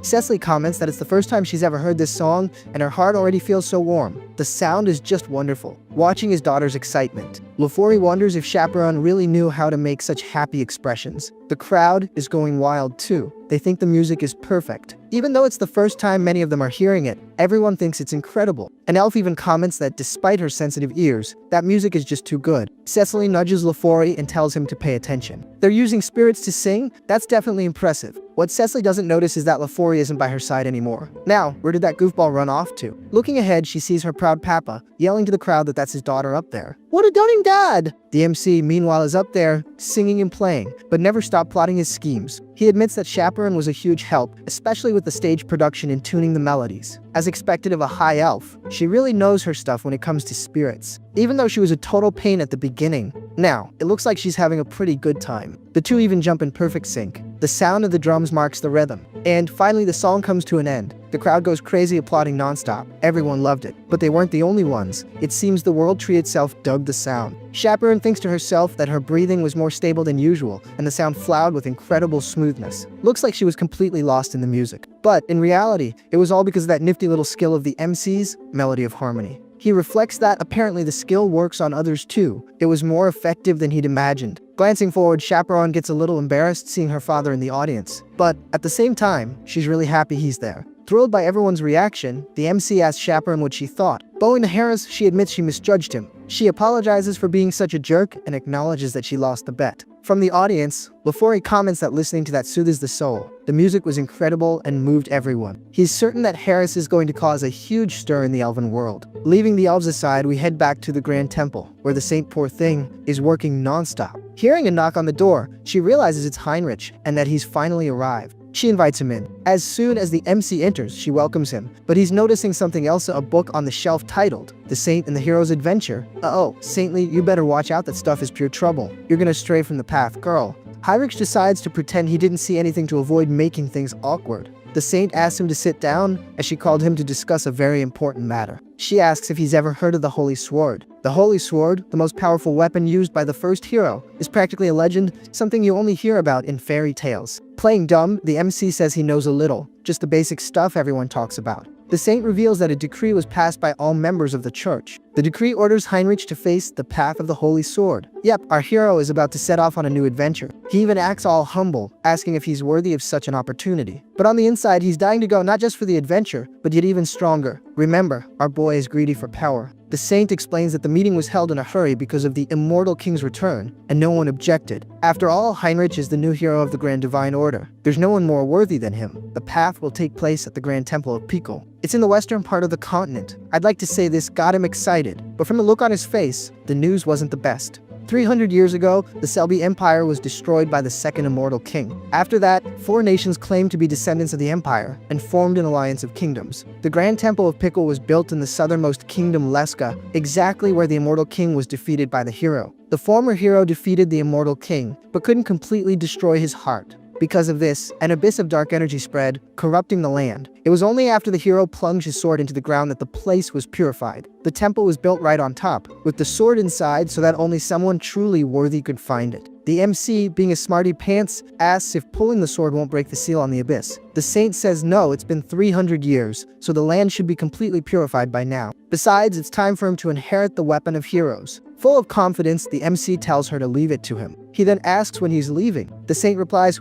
my friend, you're leaving right now. This story doesn't like to waste time, so we're already at the Grand Temple of Pickle. Heinrich is impressed by the size of the place. It's completely different from the Temple of Rosalia. I mean, the other one is huge too, but the architecture here is on another level. Someone appears asking if he's the Heinrich guy. The MC confirms and guesses that must be Cardinal Donovan. The funny thing is, the closer the Cardinal gets, the smaller the MC seems to become. It's because the old timer is short, to put it mildly. Just look at the size of the guy. He asks if the MC is really going to challenge the sword, and he confirms. Heinrich also apologizes, knowing the Cardinal is very busy. Patting the MC on the back, he says it's no trouble at all. Since it's a recommendation from the Saint, of course he'd come. Oh, and a little detail, the old guy was a paladin before becoming a cardinal, so you can imagine the force of those pats. Donovan even comments that if he'd known he'd be so far from the Saint, he never would have become a cardinal. Oh, my beautiful little Saint. Oh. But man to man, he asks if anyone has been bothering the Saint and if the MC gets what he's saying. Our hero, of course, plays along and assures him that if anything like that happened, the person would have to deal with him. But seeing that he's getting buried deeper into the ground with every pat, the MC changes the subject. So, old timer, what about that sword? How about we go challenge it before you bury me for good? The old man apologizes and says he needs to tell him something first. The path of the sword only opens once a year. Countless paladins have tried, but all have failed. He wants to know if the MC really thinks he's up to it. The MC tells him not to worry. He will face the destiny God has prepared for him head on. Clasping his hands, the MC says a prayer. Hey, big guy, you're gonna help me out with this one, right?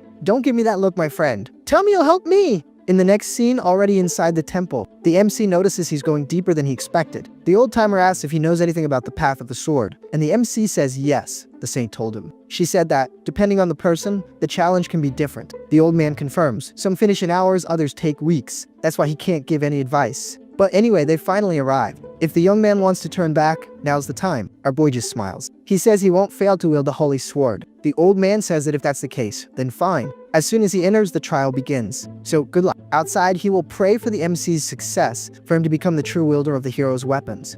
As soon as the MC enters, the challenge screen appears. He remembers that the challenge is different for everyone, but it's already started off tricky. The sign tells him to reach the destination within the set time. Except the door he came through has vanished, leaving only 2 paths. Basically, he's gonna have to pick a side. But that's not a huge concern. The mad lad activates the leap, blessing, and starts running like a man possessed. Since it's a race against time, he's gonna get there in a flash. And there our boy goes hopping like a kangaroo in a hurry. But after a while, he realizes something is very wrong. By now, he should have covered several cities, but the end of the hallway never comes. To make matters worse, the objective is vague. Where is this so-called destination? Could there be another solution? He remembers the saint saying that the path of the sword is different for everyone. She believes it reflects the will of the divine. At least that's what the scriptures imply. The divine will be watching you, and it creates a challenge that the person is capable of overcoming. Knowing this, the MC slams on the brakes. Challenges we are capable of overcoming. That phrase is definitely the key. If this is all a challenge from the divine, it's not just about reaching the end. The challenge is to push yourself to the limit. In that case, using leap won't do any good. The fastest way to reach the limit is by frog hopping down the middle of the hallway. Just like in the army. I mean hopping like a kangaroo. But you get the idea. Finally, a new screen appears. Seems like that was quick, right? Not a chance. It took Heinrich 40 days to get to the next step, which he himself thinks is insane. He literally reached the limit of his limit, and it took 40 days to do it. He also realized that the time difference here is 10-1 compared to the other world, Eterica. And compared to Earth, the ratio is 100-1. He only figured this out because of his other avatars. For the paladins who don't feel this progression, it must have been agony. About halfway through, his willpower was tested to the max. If it weren't for his avatars, he would have given up already, and that was after about 1,650 jumps. Yeah, the man jumped a lot. But it's all good. Following the system's order, off our boy goes to the next challenge. No, hold on, something unexpected happened. Out of nowhere, our boy has completely recovered. Maybe because he pushed his body to its absolute limit. He feels like he's even gotten stronger. That's when it clicks. If the time difference is 100-1 with Earth, every day of training here is worth 100. Knowing this, there he goes, totally hyped, wanting to beat the record of 2,050 jumps. Man, what a brave soul. I would have given up after the first 50. Leaving the MC aside, we're taken to another location. We see 2 masked figures. One asks if the ritual is ready, and the other replies that it's almost done. Soon, the continent will be consumed by darkness, and ruin will finally return. Now that the immortal king has returned, they're just gonna give him a little push to handle the rest. The abyss will soon be opened, and the world will be under their dominion. Great time to do this, right? Opening the abyss just when the MC is inside. I could say I'm scared, but I'm not. In the end, I'm sure he's just gonna absorb all the power from the place for himself. Anyway, the guys are doing all this for the challenger of the heavens. In this case, our immortal king. In the next scene, there's our MC. Off he goes to the second challenge. Looking around, he's a little startled. This time, the scenery is completely different. Now he's in a chapel. The guy doesn't really get it. The next challenge is inside a chapel. But hold on, the system explains. This time, the hero has to pray to the divine. He finds the challenge a bit strange and is even surprised. Like praying? Isn't that a little too easy? But if the system's the boss, he'll obey. And there he is, praying. The MC understands this challenge is based on previous challengers, a test of faith before divine power. Well, the MC's divine power is somewhere between a bishop's and an archbishop's, so this should be a breeze for him, at least in theory. As long as he fills its symbol with energy, everything will be fine. However, it's obvious he's not going to play fair. He never does. Facing the symbol, he begins to pray. Except of course, with a little help from his system, the mind core, and avatar, skills are activated. The sly dog is, once again, using the mental strength of all his avatars to convert it into faith. As overwhelming as his power is, he realizes it's not quite enough. So he plays his last card. He's going to use the strength of his own body, the original one back on Earth. Now that, my friend, is a different story. Take that, divine power. This time there was so much power that the system notifies him he's met the conditions for a new awakening. He's acquired another blessing skill, this time amplification. After a while, he notices the divine power has finally settled down. And not only that, his power level has also increased. Now he's on the level of an archbishop. The dude's power was so insane that he's already passed the challenge, and the system tells him to move on to the next one. Yeah, this kid is hopeless, he cheats at every opportunity. The only way he'll learn is with a good old be it down. The rascal even gets excited. Despite losing 40 days on the first challenge, it's been nothing but success from then on. The trial continues. Now, in the next challenge, it's a whole new ball game. The MC wonders why he's in the middle of nowhere, and I gotta admit, this place looks a lot like the underworld. I mean, there's no fire everywhere yet, but it's close. The system already gives the mission eliminate the enemy. Looking to the side, the MC spots the system's so-called enemy, and that shadow looks awfully familiar, reminds him of a certain someone. The figure stops right in front of the MC, and now we get why it looks a lot like Hines at the beginning of the story. And the funny thing is, this one is also an arch, Lich, a former subordinate of the second immortal king. The elite arch, Lich is surprised a hunter from the church this far out. That's a new one. The MC also notices he looks like Hines before his awakening. Knowing the power is cloned back then, it's best not to underestimate this creature. After all, even a seasoned paladin would hesitate to fight an arch Lich. The creature says that since the MC didn't answer what he's doing here, he'll just follow standard procedure.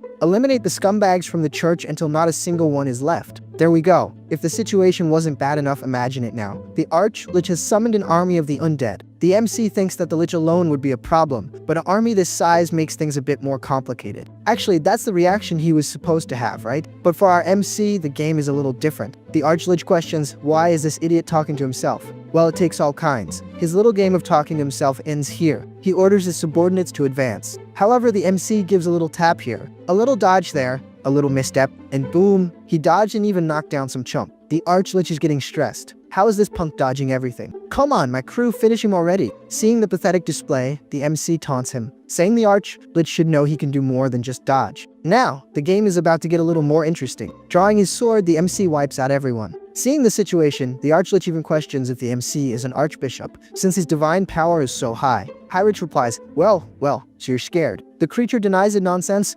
I'm just happy I get to use my full power. This will be the end of the church's slave. I'd like to see the kid block this one. The Lich activates the floating skulls skill. Yep, I've seen this skill before. And of course the MC has two. With great ease, he slashes through the skulls. Right after, he continues to destroy the other undead. And by the time the arch Lich realizes what's happened, he's already on the ground. He can't understand how the MC blocked everything with a single blow and still managed to counterattack. I'm just gonna call this guy Mr. Bunny, no better yet Dusty. Mr. Bunny asks how the MC managed to predict all his tactics. Heinrich replies that, unfortunately, he doesn't have any OP skills. However, he had a very talented instructor. He dares to say that among the undead, he's the best and strongest instructor there is, the immortal king himself. The half-dead guy retorts that private lessons are useless. In the end, he's still trash. However, he's curious to know how long the MC is going to stand there, talking non-stop. Since he's talking so much, let's see if this rock to the head will check if your helmet is on right. Well, this time the MC was caught by surprise. He wasn't expecting that. The magic seems powerful. The explosion goes off and our hero vanishes. Did he get caught? Did he not? I don't know.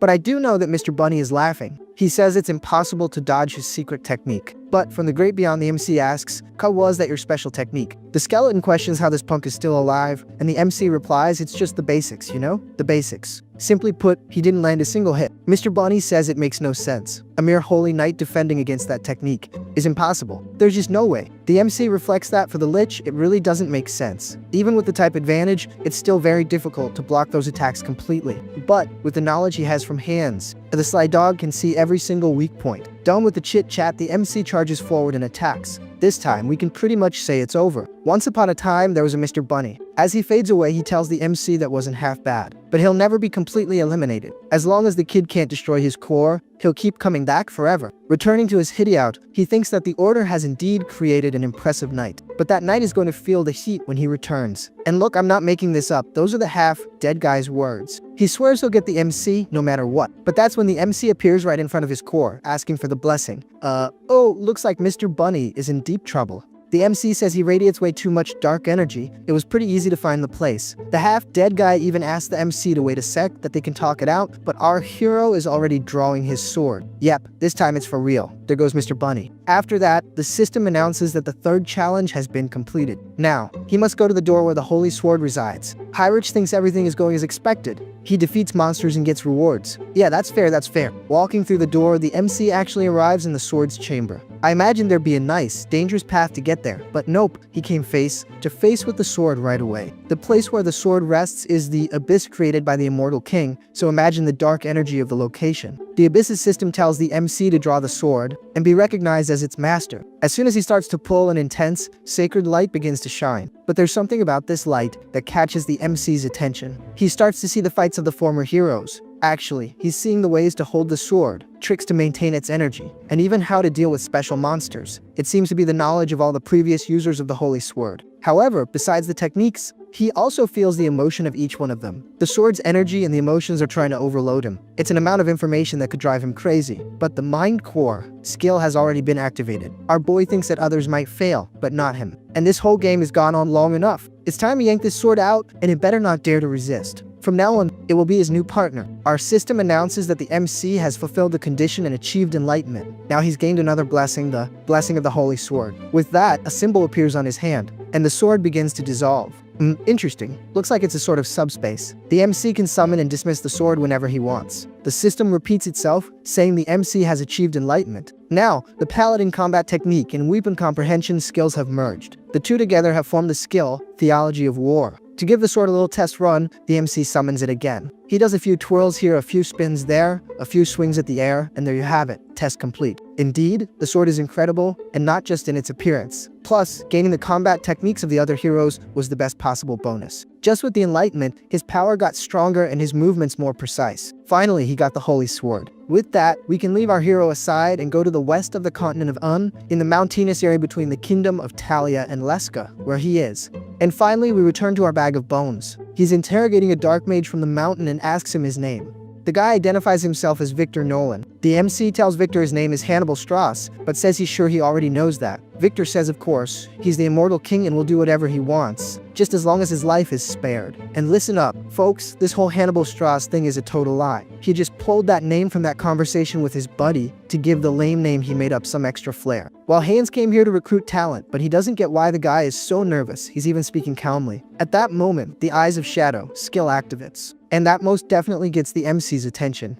Victor even asks if something is wrong. Hannibal Strauss says someone is performing sacrificial rituals simultaneously in the west and south of Leska. Victor, who's no fool, immediately starts showing his outrage. How dare these idiots do this without consulting the immortal king? He asks what the king is going to do. The MC replies that he needs to hear the reason from these scoundrels in person, already at the ritual site. We see the darn dark mages. They're doing their usual thing, that's sacrificial ritual to form a magic circle. The leader says everything is going well, and there don't seem to be any problems. It's been 30 years he's been preparing for this. He was about to keep talking, but unfortunately he starts coughing up ketchup. Something very wrong starts to happen. The subordinate, a bit angry, says the magic circle is falling apart. The leader laments that, after all this, he's still unable to complete the great spell. However, he can't stop there. If he's come this far, he still has one way out. The madman pulls out some kind of cord. And then, he throws himself into the middle of the circle. A dark aura begins to emerge from him. Seeing that it's finally working, the subordinate is overjoyed. Finally, the seed of madness has merged with the leader's body. He will surely remember this moment. That is the greatest sorcerer he has ever known. Soon, the leader's wish will come true. The world will fall into ruin. Except we know it's not quite like that, right? Because the MC has already arrived on the scene. He arrives saying something unbelievable has happened, the Abyss, the thing that holds the power to destroy the world. For the first time in centuries, since the first immortal king, it has been open again. The MC had never considered a variable like this. By the time he arrived, it was already too late, the mess had already been made. However, he's certain this is the work of the Vow of Defiance, and it's time to settle the score. But it's at this moment that he also senses something coming from within the abyss. Someone starts whispering, "Death to the world, vengeance, plunge this continent into death,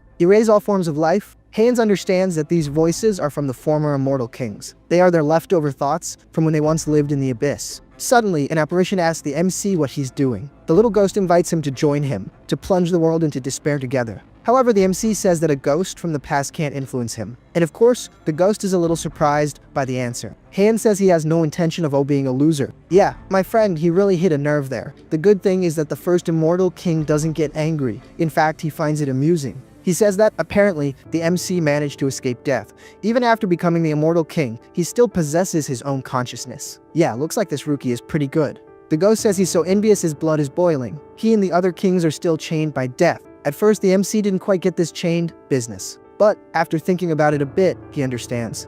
He always felt an impurity in his heart, so it's definitely these thoughts. The former kings explain they're connected by remorse, unable to break free. What they truly desire is freedom. Freedom from these emotions. In the end, the MC understands they are trapped by the emotion of death. That being the case, he tells the ghost to shut up, saying he'll take care of it and grant their wish. The ghost says that if the MC can truly grant them eternal death, he will receive a reward, something he should have had but never did. Something the MC should have had but never did? Well, he doesn't quite understand what it is, but he finds out right away. Our boy activates the Persona skill. Persona allows him to control a specific emotion. This way, the MC can directly target the thoughts engraved in his heart. And then, it's a piece of cake to remove them from his body. The first king comments that he's finally fading, being erased, going to eternal death. The MC says that's right and that he should rest well, and, if possible, not come back. Neither him nor the other old-timers. And so, the former kings fade away. However, they leave behind several scriptures, which fly towards the MC. Smiling, our boy admits that's one heck of a reward. Who would have thought the legacy of the former immortal kings was hidden all over the place? The first immortal king devastated half a continent, the second an entire empire. It's a feat that, no matter how powerful someone is, can't be achieved alone. Naturally, they had followers who served them. And of course, a huge army on the front lines, carrying the will of the immortal king. Most were eliminated by the order, but some managed to escape thanks to their commander's distraction. After that, they chose to be sealed at the bottom of the abyss. And now, the first legacy of the immortal kings has begun to awaken. Knowing this, we leave Hines' side and return to our hero.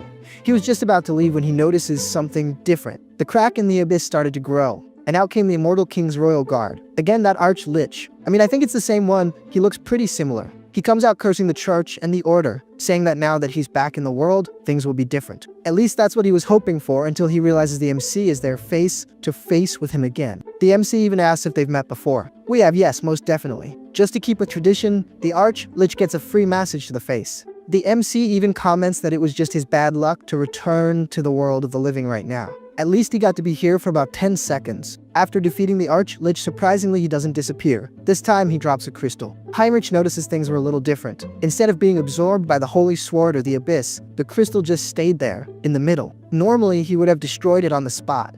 But he thinks it might be a good idea to leave this for Hines. The sly Arch Lich better treat his new master well, or he's gonna get another beatdown. Leaving our little saint aside, we return to our immortal king, who, by the way, has already arrived at the site of the other sacrifice. Too bad that, even after getting there, the Vow of Defiance crew has already bounced. But clearly this is the source of the abyss that rose to the heavens. He's sure of it, because the dark magic is highly concentrated in this spot, not to mention the gigantic hole in the ceiling. Looking at the ground, Hines notices something strange. Apparently, it's a piece of metal. They probably dropped it. The energy is unstable, so unfortunately he can't track it. But just in case, it's better to keep it. And, listening to the noises in the air, Hines realizes the madness from the abyss is beginning to resonate. Even if unstable, that alone will be enough to cause a huge impact on the continent. To get a look at the rift, the MC activates the Eyes of Darkness. Looking at the rift with these eyes, he perceives the origin of the magic that is also in his heart. If he does it right, he might be able to control this magic. Actually, he can do something even better. Our bag of bones is going to focus all his power in one place, and thus he will absorb it all. By doing this, he can feel the energy with great ease. It's impossible to ignore the abyssal energy flowing through his body. He even feels as if his strength has increased. In the end, these idiots did him a favor. Speaking of favors, the entire place begins to shake. It seems something is rising from the ground. I really wish I could say what this is, but I'm not recognizing it. Yes, now I get it. It's a bone dragon. And there's another legacy left by the ancient kings. The MC thinks this is excellent, in fact, even magnificent. He got a little dragon for free. Too bad the dragon isn't recognizing him as its master. However, that's not a problem either. The MC knows how to handle this. He calls the dragon Anthracis, and it quickly calms down. Just by calling its name, it recognized its new master. Our bag of bones even comments that if you look closely, like really closely, you can see that it's kinda cute. But you have to try really hard to find this thing pretty. The MC knows that this isn't the end of the Immortal King's legacy. There's still more to come. But before he continues, something catches his attention. Not just his, but Anthracis' as well. Looks like they have a visitor. Our bag of bones reflects that it's not time yet. He hasn't understood enough about the abyss, and running into the Grand Order in this situation is a bit. No, never mind. In the real world, when you get a new car, you call your friends to show it off and take it for a spin. The abyss was opened after hundreds of years, and now we have the appearance of the Bone Dragon. This is the perfect opportunity for the MC to gain a lot of karma and, while he's at it, show off his new crown. He says that Anthracis was trapped for a very long time. Now it can fly freely as much as it wants. Shout the world the power of the Bone Dragon. Seeing the order of knights approaching, the Archbishop yells for everyone to go faster. He feels the energy of the abyss getting stronger and stronger. Even though they are elite troops, they had to leave in a hurry, so their numbers are small. Not coming with a large number of soldiers is already bad. To make matters worse, the sky is getting dark. The Archbishop isn't sure if all this is because of the abyss. Just in case, he orders everyone to dismount and prepare for battle. And there it is. The reason for the darkness has appeared. It's the Bone Dragon with the Immortal King. If one was bad, imagine both. Our Immortal King asks what brings the order here. The Archbishop replies that he heard the abyss was opened. The MC says, Wes, it's open. So what are you gonna do about it? Shouting, the Archbishop questions if he's really asking that. Has he forgotten what happened to the continent last time? And the thousands of people who were sacrificed for this to happen? Whoa, the MC didn't know that piece of information. Thousands, huh? These ritual folks are seriously nuts. The Archbishop continues, saying that wasn't all, and that the damage the continent will suffer is unimaginable, all because of the Immortal King. On the inside, the MC is thinking, hold on, it's not like that. It's not my fault, I'm just as surprised as you are. But, unfortunately, he needs to play his part as the great villain. Hines tells the Archbishop it's not worth wasting his breath on this. Besides me, who else would be capable of opening the abyss? Hearing this, the knights become enraged. They already suspected the Immortal King was to blame for everything. The MC tells the mob not to get too excited. Today, he's just going to give a warning. But next time, the beatdown will be huge. The knights shout, warning my foot, the brawl is starting today. However, putting his hand in front, the Archbishop tells the two to stop. Don't they realize he's keeping his distance? The Immortal King wouldn't have come all this way just for a little chat. It's definitely a trap. Actually, no man. He really did just come to chat and show off his new dragon. There's no trap planned. The Archbishop asks the Immortal King what this warning he wanted to give was. Hines says the warning is for the knight Heinrich, the one who pierced his heart. Hannibal Strauss acknowledges your power. The next time we meet, he will lose his life and become my subordinate. Of course, hearing this makes the other knights furious. They're dying to charge at the MC, to end the scene with maximum climax. The MC snaps his fingers, calling his dragon and telling everyone to stop. Everyone has their role in the story, and his here has come to an end. Now, Antrusis will show its strength. The Archbishop yells for everyone to prepare for defense. Instantly, the knights and clerics begin to pray. The Archbishop bellows that it's no use, faith will overcome all evil, no matter the cost. The dragon begins to breathe its death fire, but the church folks manage to defend themselves very well. The Archbishop yells for everyone to hold firm. However, the knights warn that it's getting hard to hold on for much longer. The lucky thing is, the dragon stopped breathing fire. The knights confess they don't even understand how they survived. For them, death was certain. The Archbishop warns them not to let their guard down, to return to battle formation immediately. When he turns to speak to the Immortal King, he realizes he's no longer there. A knight comments if the Immortal King really thought he could defeat the Order's elite with a single breath. He clearly underestimated us. The Archbishop, being smarter, knows that wasn't just a minor detail. He really wants to know what the Immortal King is planning. What will his next diabolical step be? Far away from there, the MC is praising Antrusis. Its fire is really strong. When did it learn such a perfect breath attack? I can understand its famous name. The news of the Immortal King's appearance, who opened the abyss, along with the dragon that guards it, will spread throughout the continent. Our boy's plan definitely worked. However, not everything is perfect. While flying peacefully, something happens. Actually, I thought it would be something bad, but apparently not. It's just another legacy awakening. Flying over the location, we notice an army is rising from the ground, and with it its leader, the Dullahan Knight, who, by the way, is ordering all his troops to rise. In the Kingdom of Charlotte, in the Viscounty, another legacy is also awakening, another abomination. Of course, the knights went to check, but as soon as the awakening began, they didn't stick around and started running. Too bad something bad happened. They were surrounded by an army of the undead. I know the Dullahan has a scattered army, I just don't know if this is his or whoever is awakening now. Honestly, I think this one belongs to another commander. A soldier asks why they're surrounded. The undead normally don't have intelligence, so why is this happening? To make matters worse, they hear a scream from behind. And when they look, they see a desperate soldier trying to run. The soldier even tries to ask for help. But clearly there's no time and it doesn't work out. Who's gonna save him? The two chumps up front. The commander says they need to inform the Viscount. The Death Knight has been resurrected in the middle of the kingdom. Leaving the mess hands is making a side. Let's go to our dear vampire Hines. He's in his office asking his subordinate about the situation. The subordinate informs him that the entire continent of Eterica is in a state of emergency. The one speaking is the former Lord Mirog. He says the abyss is opening up all over the continent and summoning an army of the undead. Their clan's base, in the kingdom of Eterica, hasn't suffered any serious damage. The MC knows the reason for this is because the undead are probably being linked to hands. However, Mirog asks if something is bothering the Lord. Hines asks if there are any reports about the madness of the abyss and its effects. Mirog replies that, aside from the undead, no one knows exactly what this madness is. It's not certain yet, but many disputes are happening for silly reasons, possibly due to the influence of this madness. Hines questions if that isn't an exaggeration, maybe everyone is just on edge. Mirog replies that, possibly, that's not the case. The MC asks how he can be so sure. Mirog replies that this isn't just happening to humans. Even the movements of monsters are generating unusual reports, so the situation is definitely not normal. But to be sure whether it is or not, you guys will have to comment a lot asking for part 2. And if you liked it, leave a like and subscribe to the channel so you don't miss the next videos. Thank you so much, and I'm out. Over in his fancy office, our favorite vampire, Hines, is looking pretty sharp. He's noticed that even the monsters are getting more tilted than a League of Legends player in a ranked match. This means a sort of Joker vibe is spreading across the continent, making everyone lose their minds and want to send their buddies to the great beyond. Since the situation is turning into a total dumpster fire, he decides his new mission is to go full Sherlock Holmes and figure out what this craziness is all about. A dumpster fire? Yeah, I don't even know where my brain came up with that one. The blonde ex-Midas Lord agrees with the MC's order. Getting up, Hines knows he needs to come up with a plan, like yesterday. Thinking about his crew, he remembers that Hans is busy gathering the forces of darkness, like he's putting together a team for the apocalypse. Meanwhile, Hines himself is more stuck than a character in a cutscene. He can't leave his base of operations for now. Then, it hits him. He realizes there's only one place that would have info on all this chaos. That place is the Grand Divine Order. So at the end of the day, the hot potato is going to land right in Heinleith's lap. Cutting over to the Order, we see the Holy Sword. The Saintess is impressed by the size of the sword.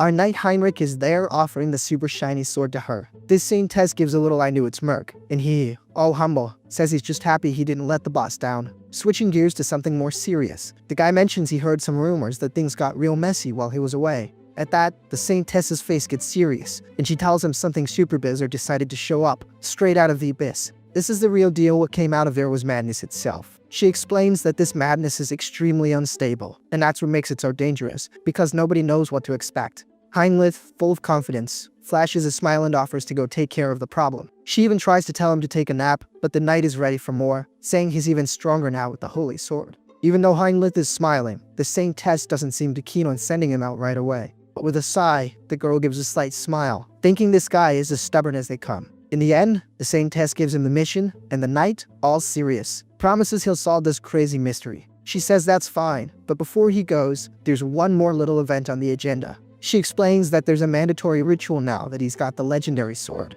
With that, the scene shifts to a gigantic hall in the cathedral, filled with statues that look like they belong in a museum of the gods. Walking down an Oscar-worthy red carpet, Heinrich approaches the Saintess and the clerics. With a wave of her hand, the Saintess commands the divine sword to show its true power. Obeying the Saintess, the boy raises the weapon. Watching from a distance, two other knights are blown away, commenting that the sword's power is on another level. Next, a necklace with a star pendant is picked up from a fancy little velvet cushion. It's then placed around the neck of Heinrich, who has proven to be the right guy for every job. Kneeling, the knight hears the Saintess officially name him a High Paladin of the Grand Divine Order. As soon as the ceremony ends, the pendant on his chest begins to glow with a powerful light. An insane amount of energy surrounds the guy's body, leaving him wondering, what in the world is happening here? This divine power is so strong that his mind just blew minus screens. The paladin tries to figure out where all this strength is coming from. It feels like an infinite power cheat code. He feels his body being completely rebuilt by the sacred energy, like he's getting a full hardware upgrade. When the light finally fades, Heinrich is on his feet, looking like a character who's unlocked their final form, white hair and a super strong golden aura.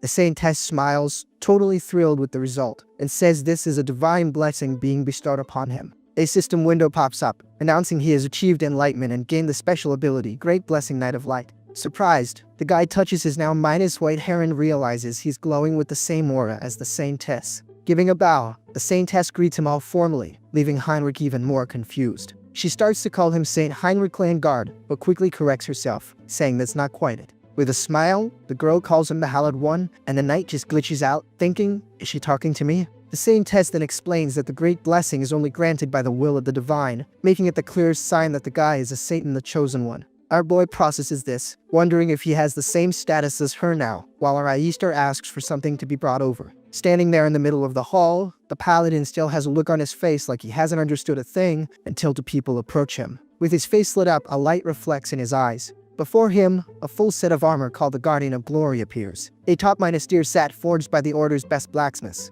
As they help him put on the armor, they explain that each piece is made of rare metals, like mithril and orchalcum, the kind of stuff only the rich have. On top of that, the armor has sacred enchantments and divine barriers. It's basically a walk-in fortress, a true holy relic. Fully equipped, the paladin admires his new armor, thinking the look is exactly what he'd hoped for. And let's be real, our boy is looking seriously awesome. Just by wearing the full set, he can already feel an overwhelming divine power flowing through his entire body. Now he not only has the ultimate weapon, the Holy Sword, but also the ultimate armor, the Guardian of Glory. The dude is all geared up. With a confident grin, he declares that his equipment is all set and he's ready for action. Our knight turns to the Saintess and says that it looks like they'll be working together from now on, and it's an honor. The Saintess replies that the honor is all hers. In his thoughts, the guy feels a little awkward about working side by side with her, wondering how things are going to be from here on out. The Saintess, on the other hand, is over the moon. She confesses she's been pulling all -nighters at work and is relieved to have someone to share the burden with. That's when it hits the knight, and he understands what sharing a burden means when he sees piles and piles of paperwork. The guy is already wondering if this promotion was actually a punishment. With a smile that gives it all away, the Saintess says she just remembered something, looking pretty happy to have found herself an intern. Star announces that the Continental Summit, a meeting of the head honchos, is happening soon.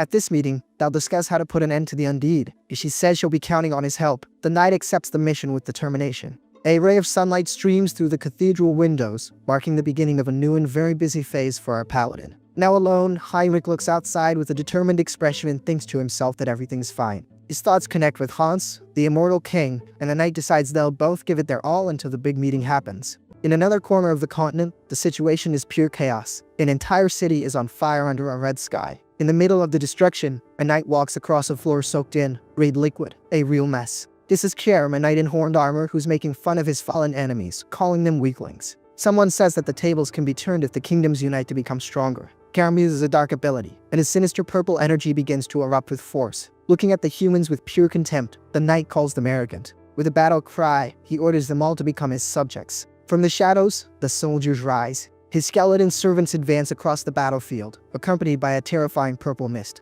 Suddenly, the knight senses a new presence and realizes someone showed up a little late to the party. Floating in the sky, a hooded figure appears, and Kerem seems to recognize who it is instantly. This newcomer is Hans. An overwhelming bluish energy simply takes over the entire field. Kerem can hardly believe the strength he's feeling. It's a power he's never even dreamed of experiencing. Hans slowly approaches the knight, who is now on his knees before him, unable to move, able to see more clearly who it is. Kerem recognizes him and greets him as his new master. The new king observes his new subordinate, realizing that this knight is a pretty important figure. The monarch notes that his power goes beyond a simple sword master. The guy also commands armies and knows a thing or two about necromancy. Our MC recognizes him as one of his former commanders, the Death Knight Lord, and Kerem says it's an honor to be remembered by him. Our immortal king takes a look at the burning city and remarks that Kerem really made a heck of a mess. With a serious expression, the monarch says what's done is done. Now the mission is to strengthen the troops and gather power. With that, he orders everyone to leave for now, and Kerem immediately agrees to follow his lord's orders.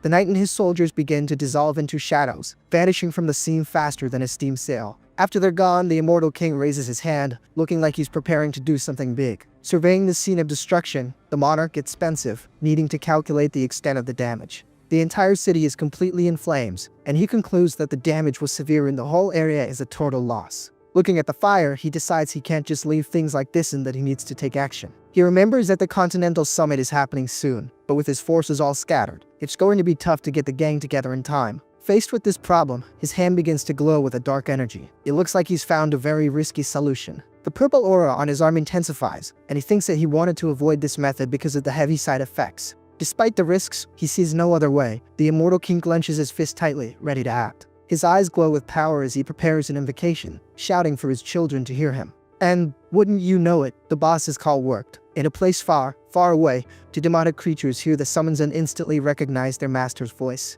Another follower, a mysterious woman in a veil, also feels her master's presence, like it's a dark web WI-fi connecting everyone. Unleashing a blast of power that would make Vegeta jealous, the immortal king announces that he's arrived at the party, and his aura spreads over a gigantic area. The MC knows this will expose their location to enemies, but he figures the folks at the order will take a little while to decipher all this magic. His plan is simple: get the crew together and get out of there faster than the Flash. With his hand outstretched, he demands that his followers hurry up. The shadows then gather and rise toward the sky.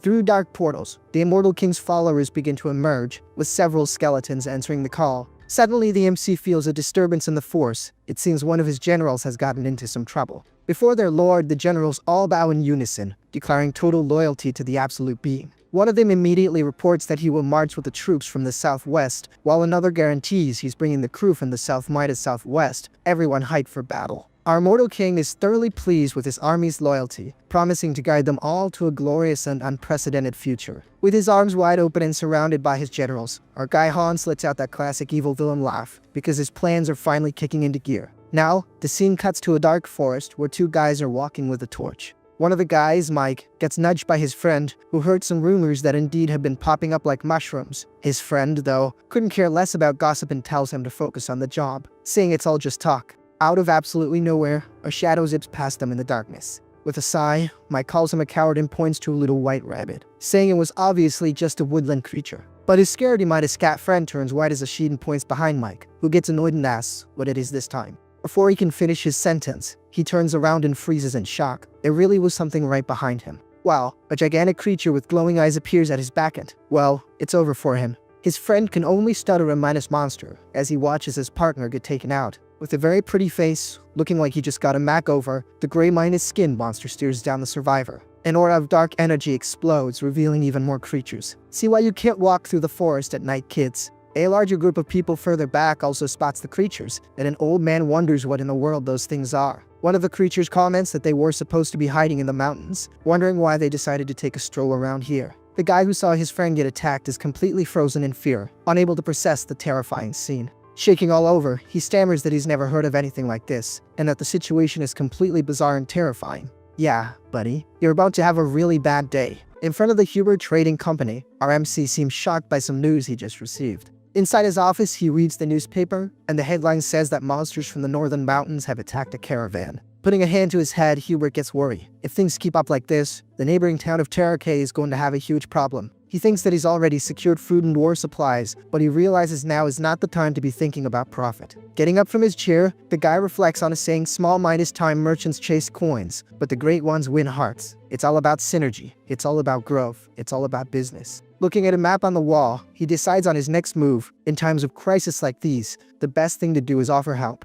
The map shows the region affected by the chaos, a place called Yahello, an IA county. A specific point on the map catches his eye, an area known as the Steel Fortress. Hubert focuses, trying to get a better handle on the situation and wondering where exactly the problem is happening. Suddenly, a crucial piece of information comes to his mind. The Steel Fortress is recruiting mercenaries en masse. This is the cue he needed to spring into action. The scene cuts to a crowded tavern, where a woman comments that all this recruiting can only mean the fortress is in trouble. An adventurer shouts that these aren't ordinary monsters, they're advancing with an insane fury. At a table, Harley's group discusses what to do, since they've all heard the rumors about the growing threat. One of the men turns to the MC and asks him what he plans to do. Harley, holding a respectable minus-sized mug, pauses to think. With a huge grin like someone who's ready to party, the wolf minus hat guy announces that he's in. He's not going to miss the chance to get in on this brawl for anything in the world. His friends celebrate his answer, and one of them slams the table asking when they're leaving. Harley stands up, a little confused by the question. His friend gives a nervous smile, looking like he knows what's about to happen. He asks if Harley has other plans in mind. With a loud laugh, the crazy guy Harley yells that they're leaving right now. His companions are totally confused. One of them even wonders if their friend at least paid the tab. Immediately, they get up and run after the big guy, yelling to catch that rascal and make him pay for everyone's drinks, since he didn't even pay for his own. The scene changes to a sign outside a building, showing the crossed swords over a shield. This sign belongs to the Terrakay Mercenary Guild, a famous meeting spot for adventurers of all kinds. Arriving at the guild, Harley takes a look around, seemingly searching for someone at the counter. The receptionist greets him, just as his friends arrive right behind him, completely exhausted. With a smile, the employee explains that everyone in the business knows him. Not knowing who he is would be like being from another continent. Grabbing one of his friends by the collar, Harley says they're there to sign up for the recruitment and asks him to speed up the process. The receptionist informs him that Harley's registration is going to be a bit difficult to process. Annoyed, one of the mercenaries bares his teeth like a dog and demands to know what the employee means by that. His friends also get furious and threaten the kid, who stammers that it's nothing like that. He quickly grabs a sealed letter and explains that Harley has received a special nomination request. Our monstrous MC takes the letter, thoughtful, and says he was already planning on going to the Steel Fortress and didn't expect this. Without a second thought, the madman tosses the letter, refusing the offer to the delight of his friends. The receptionist panics at his attitude, trying to explain that this is an offer you can't refuse. Like in The Godfather, he either takes it or he takes it. With a serious expression, he reveals the client's name. The request comes from Lord Tom Ineo and IA. At that, Harley gets a blank look on his face, totally lost at the name he just heard. The confusion is so bad that the receptionist practically has to shout the right name to get the information through his thick skull. Elsewhere, we see the halls of the Lord of Ao and IE's house. A well-dressed butler guides Harley to a door, informing him that the Lord is waiting inside. With a cheerful shout, Harley announces his arrival in the Lord's room, barging in without any ceremony. A man with his back turned, wearing armor, spins around at the noise, looking surprised by the grand entrance. The mercenary is visibly confused, realizing the person in front of him is a knight, not the Lord he was expecting. In a serious tone, the knight says that the Lord wouldn't speak directly to a simple mercenary, looking at Harley with a certain disdain. If it were me, I'd leave just to be a jerk. He introduces himself as Knight Robin, the person authorized to conduct this important mission. Robin scans Harley's physique and comments that he's heard of him, but finds him quite large and with a unique appearance. But the little ears on Harley's wolf hat twitch, a funny reaction to the knight's comment. Tapping his nose with a confident smile, the mercenary plays along and asks what a pompous knight wants with him. The knight explains the reason for the nomination: they need someone to lead an attack in the northern mountains. Harley is surprised by the proposal and asks if that isn't the place that was recently overrun by monsters. The knight says that's the one. In fact, it's a rescue mission for a very important person named Yahello Steel Stone. Yahello is a blacksmith from their territory, and his race is of utmost importance. The dude is a very skilled dwarf. Then, the scene shifts completely to the modern world, showing the front of a hospital in the city of Seoul. In a room, the MC tells his grandmother that they need to go. The old woman, looking great, smiles and tells them not to worry and to go on with their day. Tayson is overjoyed that the old woman is well, and the MC comments that she might be discharged soon. Out of nowhere, his friend gets thoughtful and says something is strange. The guy remembers his conversation with the doctor, who said the recovery was so fast it seemed like a priest had used divine power on her for days. Weird, right? Our MC gives that sly little smile. Yep, folks, he was the one responsible for healing the old woman. Leaving the room, the MC says his grandmother was rewarded for her kindness, but her grandson says she beat the illness because she's strong. Changing the subject, Tayson asks how his moving plans are going, and the MC replies that he found a house in the suburbs to live a quieter life. The distance from Seoul is a sacrifice he's willing to make. In his thoughts, the MC apologizes for worrying Tayson. Now that his projection lasts longer, he can travel long distances with no problem. The guy decides he's not going to sell his old house, it's easier to use it as a base. Walking down the hall, he reflects on the future. How many more clones are going to show up, huh? The next day, the scene takes us to the icy mountains of the north. Harley and his group walk together through the frozen landscape. Something catches the MC's attention. He's thinking that everyone is very serious because the request came directly from the Lord. He also reflects on his own presence on the mission, since he's not just there to watch, but to actively participate. And the knight announces that they're getting close to the last place where they got a signal from Yahello, but our boy wonders what they'll find there. So the knight explains what happened as soon as the monsters started acting weird. The dwarf Yahello holed up in a cave and used a magic device to call for help, like an emergency beacon. One of the women in the group gets a bit frustrated, wondering why on earth the dwarf went up the mountain at a time like this. Another team member responds with a little smile, saying it was impossible to predict this whole mess, and that dwarves are like Minecraft players, always looking for rare ores. Listening to the group's conversation, Harley gets thoughtful, trying to understand the blacksmith's current situation. Turning around, the guy also gets a good look at the mercenaries from Tarakai and is impressed, thinking that to gather an elite group like this Yahello guy must be a legendary blacksmith. Out of nowhere, Harley's eye starts to glow. He sensed that danger was coming. Without warning, a horde of blue-minus skin monsters appears. The two girls in the group immediately prepare for combat. A flaming arrow is fired at the monsters, leaving them all nice and toasty. Despite the powerful attack, the girls lose their confidence. Yep, the monsters are still standing in the middle of the smoke, and the fire attack didn't even scratch them. One of them complains that the enemies are getting stronger with each level, plus their health and defense are ridiculously high. Seeing that the situation is getting interesting, Harley cracks a huge smile and says it's his time to shine. The rascal is dying to show these monsters his true power. Stomping forward, he charges into the fray. Right off the bat, he grabs the creatures. Then he plays a game of coconut cracking. Two more ugly ones appear, but they also drop like flies after getting put in a chokehold. Seeing this, one of his companions shouts for the MC to watch his back. Three monsters are coming right at him. Even surrounded, the mercenary rascal seems calmer than Master Yoda, thinking that just using his fists might not be enough this time. Our hero reflects on his abilities. If he activated Berserker mode with his wild instinct, the party would have been over already, but then the group might mistake him for a monster and everything would get, let's just say, complicated.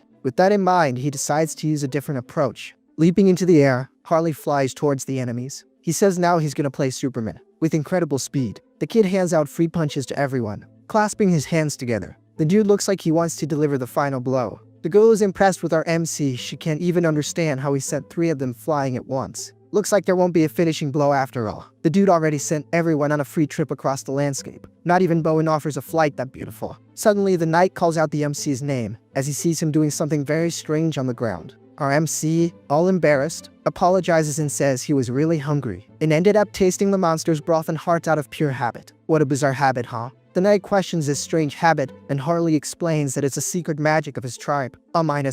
Sure. Other companions are shocked by the scene, and one of them comments that she's never heard of anyone who could do that. With a confident smile, Harley tells them not to worry, assuring them that he's perfectly fine. But out of nowhere, some reed broth spurts from his mouth, and the big guy realizes that actually he's not fine at all. With a pained expression, he struggles to breathe, and his face starts to contort in a weird way. A wave of violent thoughts invades his mind, and he feels an uncontrollable urge to smash everything around him. He thinks he's only holding back thanks to a mind control skill, but his muscles and senses are getting more and more active. With his face all dirty, the MC finally seems to understand what's happening to him. A dark, sinister energy starts to seep out of one of the fallen monsters. Looking at the sky, the protagonist realizes the truth of madness is spreading throughout the entire frozen forest. Elsewhere, our immortal king observes the scene from afar and comments that this is quite a sight. Behind him, a group of hooded figures is kneeling, all of them appearing to serve our boy Mr. Bones with total loyalty. A woman in a veil bows respectfully, introducing herself as Banshee Queen Olivia and swearing loyalty to her king. The Skeleton King praises his new recruit, saying that a high-minus ranking officer with a phantom unit is an incredible addition to his army of darkness. He compliments Olivia for gathering more power than he expected, and she, all humble, replies that she was only following his orders. The king then says he has a new quest for her. He points to some bodies lying on the ground, mentioning the organization those people belong to. The orders extract all information from the Heaven Reversal Oath. Olivia accepts the mission with honor and says she'll do her best, but asks what he most desires to obtain from them. Mr. Bones replies that what he wants most is absolute obedience. With her hand glowing in a blue aura, Olivia speaks to her children, calling them to hear her orders. The queen orders her followers to hunt down every last one of the remnants, drain their souls, and dedicate everything to their king. Meanwhile, in a distant mansion, the night is quiet, and the scene takes us inside a luxurious office. Our vamp Hines analyzes an important document, deep in thought about what he's reading. The paper reveals that Hans, his other self, has obtained some valuable information about the feared Banshee Queen. On top of that, he got reports on the nation's situation from the Vorkalak clan. The documents also contain data about the underworld, all collected from the Banshees themselves. Hines realizes that he can now count on Harley for any matter related to this so-might called madness. He sighs wearily because even though he has everything under control, a strange feeling of fear is taking over. Suddenly, someone knocks on the door, completely breaking his train of thought. Yahello enters the room and approaches to deliver an urgent report. He informs him that monsters have begun to attack in the demon forest, but Hines remains calm as he's already sent reinforcements there. The X-Lord says that's not all. The monsters from the northern mountains are descending in full force. Back in the mountains, Harley realizes something is very wrong. The madness has spread across the entire region in an instant. He stares at the craziness and confirms his suspicions that sinister energy was the madness. Everyone around is being contaminated, and the monsters are affected by the madness just by breathing it in. The biggest concern for now is his companions. He notes that the effect is minor on them, but they aren't immune. It seems humans have more resistance to this craziness. Even so, our mercenary feels something strange. He realizes the situation is very dangerous, as he's feeling the effects in his own body. A skill window appears in front of him, showing that he's using body mutation to keep from losing control like the others. Suddenly, a knight raises his hand and yells for everyone to stop immediately. One of the girls asks if more monsters have appeared on the path. Out of nowhere, Robin cracks a joke about Harley's outfit, and the crazy guy says the outfit is his charm. He wouldn't get it. At that moment, something starts moving in a nearby bush. Out from inside comes a fully camouflaged dwarf, looking like a quest NPC. He introduces himself as the blacksmith CI, Onyx Tealstone, and says he was just waiting for the party to arrive. The dwarf informs them that he dug a cave nearby and offers to lead everyone there, since it's definitely safer than being out in the open. The knight questions Harley about something, and the big guy confirms his suspicion. Of course, they don't say what they're talking about, right? Out of nowhere, a horde of monsters appears running, and Harley yells for everyone to get down the mountain right now. Robin takes the lead and orders everyone to cover the rear as they flee from the enemies. The group starts running for their lives. Zia Onik falls behind and gets spooked by an enemy right on his tail. The darn monster already has its club ready. In pure terror, the blacksmith screams for help, begging someone to save him. Lucky for him, our barbarian dude is always ready. With that crazy grin, the mercenary is having way too much fun with the situation. Robin says that now is not the time for fun. If they keep this up, they're going to get caught. Without a second thought, Harley grabs the blacksmith and bolts. The dwarf complains about Harley, but what can you do, right? The poor guy doesn't have long enough legs to run. The archer girl says they'll all be wiped out if they keep this up, but the MC knows that rule doesn't apply to him. But still, the guy needs to come up with a new escape strategy. Turning to the knight, he says he's running low on energy and asks for a share of the magic stones. Although he doesn't understand the plan, Robin agrees, saying that if it's for the mission, he sees no problem with it. The MC thanks him and takes the bag of stones. Before moving on, he tosses the dwarf to another knight. Stopping his run, our MC faces the enemy head minus on. The crew warns him it's dangerous, but the madman just replies that they were the ones who asked for a better way to escape. He then pulls out the bags of magic stones and just scarfs them all down. Relax, folks, our boy is just having a growth spurt. The stone's energy starts to spread through his body, and he feels a madness even more intense than before. He then realizes he can become infinitely stronger. All he has to do is absorb the madness from the stones with his abilities. Basically, the rascal found another way to power Midas Farm. The dude's gonna become the Pac-Minus man of madness and devour all this energy that's appeared in the world. A system notification pops up in front of him. His skill has evolved into a new form, the Frenzied Beast. The upgrade has arrived. The tattoo on his arm starts to glow and changes color to red. His muscles get even bigger and more ripped. With his eyes closed, he tries to absorb as much power as possible. As soon as he opens his eyes, they glow with a sinister energy. The real fun is about to begin. The channel's rule is clear: you gotta beat up everyone until they drop. Time to hand out an equal opportunity bet down. The horde of monsters charges forward. The MC tells them to bring it on. If they come in all frantic like that, they won't last long. But to keep things from getting boring, how about he charges into? After about 10 panels, the bet down is finally about to begin. In the blink of an eye, the MC plows through the enemy horde without any trouble, just like the Flash. Shouting for his enemies to go to Kingdom Come, he attacks without mercy. At the end of the day, no one stood a chance against our boy. The name of his new form is Berserk Beast. The guys are over there, watching from a distance, completely shocked. The guard says he can barely follow his movements. He even says the rumors were all true. Robin says that Harley isn't just the strongest in Terrace. He's the most powerful in the entire continent, basically the Saitama of this world. Two other creatures charge forward with fury, trying to use the small opening to attack. Seeing the enemy's approach, the mercenary just smiles. Using his axes, he defends and attacks at the same time, sending another enemy to the great beyond. Then he even snatches his little axe back. Looks like the area is finally clear. A scale window appears, showing that he used July to create a harsh winter and end the fight. Robin runs up, praising the incredible performance. He also asks if our boy is okay. The dwarf blacksmith also shows up to congratulate him, saying that Harley has the bravery of a true dwarf. But the MC points out that the dwarf wasn't showing all that bravery a few minutes ago, was he? Suddenly, Harley's expression changes. He senses a strong and dangerous energy approaching. His entire body is screaming at him to run. It's the first time the guy has felt this tense. Robin notices the change and asks what's going on. The MC, as always, just smiles and says the situation has gotten really ugly. If they run into the monster that's coming, it's going to be a total wipeout. The dwarf gets desperate at the news and yells that they've come too far to give up now, begging his muscular friend to do something. With a clever look, Harley turns to the dwarf and reminds him how he dug a hole to hide in earlier. The dwarf says yes, he did do that. Harley then asks if he can hide everyone in 10 minutes. The blacksmith says 5 minutes is more than enough for the job. Isol Pro is a beast with a Pekosk. We're talking 100 years of Minecraft experience. RMC wonders if that shiny Pekosk is a magic item. The blacksmith gets ready to start and yells for everyone else to get ready too. From there, it's she's non minus stop pounding on the ground. Suddenly, the ground starts shaking like crazy. Cracks form on the frozen ground, and the earth opens up beneath their feet. The dwarf is so awesome that he's shaking the whole area around them. After finishing, the dwarf looks at the group with a smile and asks if the place isn't cozy enough.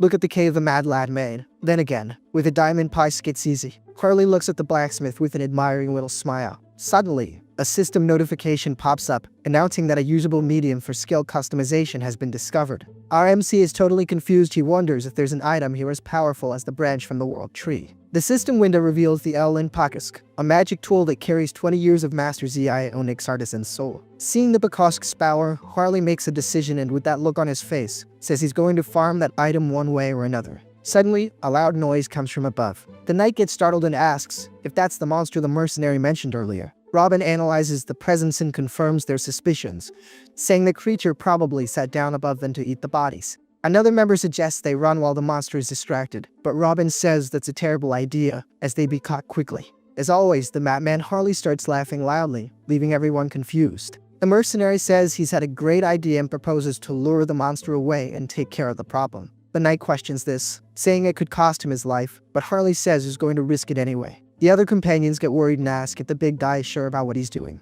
With his eyes glowing, he answers that he is. He then points to the dwarf's Pekosk, and of course, Zio Nick asks why he wants his precious Alin. Harley explains that it's just insurance for the mission, but the dwarf complains, saying it's a magic tool with limited uses. The blacksmith doesn't really like the idea of handing over his treasure, but scolds himself for thinking of putting an item before life. He reminds himself that, as precious as it is, life comes first. Finally, the dwarf agrees and hands over the tool. But at the last second, the blacksmith regrets it and holds onto the Pekosk tightly. The MC yells at him to let go, saying he's only going to use it as a shovel. With a strong pull, the mercenary yanks the Pekosk from his hands, and the poor blacksmith cries in sorrow. Harley laughs and runs off with the item, promising he'll put it to good use and return it. Probably. As he runs, he changes his mind and apologizes, saying he's not giving it back, but since he saved the dwarf's life, they're even. Translation, he's a dirty thief, but at least he saved the dwarf's life. The good news is he managed to acquire the owlin safely. Actually, he acquired in dwarf. Running across the ice, the protagonist moves away from the group, needing an isolated spot for the next step of his plan.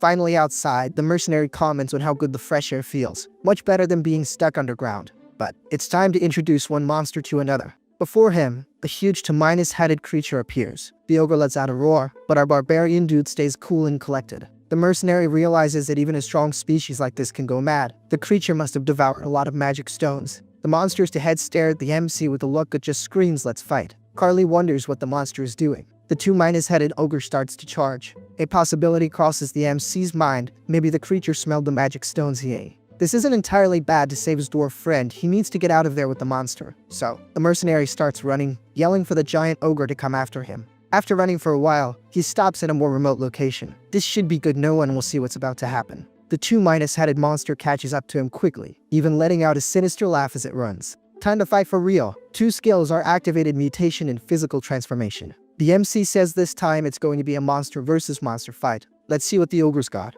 The two-headed ogre lets out a crazy loud roar of pain. The MC's claws landed right on the ugly's face, ×2. Our boy is having a blast with this fight. The dude loves a good, honest brawl. Our guy says the ogre must have thought he got stronger with the madness. But he wasn't the only one who ate the little stones. After taking at most hits, the creature flees. Our boy asks where the monster thinks it's running off to. Without even giving the beast time to answer, he jumps on it and grabs its bald head. The creep says the creature thinks pretty well with one head, so it won't be needing the other one. With that, the ogre's extra head is gone, just like paper. Now with a new, let's say, more compact look, the monster falls to the ground. Even so, the creature tries to threaten our MC, saying his arrogance won't last because its reinforcements are on their way. The monster turns, expecting to see its army, but just looks like a total idiot when it finds no one around. Looking at the battlefield, it goes into shock. All of its subordinates have been taken out, scattered across the snow. Suddenly, a new voice comes from behind the ogre, and a mysterious man says that, thanks to them, he was able to warm up a bit.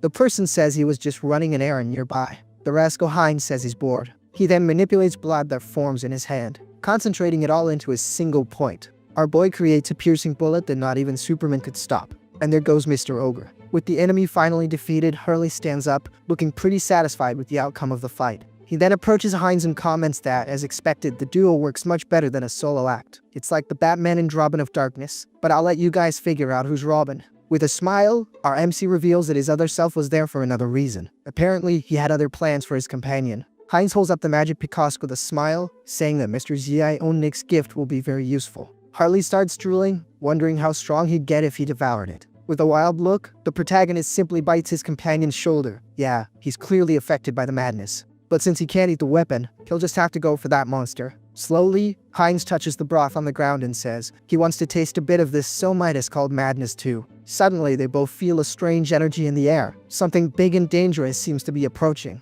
Again, in the distance, a volcano erupts out of nowhere. Hines recognizes the feeling immediately, saying it's the same energy he felt from some guy named Antrakas. In the midst of the fire and smoke, a gigantic figure emerges. A huge red dragon appears. Its name is Heratos, the Red Dragon. Completely consumed by insanity, the dragon shouts that it will devour everything, because the hunger, or rather, the munchies, are driving it completely bonkers. Harley gets all excited seeing a real dragon, but Hines immediately kills the vibe, explaining that the creature has been consumed by madness and there's no talking to it. The dragon stares down at the two of them, identifying one as a half-minus human and the other as a vampire. The creature calls them great snacks, believing the two of them might be enough to satisfy its hunger. Descending, the dragon makes its choice and decides it doesn't need to pick who to eat first. The beast opens its gigantic mouth and says it will devour them both at once. To my surprise, the two of them look thrilled. They both charge forward together, going straight for the creature's eyes. The poor dragon is blinded. Harley points at the monster and comments that the dragon's thick hide and regeneration are a pretty OP combo. The dragon gets furious, calling them inferior beings, and shouts that in its eternal life, it has only been defeated once.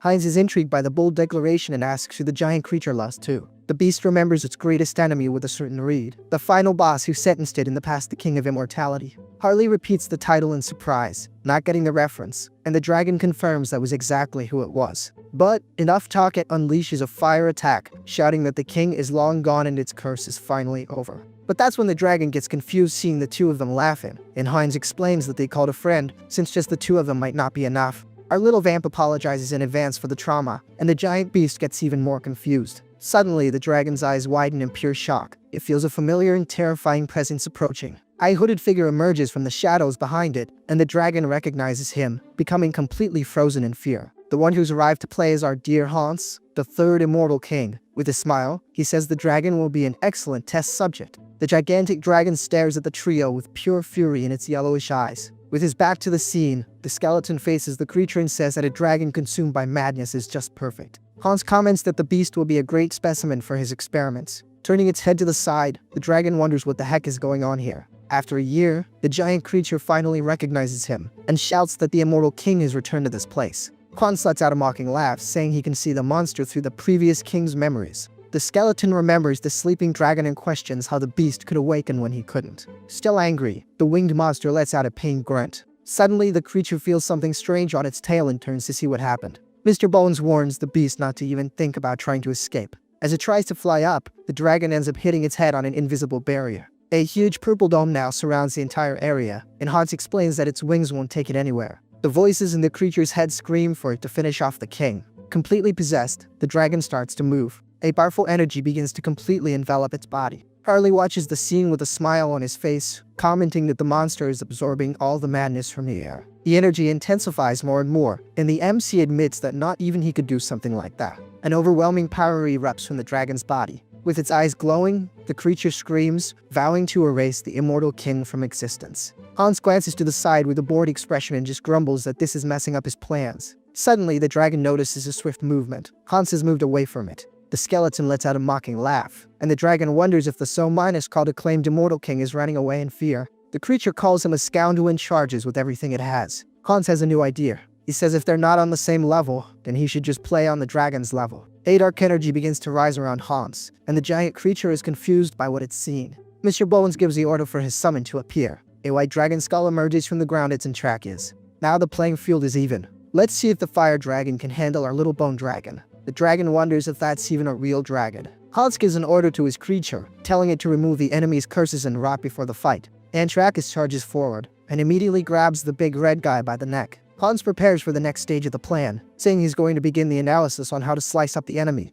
3 skills are activated at the same time: gravitational chains, spatial lock, and shock absorption. The dragon is enveloped by magic chains as a summoning circle appears in the sky. The red dragon grumbles, saying these are just cheap tricks. With the enemy immobilized, Harley and Hines see an opportunity and shout that now is the time to attack. The two of them charge forward with wild smiles on their faces, and Hines says he's going to taste some precious dragon broth. Hines rushes forward with a smile, already starting the mess. The powerful attack hits the dragon's body dead on, and that red liquid flies everywhere. Cutting over to Harley, the madman is already over there biting the creature. Thrilled, Hines licks the blood from his fingers, saying he'll have infinite refills of dragon meat to restore himself. Suddenly, the vampire's expression changes completely. He seems to have realized something is very wrong. Spitting, he comments that the meat is actually pretty good. The problem is the madness energy mixed in with it. But at least now he understands what this madness is. Taking advantage of the distraction, the red dragon breaks free from the chains. The creature glares at the two with hatred, shouting if the insects really thought it would just stand by and watch. Harley realizes the monster is about to use its breath attack and comments that, at this distance, there's no way to dodge. Hines watches the scene calmly and just says that the enemy hasn't used its skill. The skeleton reveals that the red dragon isn't the only one with a breath attack. The red creature gets annoyed by their audacity, complaining that they just keep getting in the way. The red dragon unleashes its breath. Now it's a matter of seeing which of the two is more powerful. The breath attacks of the two creatures collide, and a huge explosion of light illuminates the entire forest. Seeing an opportunity, Hines shouts that now is the time and bites his Odar hard. The vampire focuses on every drop of broth in his body, and threads of reed energy begin to emerge from his wrist. He says he's going to push the mysteries of his power to the absolute limit. The energy materializes into a powerful weapon. A great sword of blood appears in the vampire's hand. Wielding the red blade, Hines prepares for the attack. With the acceleration skill activated, he charges at high speed towards the giant monster. The attack lands a direct hit on the creature's chest. With a victorious smile on his face, Hines celebrates, telling himself the plan worked perfectly. The dragon calls him a useless insect, saying a wound like that is nothing and can be regenerated easily. Hines apologizes with a mocking smile, saying that hurting the creature wasn't his real objective.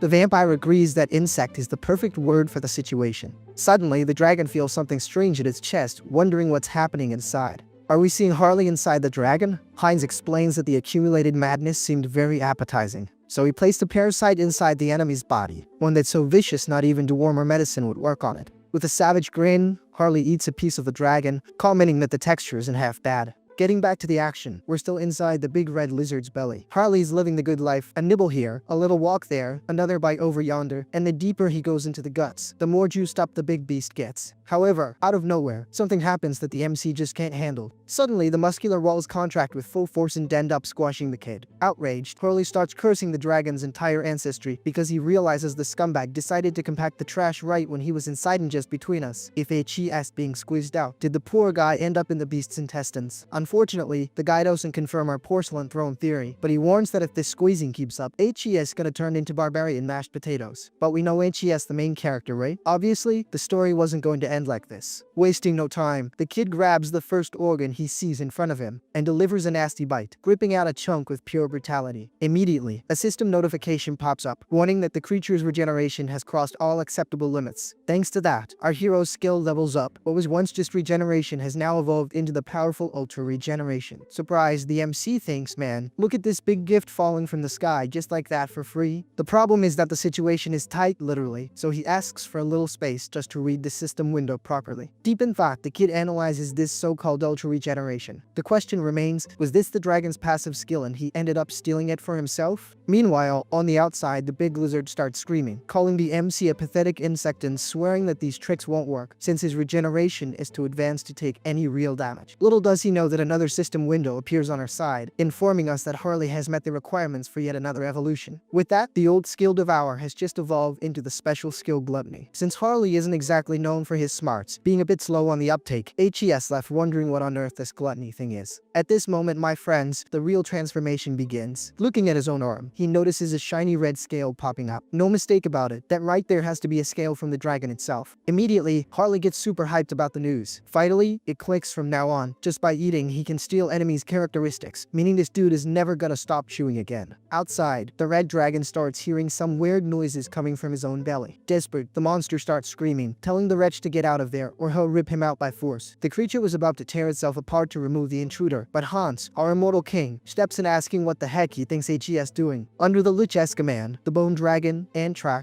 charges full force at the red beast. Of course, our little vampire Hines wasn't going to sit this party out. While Antrak bites and holds the red dragon, Hines arrives slicing everything up with his blood magic. The vampire wonders if this is already the effect of the gluttony skill, because the dragon's fury seems to be getting checked and HES starting to calm down against his will. Taking advantage of the opening, Hines decides to taste a sip of the creature's blood. And sure enough, the system alerts that the special skill Blood Clan and True Blood have started to level up. The MC realizes his theory was right. To reach the level of Sacred Blood, the secret is drinking from a much more powerful opponent. Back on the inside, Harley locks his gaze on something within the dragon. Curious, he wonders what that little light shining in the middle could be. It's worth remembering that the one seeing this isn't Hines outside, but Harley, who is having a blast on the inside. And the kid is on cloud 9 because he just found the grand prize. Yes, my friends, he found the big guy's heart. Outside, Hines is already claiming victory. This is checkmate, the little dragon is toast. That pulsing organ is, basically, the master key to the monster's life. If you twist and pull, my buddy, it's game over right then and there. However, the MC does something different. Instead of ripping it out, he starts devouring the heart right there. Immediately, the dragon outside starts having a violent seizure. The beast thrashes around, jumps here, turns there, and suddenly collapses stiff on the ground, kicking the bucket for good. With the job done, Hans praises his summons performance, saying Antrak has worked very well. The mission was an absolute success. From the two-headed ogre all the way to this dragon raid, everything was concluded with surgical perfection. Even without a heart in its chest, the big lizard is still letting out its final breaths. However, the struggle comes to an end, and his eyes slowly drift shut. Just then, the immortal king approaches the creature, wishing it a peaceful rest, since this time his intention wasn't to destroy the world. There's just one catch: the Lich is gonna need to borrow a few bones, so hopefully the beast doesn't hold a grudge in the afterlife. At least one thing is for sure, HES gonna make excellent use of that top-tier material. Wasting no time, Harley and Hines start splitting the loot. One wants the blood, the other's eyeing the horns. From there on out, my dude, it was just the manual labor of sorting and splitting the loot. After a while, only the dragon's bones were left, and let me tell you, they picked that carcass clean, leaving it shiny and dry. Satisfied, the immortal king comments that the corpse wasn't just flesh and bone, but a literal treasure chest. Agreeing, Hines admits he collected a ton of blood and that stash is definitely gonna come in handy in the future. However, before wrapping things up, there's still one loose end to tie up. At this moment, the focus shifts back to Harley, and we realize the barbarian is starting to completely lose his marbles. Screaming in pain, the kid complains that the feeling is unbearable and he feels like HES gonna lose his mind any second. Apparently, the dragon's so-called madness is consuming his mind. He even mentions that absorbing the insanity of these monsters is hard to control, like HES being torn apart from the inside. Whoa, torn apart? Pause. That sounds a little suspect, doesn't it, buddy? Determined not to give in, the kid decides to use a secret method that was engraved in the dragon's own heart. The plan is basically to weave and fuse the madness filling him directly with the draconic organ. Immediately, he starts pulling and absorbing the threads of this insanity, channeling all the chaotic energy straight into his chest. Soon his system beeps, warning that our bro Harley has undergone a racial change, now HES a dragonkin, meaning HES one of hybrid. On top of that, a new skill has been unlocked, the heart of the madness dragon. From this point on, my friend, our little bro starts leveling up with no breaks. HES flooded with a sense of power, feeling totally renewed. Even his pupils changed, man, leaving the kid all cocky and thinking HES the toughest guy on the block. You can also see that one of his arms transformed, turning into a sinister draconic claw. Then, a system screen pops up calling him Harley. Duh, we know it's Harley, you dumb system. Don't you know the guy's name? And don't even try to correct me, cause I know this series like the back of my hand, you feel me? Anyway, getting back to our Hulk wannabe, the kid wonders if all this power is coming from the dragon heart. Promptly, the system makes sure to explain, by absorbing the beast's vital organ, he gained the power to drain madness from others. And to make it even better, the jewel eye he already had fused with the heart, making this combo even more broken. The best part is that he isn't stuck looking like a monster forever. All he has to do is unequip the transformation, and HES back to normal in the blink of an eye. However, just to test out his new strength level, he gives a casual stomp on the ground and ends up cracking everything around him. Harley explains that his body density has increased drastically. He needs to consciously control his weight, or else he'll become a walking disaster capable of sinking an entire village just by taking a stroll. So, HED better take a little time to practice before meeting up with the crew. Suddenly, the ground starts shaking like it's an earthquake. Our barbarian MC looks excited, already figuring out what's going on. Cutting to the next scene, we're back with our immortal king, the illustrious Hines. Oh, this racket has a clear cause. HES starting to move and reanimate the red dragon's gigantic bones. Bro Hans is dumping all his mana to see if he can wake up the big guy. And by the looks of it, the ritual is working perfectly. That dragon that was just lying on the ground is now standing up, alive and kicking. Well, sort of. We've got a new pet in the house. The immortal king, just to test him, asks the creature's name, and it answers with a guttural voice, Era2. Hans says it's a pleasure and introduces himself as the immortal king, or, if he prefers, death itself. From now on, our Grim Reaper grants him a new existence. For real, the MC knows he hit the jackpot. Sure, and track is as strong, but the red dragon Era2 is the cream de la cream. Okay, maybe that's a weird way to put it, but you get it. HES top tier. Delighted with his new skeletal servant, the king even gives the beast's skull a little pat. But now the scene shifts completely, and we go back to our main MC, the original, Rohan Singh on Earth. Apparently, the MC is already in his new house and stoked that the move is finally over. The new pad is fancy. Man, it's got everything, including a home gym packed with top-of-the-line equipment. Speaking of staying humble, the kid didn't ask for much in his new crib, just an arcade, a comic bookshelf, a professional coffee machine. Anyway, the basic paradise for every nerd. Look, he doesn't even seem like that reclusive kid from the past anymore. Unlike those dark times, now we can say he gets out of the house more, even if it's indirectly, by controlling the puppets. Since staying in the comfort of his home is way nicer, he went all out on the decor, but without becoming a total hermit after all, with a home gym, arcade, and endless manhwas who need sunlight. With the housing situation sorted, the question remains, what's the next move? Taking a peek at the backyard, he realizes the place needs some urgent work because it looks like an abandoned lot. Wasting no time, the kid activates the entity projection skill. Jumping off the roof with style, he starts the transformation process in midair. This time, the chosen one for gardening duty is Harris. Our rare elf, as soon as he touches the ground, instantly makes several flowers bloom. The MC's goal is simple, use the natural power of a high elf to give the place a makeover. Just summoning a little bit of that power changes the scenery completely. In the blink of an eye, a beautiful garden appears, full of leafy trees and colorful flowers. Obviously, the result leaves our MC quite satisfied. Out of nowhere, Hines shows up on the scene, because the next step, according to the MC, is ensuring the house's security. Our little vampire arrives, activating his skill, spreading that red liquid to mark his territory. The defense plan is movie-worthy. First, he uses Hans, who was already on standby, to create an initial magic barrier. Then, as soon as the cooldown allows, HES going to stack this defense with Heinrich's sacred barrier. With the immortal king's protection added to the holy heroes and the blood magic, this house is gonna turn into the safest fortress in the world, getting past a divine shield, a cursed one, and a blood barrier is harder than colonizing Mars. Cleaning his is done for the day, the kid is tired and needs to take care of something more important: finances. Upon opening the karma shop, the MC discovers he has over 1,600,000 accumulated points, which leaves him a bit dazed. Considering that not even a week has passed on Earth, it's clear that the 9 to 5 grind isn't worth it. The real money isn't working overtime in another world. Staring at the system screen, the MC wonders if, with all this cash, he hasn't unlocked the option for new avatars. The main issue now is deciding where to spend this fortune of points. Thinking about the future, he decides to click on the unique skill upgrade option. Man, as soon as he confirmed it, the system started popping notifications on the screen, like he just opened a legendary loot box. One of the messages confirms that the unique skill really evolved, and with that, the avatar limit also increased.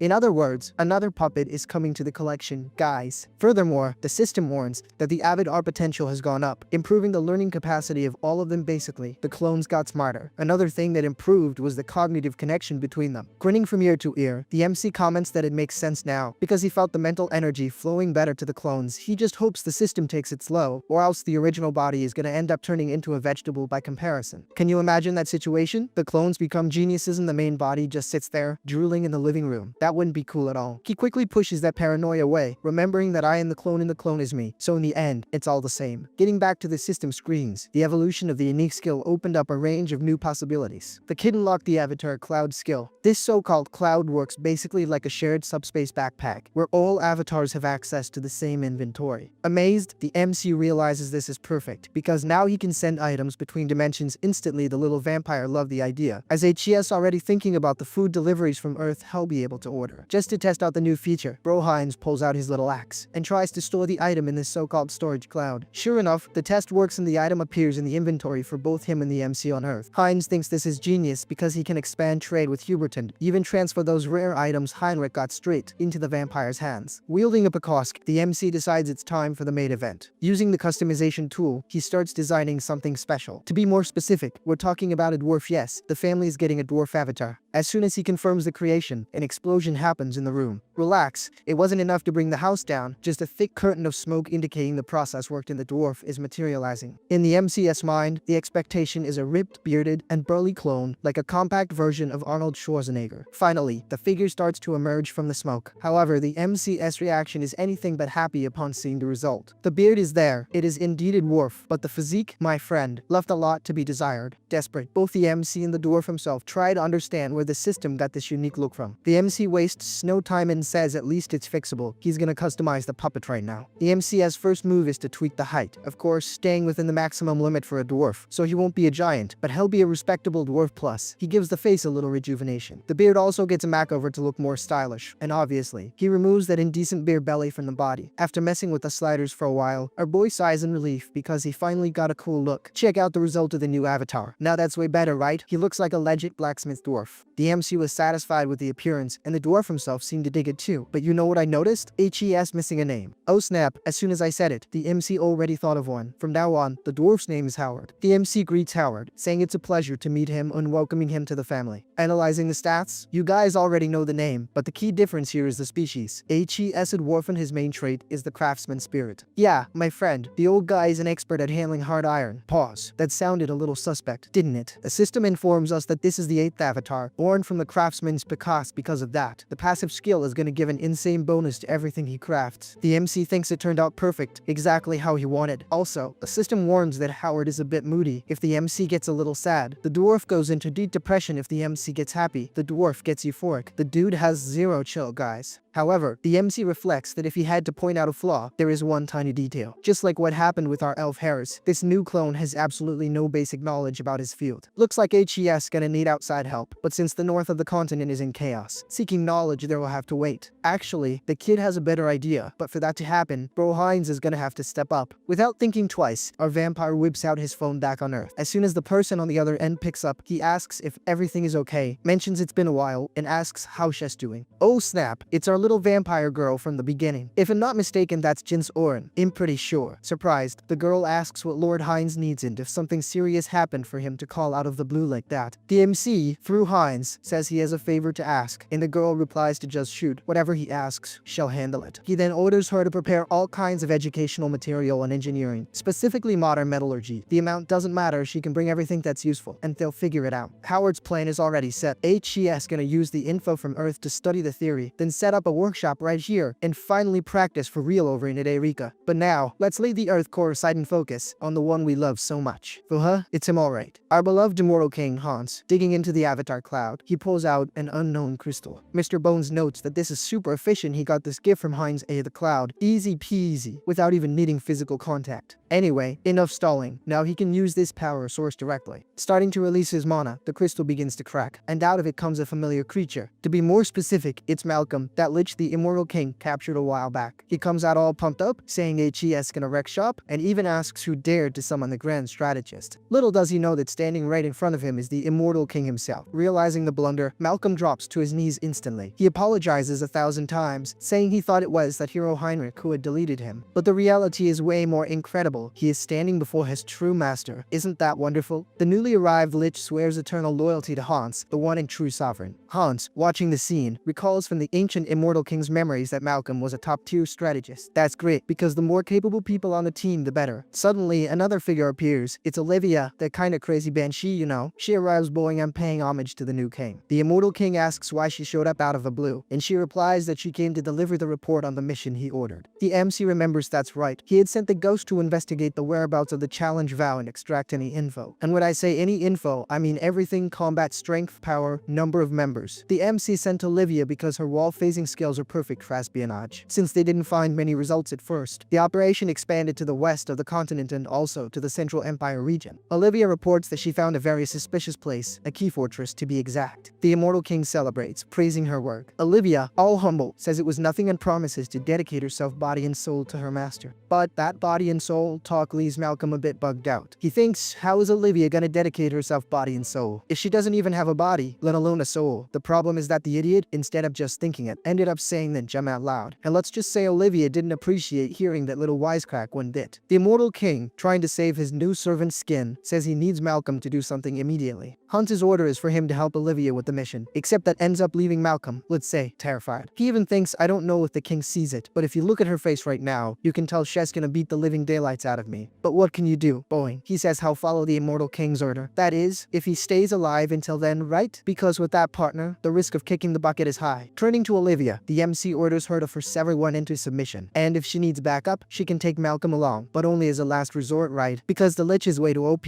and we don't want to go overboard. With orders given, the ghostly duo heads out on their mission. Now, our human Mr. Bones is finally alone in the room. He reflects that, finally, the trail of this so-called oath of reversal has been found. Just a little bit more and he'll be able to unravel this mystery. The only thing left to do now is have a little more patience. But, leaving the Immortal King aside, the scene shifts to the Agris Empire, over on the central continent. To be more specific, in the city of Tubiake. Oh, and what are those little blue things spinning on the screen? I don't know either, my dude. I don't remember if it's some kind of soul or spiritual energy, but they're floating all over the place. Just kidding, I know what it is now. See that woman looking out the window? For a split second, she thought she caught Olivia as scent. She says that because that crazy chick's perfume is pretty specific, so we can deduce that blue aura is the trail of the Banshee's power. But turning her back and walking away, the woman tries to convince herself it was all in her head. But that's where the magic happens, and she starts transforming. Oh snap, the woman assumed her real form, a succubus. Believe it or not, this is Lady Siana, the leader of the Oath of Reversal. In this form, it's practically impossible for anyone to find her, especially that damn Immortal King. The little succubus swears she'll never be his slave again, which confirms she's been under the boss's thumb before. She was part of the Immortal King's old army, so from what we can gather, this Oath of Reversal isn't like the challenge vow that villain sect actually. It's a faction of the MC's ex-subordinate who enrogue. Hearing a knock on the door, the succubus disguises herself as a human again and allows entry. The one entering the room is Andrew, who's also part of this rebel group. The guy walks in calling for the boss, in this case, Lady Siana. Already half-wasted from drinking so much, he approaches Lady Siana praising her beauty. Ain't she shooting his shot right? The cheeky bastard? He tries to spit some game, but she shuts down the smooth talk immediately. She wants to know if he found out who the new big boss of the Vorkalak clan is. If I'm not mistaken, that's the vampire clan Hines took over. Andrew answers, well, I almost forgot what he said, but in the end, I remembered. My drunk impression was trash, but I tried. Anyway, he reveals the opponent is a pure blood vampire named Hines. Told ya, I got it right, I remember this series, man. I've got this in the palm of my hand. Siana gets thoughtful, wondering how a vampire, even a pure blood, could manage to dominate an entire clan alone. Andrew answers kinda sheepishly that well. From there on out is another problem he couldn't figure out. The woman, hearing this incompetence, gets pissed at Andrew, but he asks her to calm down, warning that her little demon horn is starting to poke out. Can't get that stressed, babe. Now sitting down, Andrew reflects on his skill. Its name is trajectory observation, which is like clairvoyance, but for him to see things clearly entirely without static. He needs to spend more karma to level up the skill. Sienna kills the mood and says she doesn't want to hear excuses. He better stop the chit-chat, hand over the data first, and only then can they talk. In his thoughts, Enro admits that no matter how incredible his surveillance is, without the correct initial intel, all he can see is a blurry image. Sienna comments that, either way, it's good that the new owner of the Vorkale acts as a pure blood. Like it or not, that makes the target more predictable. Hearing this, Andrew asks if she really intends to settle this with her own hands, but she replies ironically, "You're right. Have you ever seen a lady get her hands dirty like that?" After that comment, she opens a pocket watch, one of those old school, stylish ones. Strange magic starts coming out of the object, and meanwhile, she thinks about the strongest vampire clan on the continent right now, and it sure as hell isn't the MC's clan. Actually, it's the Purge clan, which is actually about to start a war on the continent. The scene shifts, and suddenly we're looking at a forge. Observing the work, Hans comments that the data was gathered pretty fast. Jin's Oren replies that, of course, it was his order. She would never dare delay fulfilling a request from the Lord. The MC starts analyzing the info. The data she gathered has everything: real combat, metal properties, and even tutorials on how to hold a hammer. Even though we see Hans reading, we know the one really absorbing this knowledge is the dwarf hour. Smiling her MC schemes, as soon as the teleport is available, HES gonna send the dwarf over to Hubert's company workshop on Earth. There, my friend, HES gonna work himself to the bone. Woe betide him if he dares to slack off. Changing the subject, Soren says she has a little extra detail to tell the Lord. He asks what it is, and she informs him they found signs that the Retribution Society is interacting with other factions. Hans, curious, asks who these new friends are. Soren says she'll need to investigate a bit more to be sure. The MC wonders what that damn society is up to now, but hey, no need to panic, it's nothing urgent. Just gotta handle the situation with caution. The good side is that time is on his side, so no rush. While his avatar is the elf, the skeleton, and the knight trained for 10 months in a Eureka the other dimension. Only a single month passed on Earth. Translation: the time difference is bizarre, and the MC is winning big time. Changing scenes again, we see someone approaching an imposing castle. At the entrance, a mustached guard asks if that's a child standing there. Walking up to the visitor, he asks directly what business this child wants to discuss. The girl, with a smile on her face, says she came to see Moroji. Mr. Mustache doesn't like that audacity one bit, right? The correct term would be Lord Moroji, but since she claims to have an appointment, he holds back. The girl questions if she really needed an appointment, but says, just go tell him Virik is here. Moroji will understand, so go on. Shoo shoo. But just as the mustache guy was turning around to inform him, guess who shows up? Yup, didn't even take any effort. Moroji himself appeared at the door. To the guard's total shock, the Lord kneels in front of the girl in a sign of absolute respect and says, "You are very welcome." Virik turns to Lord Moroji, commenting that it really has been quite a long time since they last met. The mustache guy in the back, man, is totally lost, completely clueless about what's going on in the conversation. He wonders if this girl is who he thinks she is. Maybe the clan founder? The true Verkalak? Guys, I'm not gonna say the full clan name every time because it's a tongue twister, so we'll just call it Verkalak. But anyway, looks like Shess the original, the real deal, the #1. Now in a more private spot, Moroji apologizes profusely to the girl for not receiving her with proper honors, shifting the blame onto Frisia, who conveniently isn't there anymore. Virik says it's fine, but asks for a favor, no calling her Verkalak, because it sounds too formal he can just call her Virik. Moroji agrees, saying that from now on he will treat her as Lord Virik. But actually, what's going through Moroji's head is pure panic. The situation is super complicated. How is he gonna explain that he lost the clan? Like, you know that empire you left with me? Yeah, I got owned by a rookie. The worst part is that there were still 20 years left before her scheduled visit, and her showing up out of the blue like this is gonna cause a huge problem. While sipping her tea, Virik drops a comment. She noticed there's something very weird hanging in the air. Questioning Moroji, she cites the vampire who stopped her outside his essence hasn't changed, but there was a transformation in the bloodline that she can't comprehend. The fact that the vampire didn't recognize his own ancestral master proves it. Moroji tries to stall, saying it's true that he was just.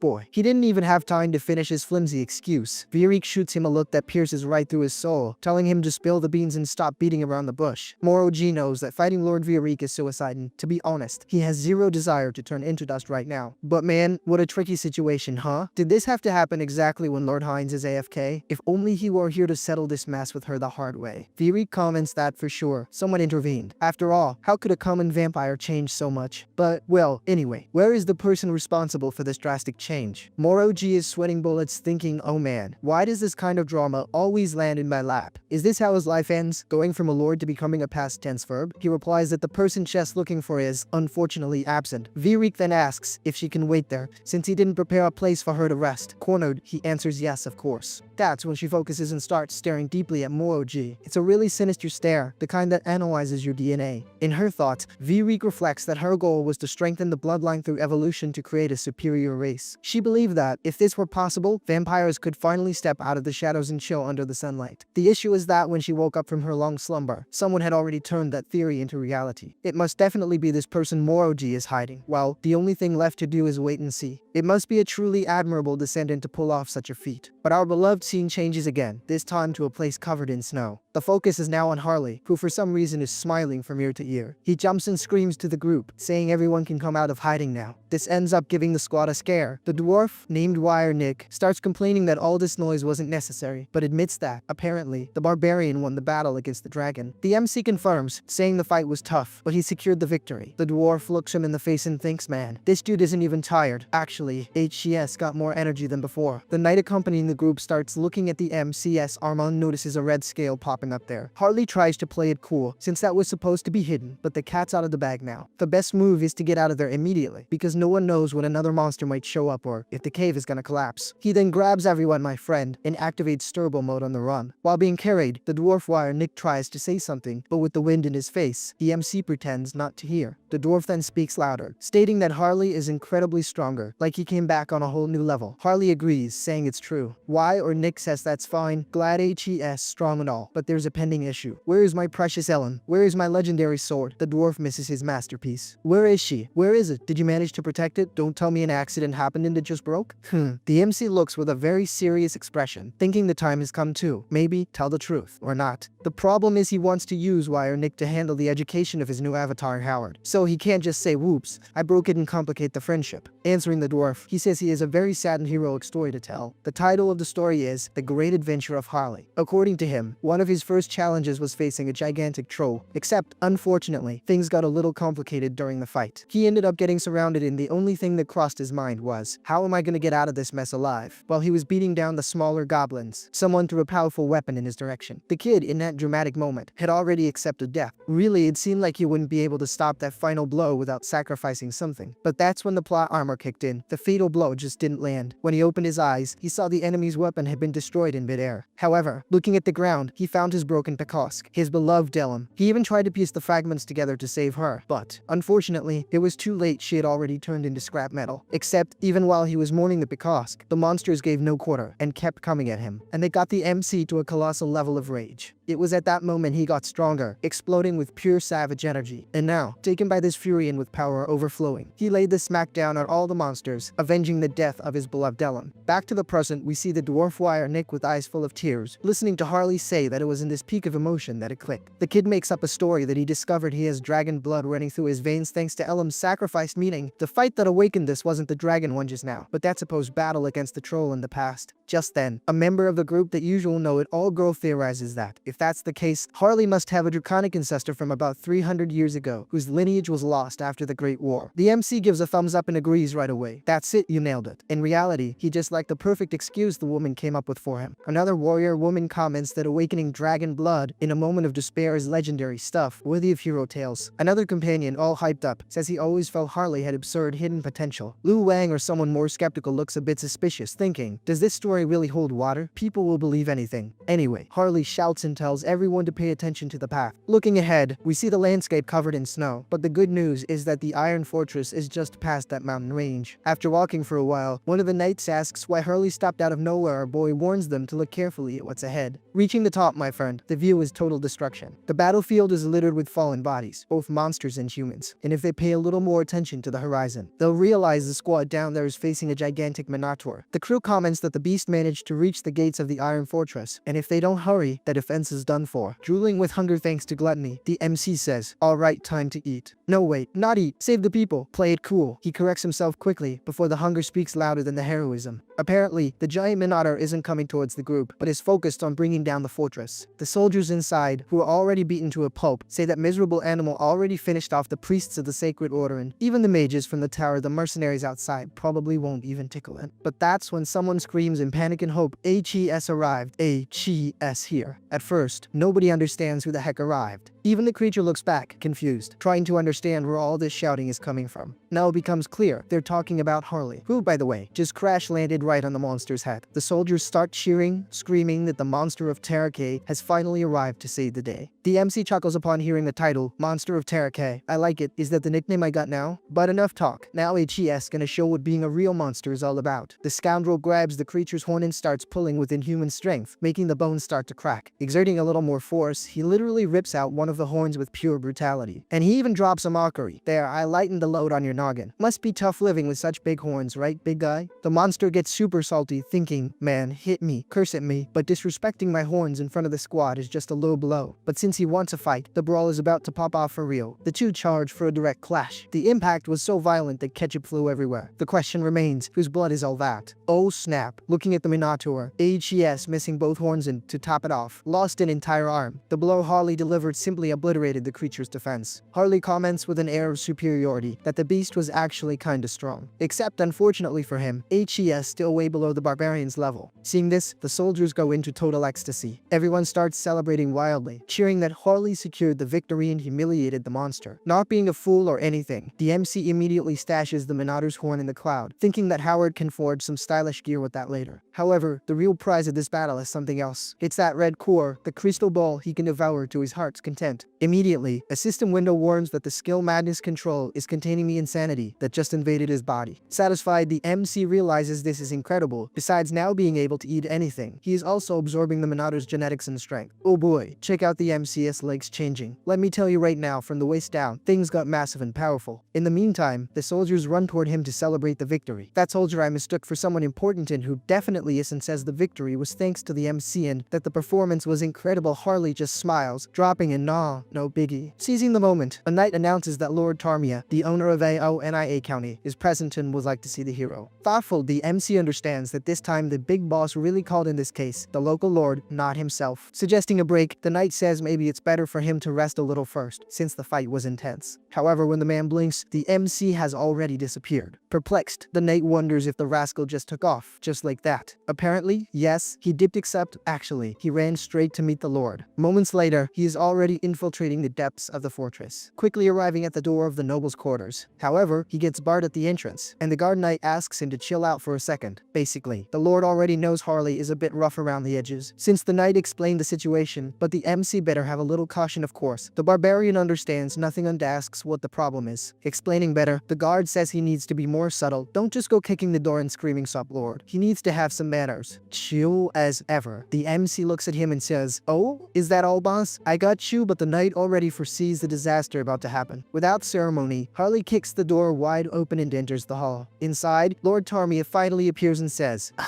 my noble warrior, come closer. I am the Lord of AONIA County. While the knight bows respectfully and the lord asks everyone to sit, the MC lets out a bellow, shouting a very clumsy EGLLO. Desperate, the knight next to him tries to elbow him, whispering for the rascal to shut his trap, but the MC is totally clueless. Amused by the scene, Lord Tarmia finds it funny and comments that he heard many praises, but seeing the figure in person is a different experience. With zero filter, our boy, who doesn't know the concept of an inner voice, starts laughing loud as hell. The worst part is that, besides laughing, he spits everywhere while talking, ending up giving the lord a shower of spit. Next to him, the knight wants to bury himself from secondhand embarrassment. Wiping the drool off his face, Lord Tarmia says that anyway. Besides the official request, the warrior played a fundamental role and deserves a reward. Greedy as always, the MC gets all happy knowing HES gonna profit, but to keep up the humble act, he says he doesn't need it and doesn't want to be a bother. At that moment, the lord's expression changes and he assumes a serious posture. Straight to the point, he offers the MC the prestigious position of official knight of the county. To the shock of the nation or the surprise of no one who knows him, the MC refuses on the spot because clearly that ain't what he wants. This refusal leaves everyone perplexed, but the lord can't force him after all. What's he gonna do? Send the guards to get beat up by the monster? Outraged, the knights of the guard question the audacity of the refusal, but Tarmia raises his hand asking everyone for calm. Honest, the MC says he'll pass on fancy titles. What he really wants is a badass and powerful axe to use in combat. Understanding, the lord agrees and promises to have an exclusive custom axe made for him. The MC thanks him happily, praising the ruler's generosity. Smiling, the lord confirms he doesn't skimp on gifts, but his true intention is to buy the MC's loyalty one way or another. But the MC is as slippery as an eel. He says thanks, but he already plans to string the lord along as much as he can, preferably forever. As the saying goes, there's a sucker born every minute, and when they meet a hustler, a deal is made. The one almost having a heart attack from this interaction is the poor knight next to them, sweating bullets. But enough, let's let Harley rest a bit and change the scenery. Now, the focus shifts to our merchant, Hubert. One of his subordinates warns that the workshop for Mr. Howard is ready. The MC asks if everything was done with care, and the man guarantees the installation is top-notch. Satisfied, the MC says it's excellent and orders that, from now on, the Merchant Guild must provide everything Howard needs, treating the dwarf with the same reverence they treat him or Harley. With orders given, the group continues walking through the city streets. Suddenly, the MC notices something out of the ordinary. Feeling a strange vibe and suspicious footsteps, he stops and tells everyone to be quiet. As soon as he turns to check the crowd, he realizes that right there in the middle of the pack, there was a very strange man watching. Immediately, the kid realizes that's bad news. Just looking at this hooded guy snickering, you can tell he's up to no good. And sure enough, the scumbag is a vampire and even has the audacity to praise the MC's sharp instincts. Unfortunately, despite his keen senses, it's already game over. Hubert took a direct hit, getting pierced through with zero mercy. From the impact of the blow, the kid starts collapsing, spurting out the ketchup everywhere. Seeing the scene, his subordinates panic and start screaming for the boss. Nobody understood a thing. It all happened fast. In the blink of an eye, the merchant was already on the ground. Confused, the MC doesn't get the reason for the attack and wonders if the vampire just came to delete his account like that for free. Desperate, the employees try to help the lad, but the situation is critical. The only thing Hubert focuses on is the face of the scumbag who did the dirty work back there. Just then, a system window pops up, warning that the injury is fatal. Feeling it firsthand, the MC admits the pain is insane, bordering on unbearable. One of the guards tries to lift him up, but the damage is already done. Luckily, the passive skill instant death immunity activated. If it weren't for that man, it would have been bye-bye avatar. However, there is an important detail. This safeguard only works once a day. Covered in blood, the MC realizes that without this system miracle, he would have already kicked the bucket. Analyzing it coldly, the attacker is a vampire, and judging by the brute force, it's definitely a pure blood. But the question remains, why would such a powerful being be after a simple merchant? It doesn't make sense. The problem is, if the enemies realize he wasn't eliminated, they'll definitely come back to finish the job. So it's better to leave the investigation to Hans for later for now. The priority is to get the heck out of Dodge. Relax, not all is lost. He can contact Howard and pass on the work orders through the dwarf. Besides, his subordinates are talented, recommended by the Southern Warriors, so they can be trusted, but right now, he urgently needs to patch himself up at base. Decision made. Hubert's body simply vanishes into thin air. Instantly, the guards are left confused, screaming for Mr. Hubert, who evaporated right in front of them. But we know the secret. The avatar was just unsummoned from America back to Earth. Switching scenes, we are taken inside a gloomy castle. In the main hall, the leader of the place declares that he fully trusts everyone present. Actually, he's not a king, but the clan lord. His name is Viscaya Persia. One of the vampires, the blue-haired one, presents the report stating that the job in Terraque has been completed. This is Theodoria Persia, a pure blood. Viscay asks him to proceed, and Theodore explains that by neutralizing the merchant cooperating with the Vorkalak clan, they managed to cut off the rivals' resources. The lord says it was excellent work and congratulates Theodore on the clean execution. In their view, the mission was an absolute success. Little do they know the size of the mess they just stepped into. Messing with Hubert was basically opening the gates of hell.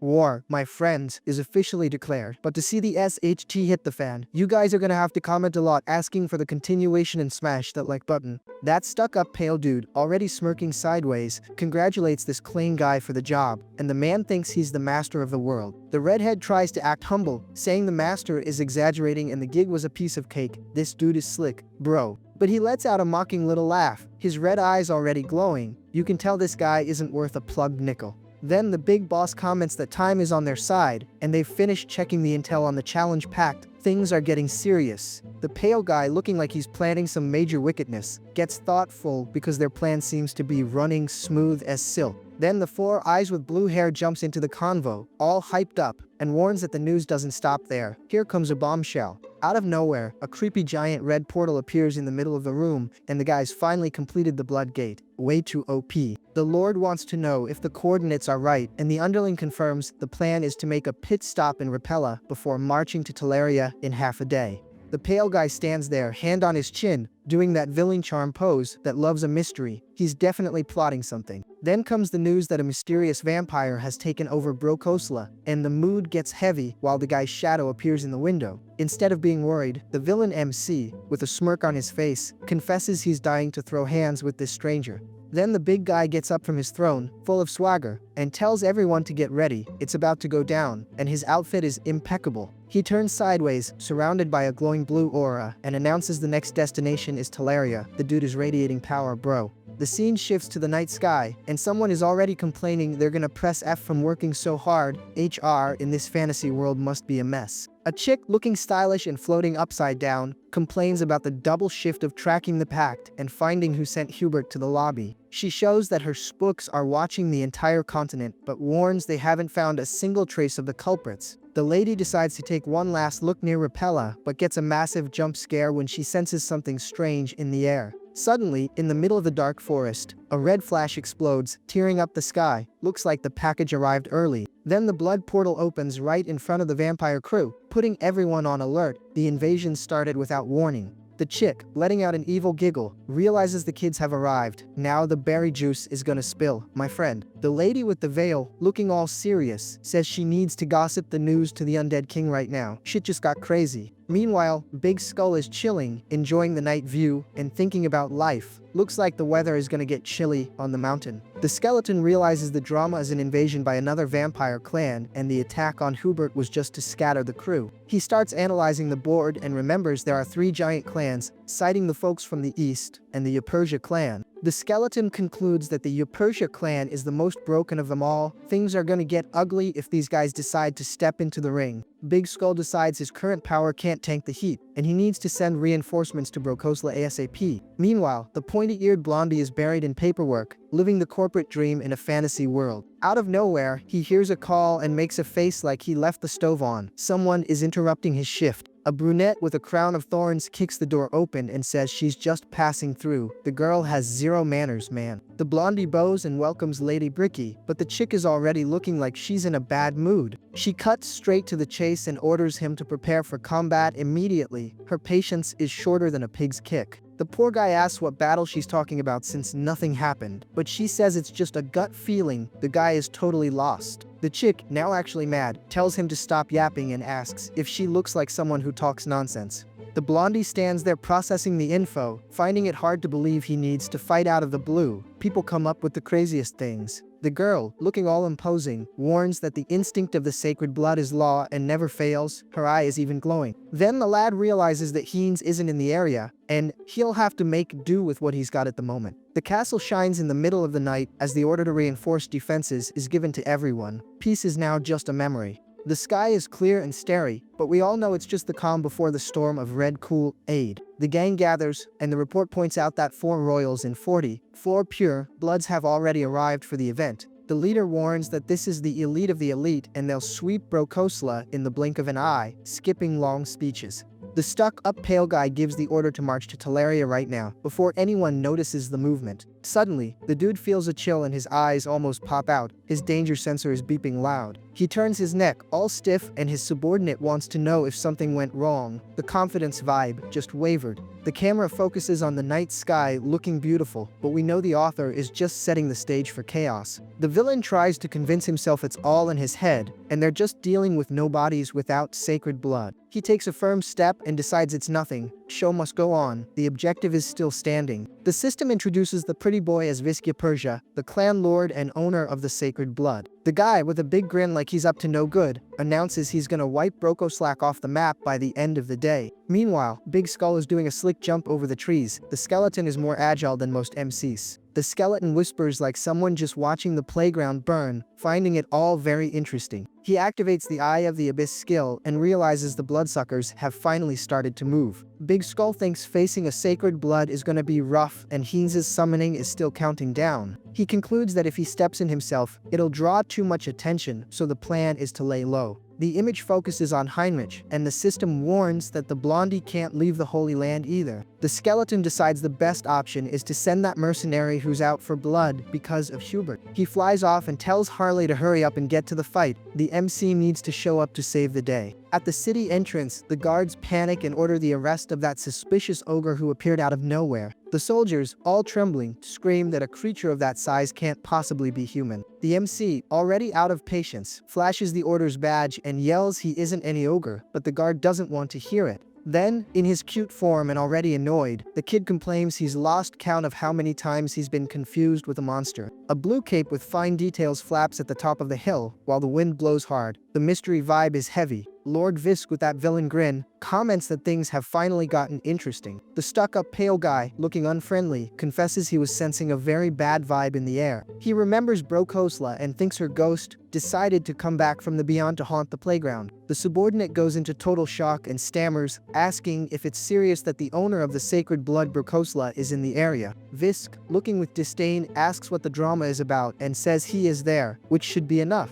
The Four Eyes tries to explain he was worried, but the Lord cuts the chat and says enough small talk. Then the army of vampires throws themselves into combat full force, and the boss reminds everyone not to forget who runs this joint. They land on the fortress acting all high and mighty, declaring the Persia clan has no rival. The fortress of Teleria stands there all imposing under a red moon that looks like a warning for the end of the world. The boss lady, sipping her afternoon tea, comments that the barrier seems to be holding up for now. In the office, the talk is straight, and the blondie wants to know about preparations, but the answer is the number of soldiers is still low. The chick says there's no other way and asks if her partner can sense where the enemies are hiding. With a big grin like a know-it-all, she confirms that of course she knows where the danger is lurking. Suddenly, blue bloodsuckers start falling from the sky like rain on a picnic. The guys came in hot. Lord Visk lands, posing like a soap opera villain, and warns that the targets are right in their faces now. He starts off mocking them, saying he thought the Brokoslak crew had been sent to the lobby a long time ago. Lady Bricky fires back at the rudeness, asking if being ill-mannered is his clan's style, and Visk says he'll help her close her eyes. The chick turns her back, complaining the guy only talks about himself and is a total pain in the butt. The blondie starts sweating bullets, realizing the situation is hairy, as there are still 4 big shots to face there. The scene focuses on the villains in a line, and the reserve MC thinks the power imbalance is hopeless. But then he remembers he has an ace up his sleeve, and a sinister red energy starts to emerge from his hand. The lad announces that inside his barrier, his ally's power is amplified to the extreme. The tables are starting to turn. With a determined look, he realizes the enemies have finally stepped into forbidden territory. Visk and his squad are shocked when a trail of blood starts rising from the ground. Unpleasant surprise. The entire fortress is wrapped in the blood barrier, and the blondie warns no one is leaving without getting scratched. He strikes the summoning pose and yells for Pritia to appear and help with the brawl. Backup is arriving. The silver-haired vampire lady appears looking gorgeous and comments there's a bunch of unwanted guests gathered there. The kid gives the order to Pritia and tells her to protect Brokoslak with everything she's got. Now the smackdown is gonna be elite. The stuck-up pale guy lets out a hum full of attitude. Dude thinks he's God's gift to the world. Then he dives straight at the group, warning that putting effort into useless things is a total waste of time. With a villain smirk, he tells the blondie straight up that if he knocks him out, the barrier disappears. In a crazy fast move, he serves a serious slash. The blur passes by tearing everything up. The red berry juice flies everywhere. In the middle of the explosion, the impact was so wild the scenery almost got deleted. Visk, looking like he ate something sore, lets out a tietz of disappointment. The hit didn't have the effect. The brunette with the veil appears, asking if he isn't underestimating her too much. The boss lady is online and routing. She goes turbo mode and charges at the enemy squad with a ferocity that's scary. The pale guy looks sideways and decides he's gonna send this spook to Kingdom Come First. Lady Bricky, smiling mockingly, warns that these clowns really need to be taught a lesson. Then, the two teams stare each other down in that tense atmosphere before chaos breaks loose completely. The brawl restarts in a blur of speed that makes anyone dizzy, with energy trails everywhere. Suddenly, the crew feels a chill and looks back scared, screaming the fortress's name, looking like the party got an extra guest. Then the blondie shouts out orders to punish anyone who dares invade, his blood actually boiling now. But the extra with glasses also joins the hype and screams the clan's name with all his breath. Commendable enthusiasm, but I doubt he can tank it. Then the gang jumps in full force, ordering to crush the insolent ones. Morale is through the roof, bro. The clash between forces causes an impact that makes the earth shake, kicking up dust and debris everywhere. Suddenly, some creepy red claws start appearing in the sky, with an energy so heavy you can feel it from here. The vampires, in total shock, look back, realizing there's something sinister behind them, doing a full 180 turn. Then everyone panics, seeing someone tear the barrier with their bare hands, wondering who this monster is. The redhead, pissed off, asks if the MC is the crazy guy who shredded Hubert, the mood heavier than a politician's conscience. Then the beast appears in a wolf hood and says, "Found you," grinning like he's here to collect a debt. He lands, breaking everything with an impact so strong the vampires almost lose their way, bringing order to the chaos. The Four Eyes, suspicious, wonders if the beast knows the merchant, seeing the plan is more full of holes than a sieve. Then the MC cracks his neck and shows his physique is unreal, overflowing with pure energy to smash everyone. The boss, already mad, grills the subordinate, but the raid head stammers, swearing he erased the tracks, even with the evidence right in his face.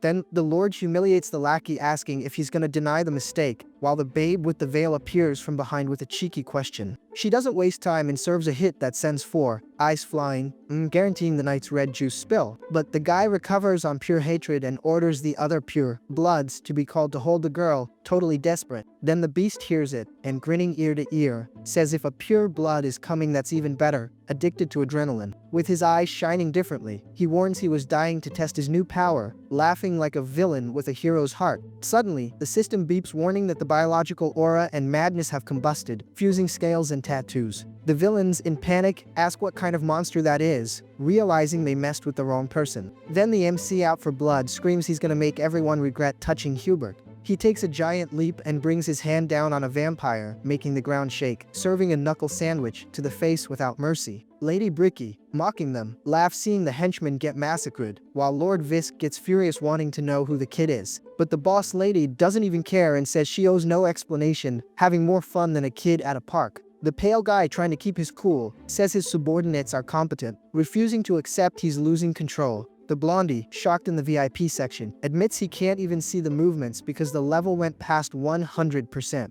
Then, the scenery turns all red while the elite engage in combat that looks like the end of the world. All hell breaks loose among the big shots, and the shine from the fight blinds even those at home, with blood trails everywhere. The story comments this is the causal battle between pure bloods everyone talks about on an insane level. Then Visk and the lady measure each other up in the rec room, the vibe so heavy the roof almost collapses. The pale guy, smiling arrogantly, says the spook slipped up, but the babe keeps her poker face. Then the girl charges fast, but the lord dodges easily, sliding across the battlefield. Bricky, admitting the effort, says back in her prime this would be a piece of cake, cause age catches up to everyone. Meanwhile, the kid continues serving smacks to the henchmen's faces, making the red juice fly. Then the beast warns that the mad dragon's heart is sending a shout out, saying the danger is real. Visk realizes the pure blood is risking his life and just watches, playing chess with someone else's life. Then Harley decides waiting will take too long and resolves to spam everything he's got stored. The system beeps like crazy and activates an absurd combo from mutation to gem eye, becoming a walking arsenal. He yells he's gonna combine all the power and the energy explodes like a bomb, blinding the villains.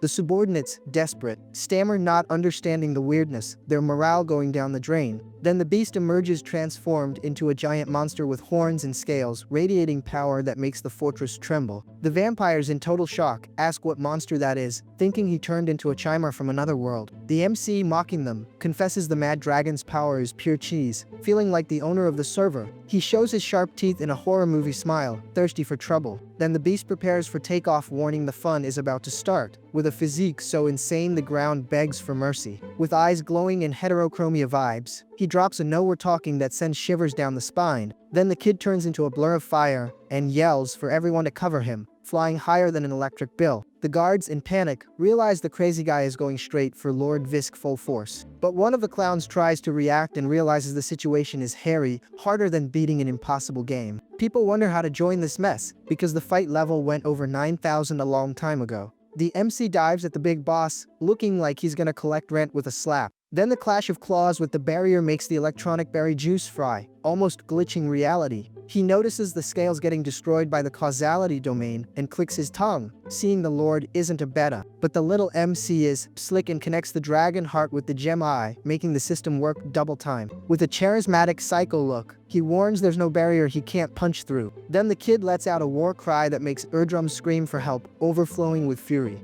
Then the dragon claws shatter the shield like it was paper, not taking no for an answer. He lands, posing all cool in front of the main villain, leaving a trail of destruction worthy of applause. Lord Visk and the lady, speechless, try to understand who interrupted dinner, looking dumbfounded. The kid, laughing like a villain, asks if the pale guy is the boss of this guild of clowns. Then the villain wants to know who he is, and the beast spits facts, saying he's just the representative for the victims. The pale guy, confused, hears the MC let out a sigh like someone losing patience with the Sar mood. Suddenly, Visk gets a jump scare that almost knocks him back, not expecting the kid to be so fast. The kid, smiling with a plan ready, says if the culprit doesn't know the victim, then he'll serve a slap to the pale guy's face himself to teach him manners, almost splashing juice. The beast finishes warning that the villain will have to become the victim now, clapping them. The movement trail is so insane the scenery gets blurry, with the kid flying high. Harley, laughing evilly, asks if the pale guy enjoyed the punch, a historic mockery. Out of nowhere, the MC looks like he pities the clown, a twist nobody expected. But Visk appears unbothered behind him, warning it's a hallucination in the causality space. Too slick. The kid, confused, hears the Lord ask if he thought a sacred blood would fall for that. Then the MC's little head appears in the speech bubble, dropping a very cheeky, "Yeah, so what?" The pale guy, shocked at the disrespect, lets out a "what?" totally offended by the audacity. Harley, smiling, warns the villain really got distracted by a simple attack, rending a penthouse in his head. He adds that the Lord is all talk and can't tank anything when push comes to shove. Visk, eyes wide, realizes he slipped up and the house is collapsing without him seeing. Suddenly, blood sprays and the pale guy takes a nasty cut, paying the price for the distraction. Then Lady Bricky appears and takes the opening to pummel the villain with teamwork. The Lord, furious and spitting red juice, curses up to the 5th generation, soaring the mood. Then the boss lady thanks the kid for the balance, and Harley drops a "no problem," saying he's gonna beat up more people.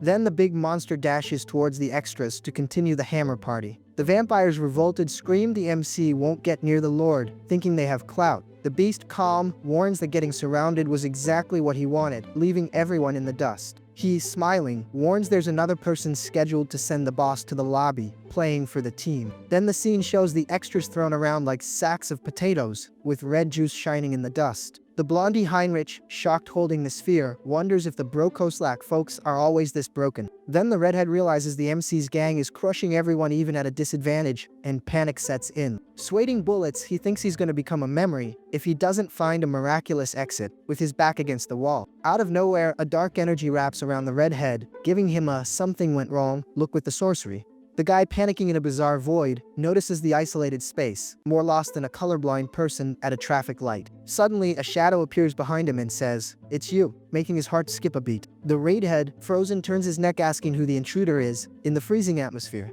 The mysterious figure says he's there for those who dared touch Hubert, exuding Deb Collector vibes. Then the clown repeats the name, trying to process, vision blurring and regret setting in. Then blood sprays everywhere in an invisible attack, zapping his neck. The redhead lets out a painful scream, being crushed by the red pressure. No time to apologize. He starts coughing up red juice and feels life slipping away fast, in a bitter defeat. Delirious, he thinks he shouldn't have accepted the mission, not even for gold, realizing the truth. He remembers the monster from before and the Lord, realizing there were only tough guys in the match, and he was the only noob, and the comparison hurts more than the wound.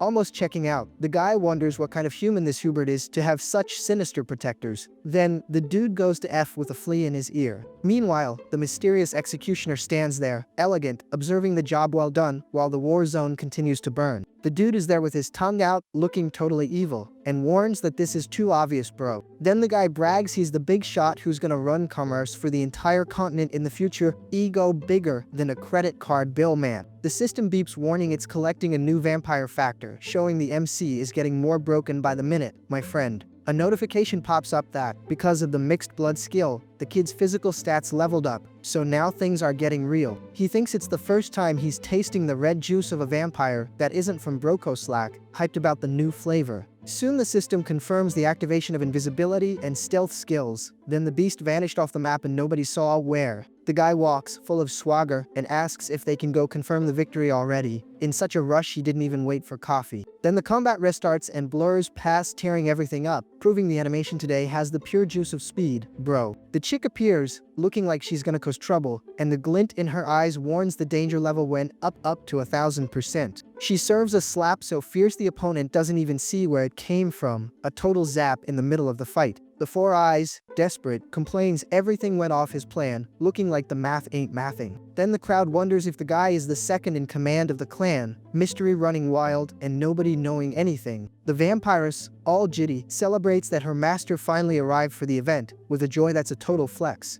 Then the new lord appears, striking the pose of someone who runs everything, showing the guy's style is from another planet, man. Then the nerd with glasses almost faints from fright, realizing that is the new lord of Brokoslak, and the realization hit making an ugly noise. Puzzled, he asks why the master is just staring at him without saying a word, leaving the mood tighter than a steel guitar string. But the beast thinks that if this guy is the enemy's number 2, the situation just got really hairy. Then, the system points out he inherited the role of this Mulo guy, and the lad tries to process the info while the fight bowls in the background. Someone lets out a smirk that isn't worth a plugged nickel, planning something very wrong, absolutely certain. The extra gets another scare that makes his eyes almost pop out, proving the writer wants to give the poor guy a heart attack today, bro. The red-eyed villain, smiling maliciously, thinks that talent is a reinforcement to hire no matter what, remembering it was practical to have Mulo around and letting out a scary mocking laugh. The Four Eyes, desperate, asks what kind of creep laugh is that, shaking like a leaf while the white-haired chick just watches the embarrassment. The handsome guy in the blue suit, full of attitude, introduces himself and warns he's the new lord of the Brakoslak clan, leaving the extra shocked without processing the info. He keeps it real, looking elegant, and says soon he'll be the master of the nerd with glasses too, a master-level mockery man. Then the clown can't tank the audacity and screams that's completely absurd, more outraged than someone missing the bus by a second. Out of nowhere, that Frisia chick appears behind him and comes collecting rent with a dry hit, making the guy's glasses almost fly off from fright. The chick doesn't want to talk and proceeds to send the extra to F, and the guy's despair is so huge he lets out a no, you can hear from miles away.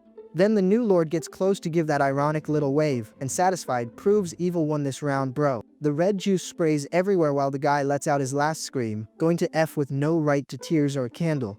The brunette with the crown of thorns, smiling, exudes a danger vibe that would make anyone's knees weak. Then Hines looks at the scene and wonders how things got to this level of mess. With the defeat vibe heavy, my friend, he observes the floor covered with people who went to F and doesn't understand anything, a situation more complicated than explaining memes to a boomer. The guy loses it completely and lets out a huge curse, indignant with where the fight is going, since patience went down the drain a long time ago. He wonders where the reinforcements from that oath went while sinister shadows appear in the background, feeling more betrayed than an ally on Coup Day. Suddenly, the horned skeleton enters the chat, activating the abyssal eye with a badass design and a look that says peace is over. The monster, laughing, says he didn't expect reinforcements of such quality, loving the general confusion. Then he looks at the trail of destruction and says he'd love to have a chat with the executive responsible for this thirst for destruction overflowing, bro. The skull even cracks an acid joke, promising he'll find a new job for everyone to go to F, since the underworld HR is hiring aggressively today. Then the Four Eyes ends up thrown on the floor like a trash bag while someone comments the scene is satisfying, and the humiliated guy just went to F for real. The Lord, renewed with pure blood energy, has his physique glowing in that evil vibe we respect. Then the boss lady recognizes Hines' value and says the kid is sharp in many ways, but the mystery vibe remains high, bro.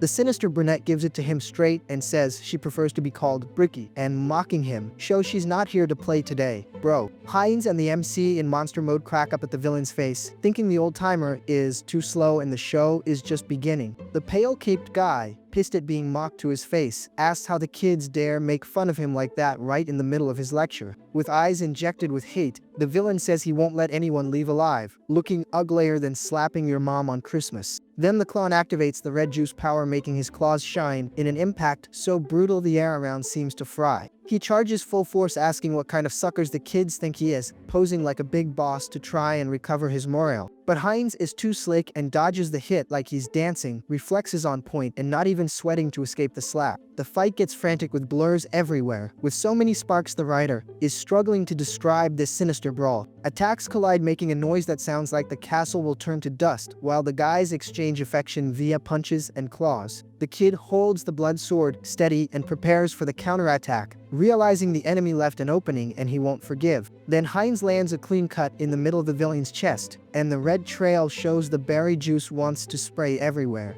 The pale guy feels the hit and, shocked, realizes the kid isn't just some random beta, losing his voice from the fright. Then out of nowhere the MC appears, glued to the clown's neck, and asks if he already forgot who runs the place, soaring the mood for the old-timer. The hit tears through everything and makes the villain spit out even what he didn't eat. Massive damage, sending the guy's morale to the basement. The image focuses on sharp teeth and blood flying, proving the situation is hairy and the bill for wickedness has arrived for collection. The monster doesn't rest and serves another fire slap to the middle of the wretch's back, an impact so insane the ground is almost begging for mercy. The villain, desperate, screams they are just worms worth nothing, since superiority arrogance is the last thing left for the poor guy.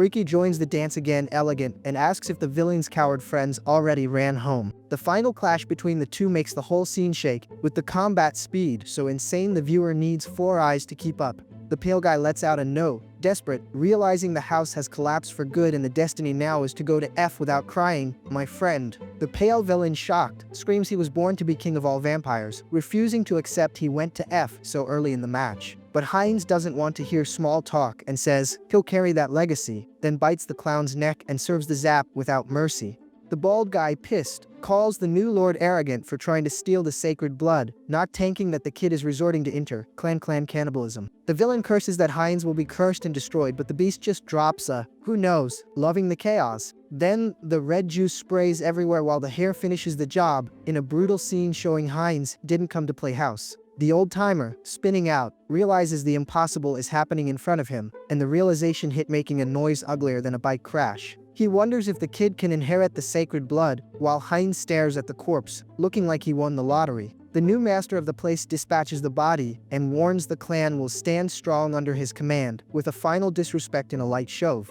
The kid wipes the corner of his mouth, satisfied, and confesses he always dreamed of this moment, eyes shining with the pure juice of ambition. Then he imagines uniting all clans in one spot to lead the race, wanting to be the center of the vampire universe without hiding it from anyone. Hines' idea is to guide the whole pack to the light his way, with the monarch profile online and style in a total flex. He sees himself in an illuminated void, ready to take the throne he always wanted, with the season finale vibe hitting hard in this transition. Hines assumes the worthy king pose, smiling in that style not worth a nickel, feeling like the owner of the server now. He says the situation is mortifying, but doesn't understand why he can't stop smiling, madness and power walking hand in hand, bro. Then the MC stands in the middle of the smoke, wondering if he wished for this power too long, seeing the trail of destruction that is the price of leveling up. The red aura starts frying around his body with 100% intensity, emanating so much pressure reality is almost glitching. He enters a trance while power flows through his veins like energy drinks at a college party, evolution running wild and his physique getting insane.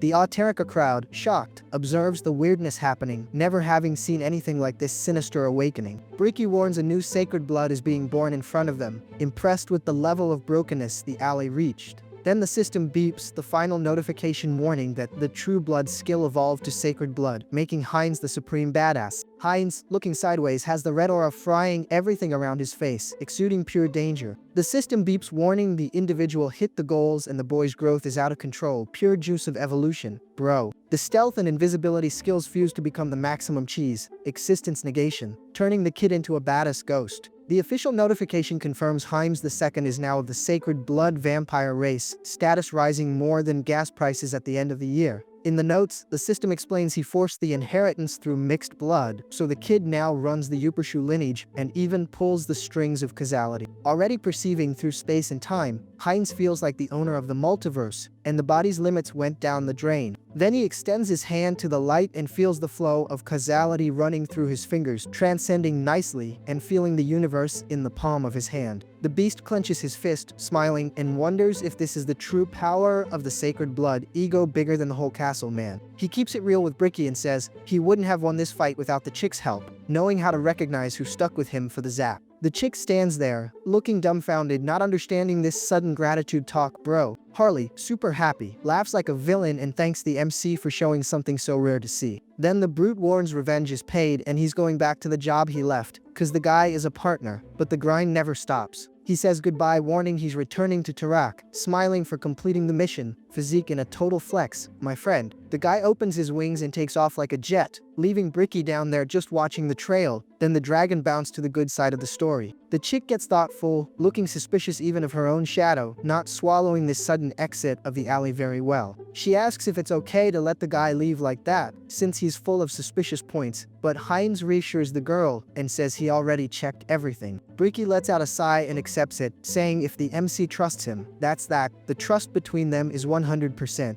Then, the boy stands in the middle of the bodies that went to F. The scenery is bluer than an old computer's screen of death. With a little psycho smirk, he announces he just gained new family members. The MC is building a heavyweight cast. Then things heat up in Toku and the clown's head out goes boom. Looks like the MC decided to pay a surprise visit. A sharp blade slams into the ground with all the force in the world. The impact is so brutal even the stone groans in pain, bro. The hooded extras, already in shock, wonder what the hell is happening. The panic on their faces is priceless. Out of nowhere, Karam appears in that sinister commander armor. The dude gives off a vibe like he's gonna mop the floor with everyone. The hooded guys spiral and realize shit just got real. They thought it was the Holy Order, but they ran into the skeleton army. One of the skeletons lets out a mockery that pierces the soul. The dude is laughing at the incompetence of these low-level villains. The cocky skeleton calls them dumb for only noticing now. He introduces the duo Dwell and Karam, ready to clap them. Purple eyes glow in the darkness with a chilling command. The order is clear, don't let any of these betas escape alive. The sinister duo prepares to start the party, while the others watch. The imbalance here is bigger than credit card debt. The extras try to run, but realize they're more stuck than termites in wood. Despair hits hard.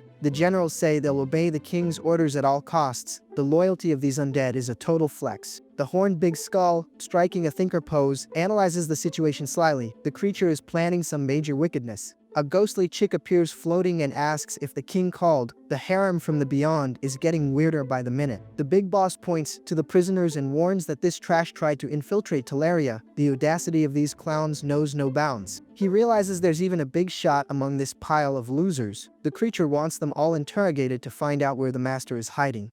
The ghostly girl, all about respect, guarantees the order will be carried out. She's dying to play with these poor guys' minds. The prisoners go into shock and scream for her to stay away, but their luck has already left the chat. The terror is pure fun for this crew. She gets real close to the guy's neck and gives him that "you lost, playboy." Look, the scream of despair doesn't even tickle the babe's determination. The scene cuts to a village that looks peaceful, but we know it's going down over there. The art today is top notch. The clash of swords sends sparks everywhere with a noise like the world is cracking. It's curtains for them, my partner. Old man Hubert is there on the grind, hammering the iron with gusto. He says the point is perfect and blacksmithing is the soul of the business. With a big grin like he knows what's up, the artisan realizes the feeling is different. The guy brags that his race was born to create relics. Meanwhile, the little MC is lying on the bed with his tablet. He says even Hubert joined the wave of collecting info. The kid reflects that training in America is 10 times more efficient. The blacksmith's physique is so insane the hammer looks like a toy. Then things heat up and the coal goes into the fire. The MC says it starts slow, but then it gets intense. The fire rises up when the air hits to strengthen the flames. It's the pure juice of the forge and the ember is shining brighter than a bald head in the sun. Hubert focuses on the metal, with that look of someone who doesn't accept mistakes. The old-timer's determination is at 1000%. He says he'll evolve until he becomes the greatest artisan in the world. The hammer hits hard and the sound of victory echoes, bro.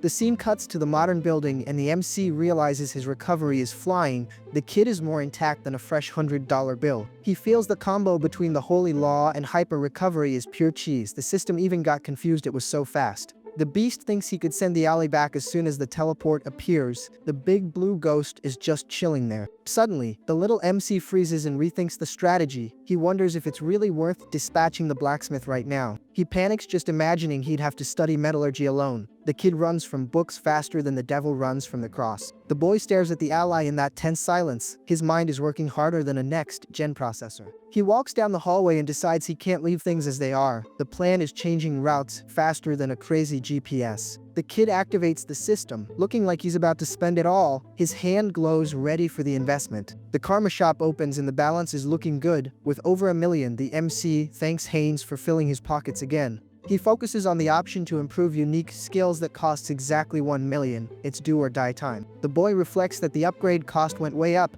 The system wants to charge an arm and a leg, but there's no way out. Convinced, he presses the button and says the only one who can save his skin is himself. It's upgrade time. Then, the system warns that the avatar's potential leveled up. The kid can smell success from a mile away. A cheeky notification appears saying now he can choose basic traits. The game is getting serious. The beast stares at the screen, focused on building the most broken character in history. The kid doesn't want to mess up the build. He realizes basic traits mean free skills and gets all hyped about the damage he's gonna do. The system opens showing the figure shape and the MC starts planning the colors. Style is fundamental, man. The options appear and he's torn between clairvoyance, ice resistance, or connection bond. Each power is sick. The system explains that connection bond gives a bonus when closing a contract. The advantage is screaming right in front of him. He reflects that this would be perfect for Harris. The kid knows that without a target to summon, the skill becomes a decoration. The little MC puts his hand on his chin, going strategist mode. He's been overthinking this for a while. Out of nowhere, he cracks up and thinks being a summoner must be fun. In his imagination, he already has a phoenix and gargoyle ready to go. Wasting no time, the kid presses the button and decides this is the way. The choice is made and there's no turning back. The avatar starts glowing with a blinding blue energy. The transformation is on and power is overflowing. He observes the final result with a satisfied little smirk. The figure turned out exactly the way the master wanted. The kid christens the new hero Hesperon and says he's destined to be the greatest summoner. The kid's confidence is a historical landmark. The scene shifts to a white cathedral that is the pure juice of elegance. The peace vibe is so strong you can even hear the birds. The knight in white armor arrives with class to tell the saintess that no one is missing. The continent's summit is heating up. The babe lets out a heavy sigh and says people only decided to move now that the madness spread. Before, everyone was sleeping at the wheel. The big blonde smiles at her and guarantees that after today a lot of things will change. The dude's optimism is thicker than his armor. The saintess stays silent, just observing the horizon mysteriously. Looks like she knows something we haven't discovered. The two walk together towards the light asking for a better future. The vibe is like an epic chapter ending. Meanwhile, the cook, in total shock, screams that the food stock is gone. The mustachioed guy is more desperate than a survivor at the end of a party. On the other side, the cleaning lady asks if the rooms are sparkling. The hustle is at 100%. Suddenly, a giant blue portal opens in the middle of the courtyard. The energy is so sinister the air actually trembles, man. The knight and the saintess observe the start of the summit. Today is the day the heavy hitters gather to save the world. The map shows that the Assyrian Empire and the Rohan Duchy took a beating. The fire is running wild and the situation is hairier than ever. The big blonde, mocking, warns the meeting will be harder than tanking a level boss without potions. A white light bursts in the hall, blinding everyone. Looks like the first delegation decided to kick the door down. The whirlwind spins frantically while the guests cross the portal. The visuals are fancy, and the system is almost glitching. The knight looks at the portal with that, finally, face and confirms the arrival. The man is exuding swagger.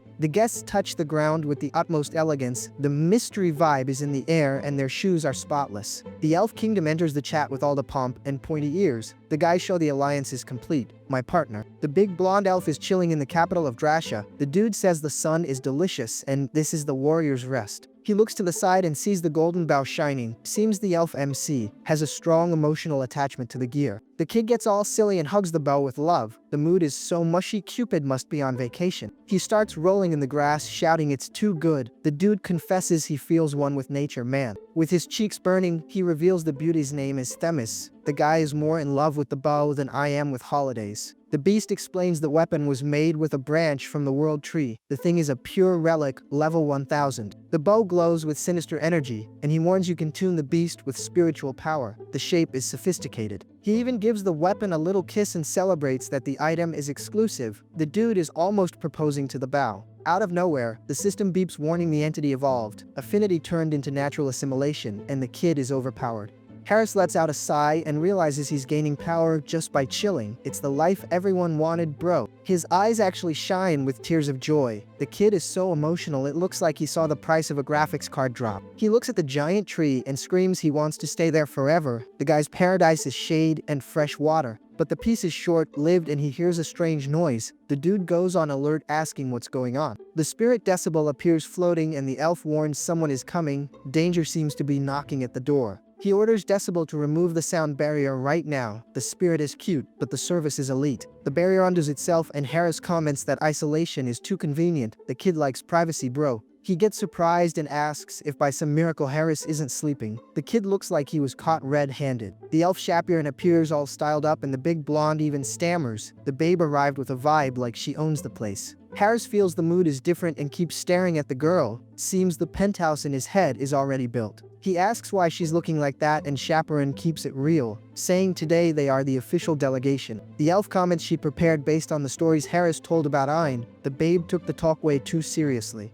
With a worried face, she asks if she overdid it. The sparkle in her eyes shows she wants to impress the partner. Harris goes into total shock and asks if she really based it on what he said. The dude didn't expect her to take everything literally. He reflects that Chaperone changed a lot after hearing the stories. The kid is realizing he lives rent-free in the elf's head. The big blonde remembers she's always watching to see if he's okay. The elite stalker is always lurking. He also comments she always greets him with the utmost politeness. The girl became an example of respect man. Back to the now, Harris puts his hand on his chin and evaluates the situation. The climate is more favorable for him than a day off with free BQ. Then, Shapiran opens the survival kit and says she packed 2 of everything. But the dude thinks he doesn't need so much junk, and this isn't summer camp, bro. Even so, the elf gives a cheeky smile and says it's perfect. The focus is keeping the babe's morale high to avoid stress on the trip.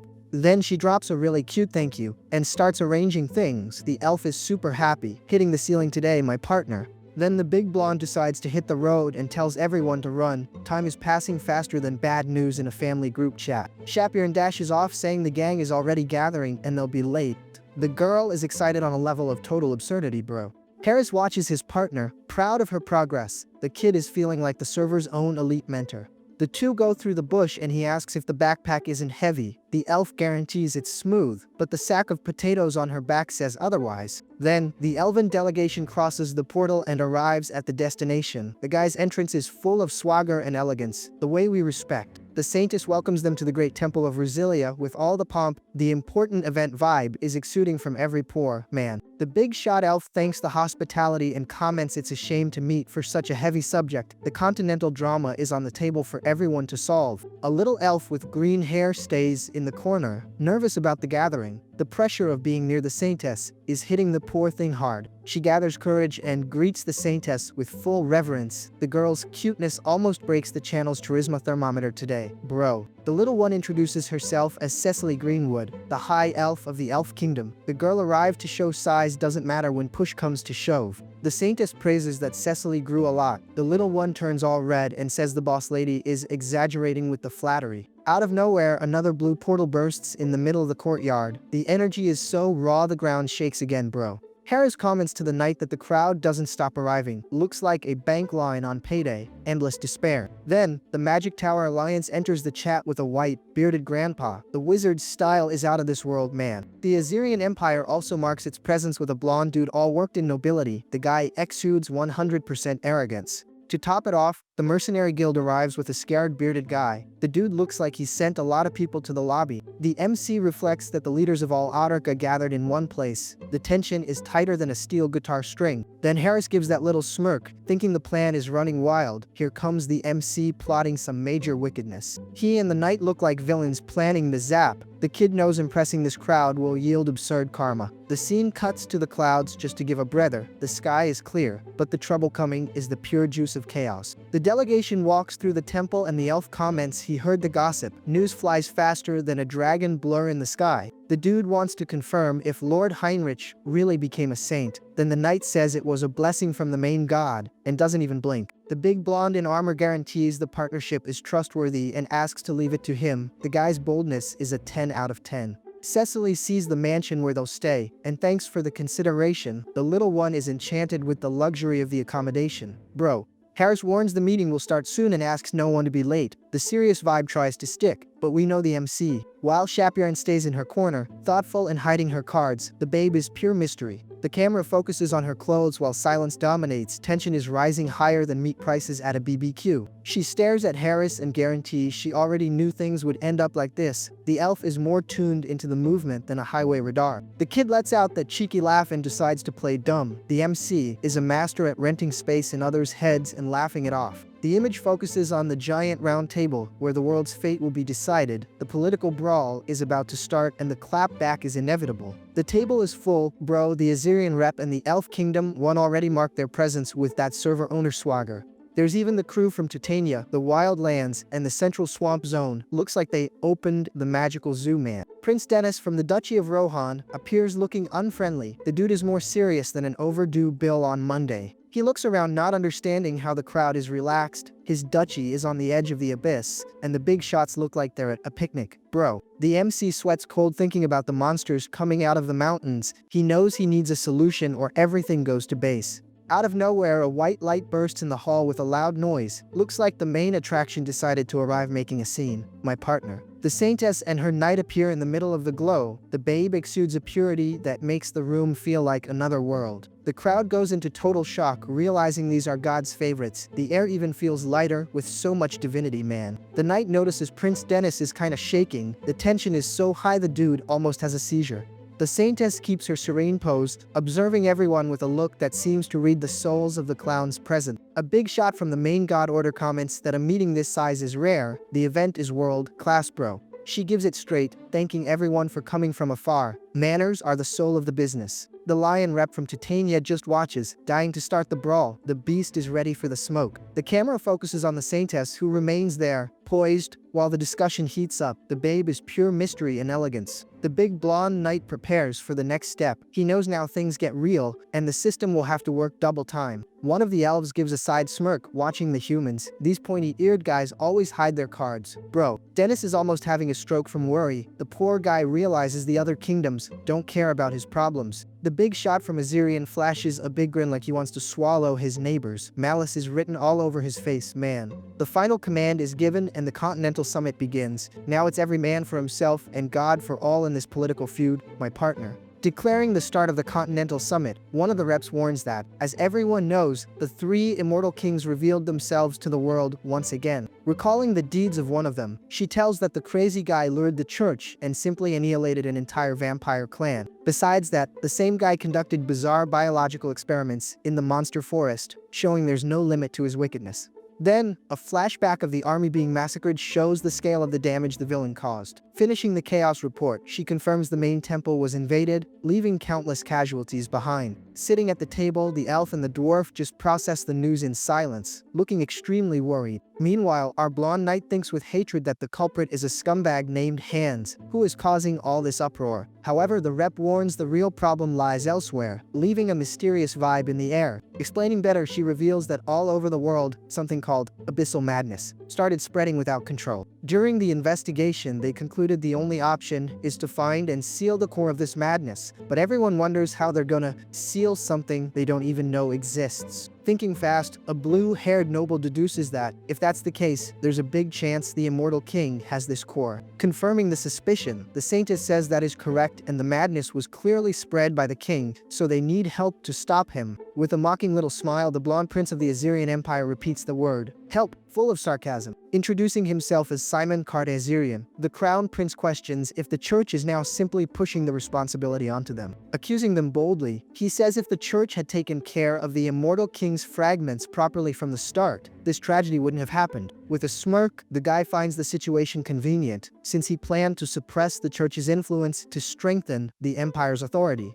Completely arrogant, he claims he is destined to rule as emperor and no one will ever be above him. Understanding the hint, our MC stands up and says he knows exactly what the prince is insinuating with that crooked talk. Looking with contempt, Simon asks if he is trying to interrupt just because he is a saint. Thumping his chest with pride, our armored knight guarantees the main church never ran from its responsibilities. Just watching from the side, Prince Simon crosses his arms with a look that says he's not impressed. With a glint of determination, our knight declares the main church always spilled blood and that, whether 1,000 years ago or 300 years ago, they never flood. And staring at the prince firmly, he guarantees they won't run now. Clenching his fist tight, the hero admits they don't intend to deny this failure, but promises to give his word. With full conviction, he yells that in the battle against the immortal king he will be on the front line, for this is the main church's calling. Totally surprised by the attitude, the saintess's jaw drops, speechless. On the other side of the table, the lion man and the dwarf are gaping at the display of courage. Praising the posture, one of the leaders says that was expected of the saint, and he trusted the church from the start, questioning who would dare throw stones at them. Irritated for losing the advantage in the argument, the prince grumbles he had them cornered, but he'll wait to see what happens. Our MC lets out a little smirk, satisfied for turning the tables. Suddenly, a divine voice echoes in his mind, saying a sacred lord heard his words. Glowing in a golden aura, he realizes the karma jackpot activated and his power reserves are rising. Getting his attention, the saintess calls him saint with a look of admiration. With a genuine smile, the lady praises his speech, saying it was truly magnificent. Denying the praise, our little MC answers no, and that the most important thing now is something else. Pointing to the confusion at the table, he comments that maybe because the tension dropped, everyone looks pretty agitated. Slamming the table in desperation, Prince Dennis screams that now, the Rohan Duchy needs help urgently. Outraged, the elf retorts asking what he's talking about, since their alliance is in an even worse situation, surrounded on 3 sides by the desert. Right after another hand slams the table hard, showing chaos is spreading. Trying to calm things down, the church rep says she knows everyone is anxious. But moments like this are precisely when they must unite their wills. Going straight to the point, the prince in blue asks if they have any kind of plan. Confirming with certainty, the rep says yes, otherwise she wouldn't have gathered everyone there. Announcing the big idea, the woman reveals the main church proposes the creation of a hero's death squad to oppose the immortal king. Completely shocked by the proposal, both the prince in blue and the blonde one are left speechless by the plan's name. Just watching the drama, our little MC stays silent, processing the crazy proposal he just heard. Detailing the plan, it is explained that the hero's death squad, a special attack unit, will join the saint to confront the immortal king directly, while the allied forces clear the path. Questioning the sanity of the plan, a noble points out that Death Squad is basically a suicide mission, saying it straight to their face. Sweating cold at the idea, Prince Dennis despairs, realizing each nation will be forced to send their most important personnel. Repeating quietly, the elven rep reflects on the idea of a death squad, clearly worried. Raising his hand with an air of superiority, Prince Simon interrupts the discussion. With a malicious smile, he warns the Empire has a candidate to recommend, and the rep, curious, asks who it would be. Revealing the name, the prince points to Viscount Isia Priston, describing the guy as a treasure of the Empire who already reached the rank of Archmage despite his young age. Confirming the nomination, our knight agrees Isia Priston certainly qualifies, admitting he's heard of the guy. Remembering the guy's fame, it's shown he is a mage who earned his title purely by skill, a true elite among elites. Suspicious of the move, our MC questions why he would recommend such a huge talent for a dangerous place, or if it's actually just someone he wants out of the way. Starting the mess, a rep remembers Marquis Sarrington was also very skilled. Then another cuts in saying his kingdom will choose its own rep and throws the ball to the other side, asking about an exceptional technician, leaving the target of the question in shock. Catching on to everyone's trick, our MC realizes they are only recommending talents from other nations. Indignant with the politics, he turns around and asks if they intend to turn his group into a mass grave, but swears he will ensure each one returns as a hero. Staring at the prince with a deadly look, our knight leaves tension in the air while the other continues with his idle talk. With a confident smile, our boy thinks he is curious to see their reaction when his plan goes into action. Ending the discussion, the rep warns that's all for today, and the meeting is adjourned. Before dismissing everyone, she informs the second meeting will happen tomorrow at the same time. Fed up, the lion rep complains the first day was already too exhausting, while the dwarf and elf just watch. With a side smirk, the elf Harris takes the chance to eat something, all satisfied. Seeing the scene, the blue-haired elf asks what Harris is eating, and he answers it's a snack from the continent great for moments like this. Getting a craving, the lady asks to try it too, and the partner offers the bucket of popcorn casually. Thinking to himself, the big blonde complains it's impossible the day will end so easily, right now that he prepared the popcorn to watch the circus burn. As if he summoned disaster, the hall window starts cracking while he roots for the trouble to start soon. And out of nowhere, the glass explodes with absurd violence, shattering everything in the way. Floating outside, a hooded figure taunts everyone, saying they need to come a little closer. Completely desperate, the nobles scream, understanding nothing, asking what the hell is happening. Emerging in a sinister purple energy, the masked villain regrets being a little late, but says he wanted to wear a mask suitable for the end of the world. Recognizing the enemy instantly, our knight screams it's the undead king and asks how he dares appear there. Without thinking twice, our MC yells for everyone to prepare for the battle coming.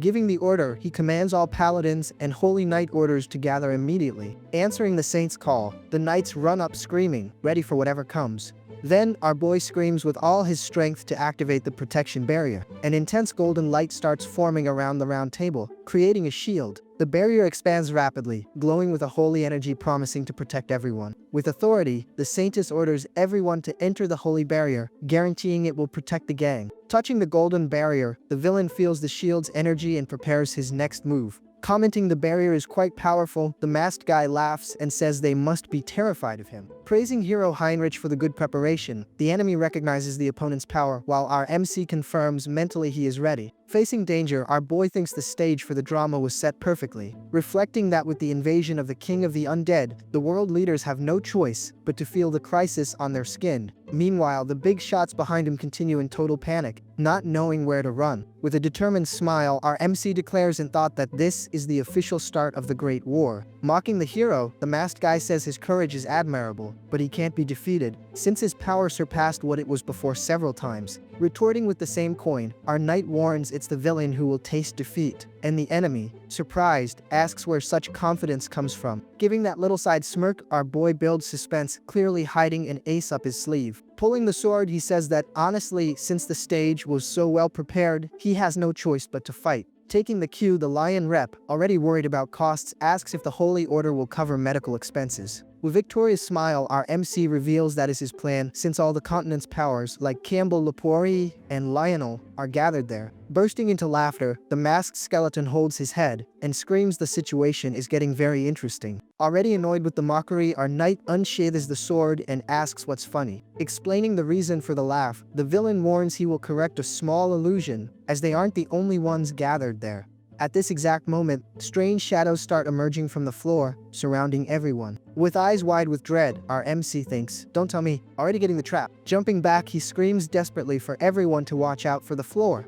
Observing everything from afar, a new figure with glowing blue eyes thinks the situation is perfect. Revealing his plan, the blue-eyed villain confesses he was looking for a chance to test his new subordinates' abilities. Introducing his evil army, he summons Ghoul Lord Fiona, Dreadghost Pagos, and Death Knight Karam. Giving the final order, the big boss tells his trio of generals to attack with everything, and they advance at absurd speed. Wasting no time, the elven rep summons her spirits and orders them to purge all evil in front of them. Releasing a massive wave of energy, the spirits blow the enemy skeletons to pieces. Seeing the elf's audacity, Ghoul Lord Fiona questions how she dares challenge her with mere spirits. In the blink of an eye, the General of Darkness collides with the spirits, creating a purple and green energy explosion. While the fight goes wild, one of the knights orders to finish the undead king's army and take the guests inside the barrier. But the Death Knight is too fast and runs a soldier through with his sword before he can react. With the weapon dripping, the General of Darkness mocks the soldiers, calling them amusing scarecrows. With an intimidating look, he speaks that he is acting on his king's orders. On the other side, Ghoul Lord Fiona gives the order for her lackeys to massacre the enemies without mercy. Watching the fight, the elf realizes the enemies' movements aren't natural, as if they are choosing specific targets. Hiding behind the mask, the blue-haired villain thinks with a smile that things are going well and that, despite looking suspicious, there's nothing to be done. Revealing his strategy, he confesses he is intentionally eliminating only the scum he found in his investigations. Seeing an opening, our MC charges rapidly towards the main enemy. Screaming at the top of his lungs, he declares the king of the undead is his opponent. Worried, the saintess and the church rep offer to help the saint, joining forces in prayer. In a fusion of rage, the masked villain and the undead king prepare for the final attack, screaming they will end it all right there. And in an absurd clash of powers, our hero collides with the enemy in an explosion of golden and blue energy. The collision of opposing energies creates a blinding light that illuminates the whole hall, showing the strength of both sides. All accumulated energy explodes violently, breaking the floor and sending debris flying everywhere. Thinking with a side smile, our MC celebrates that he already managed to create enough sense of crisis with the drama. Noticing the movement, the elf calls for Harris, while he thinks the time has come to earn the popcorn he was eating.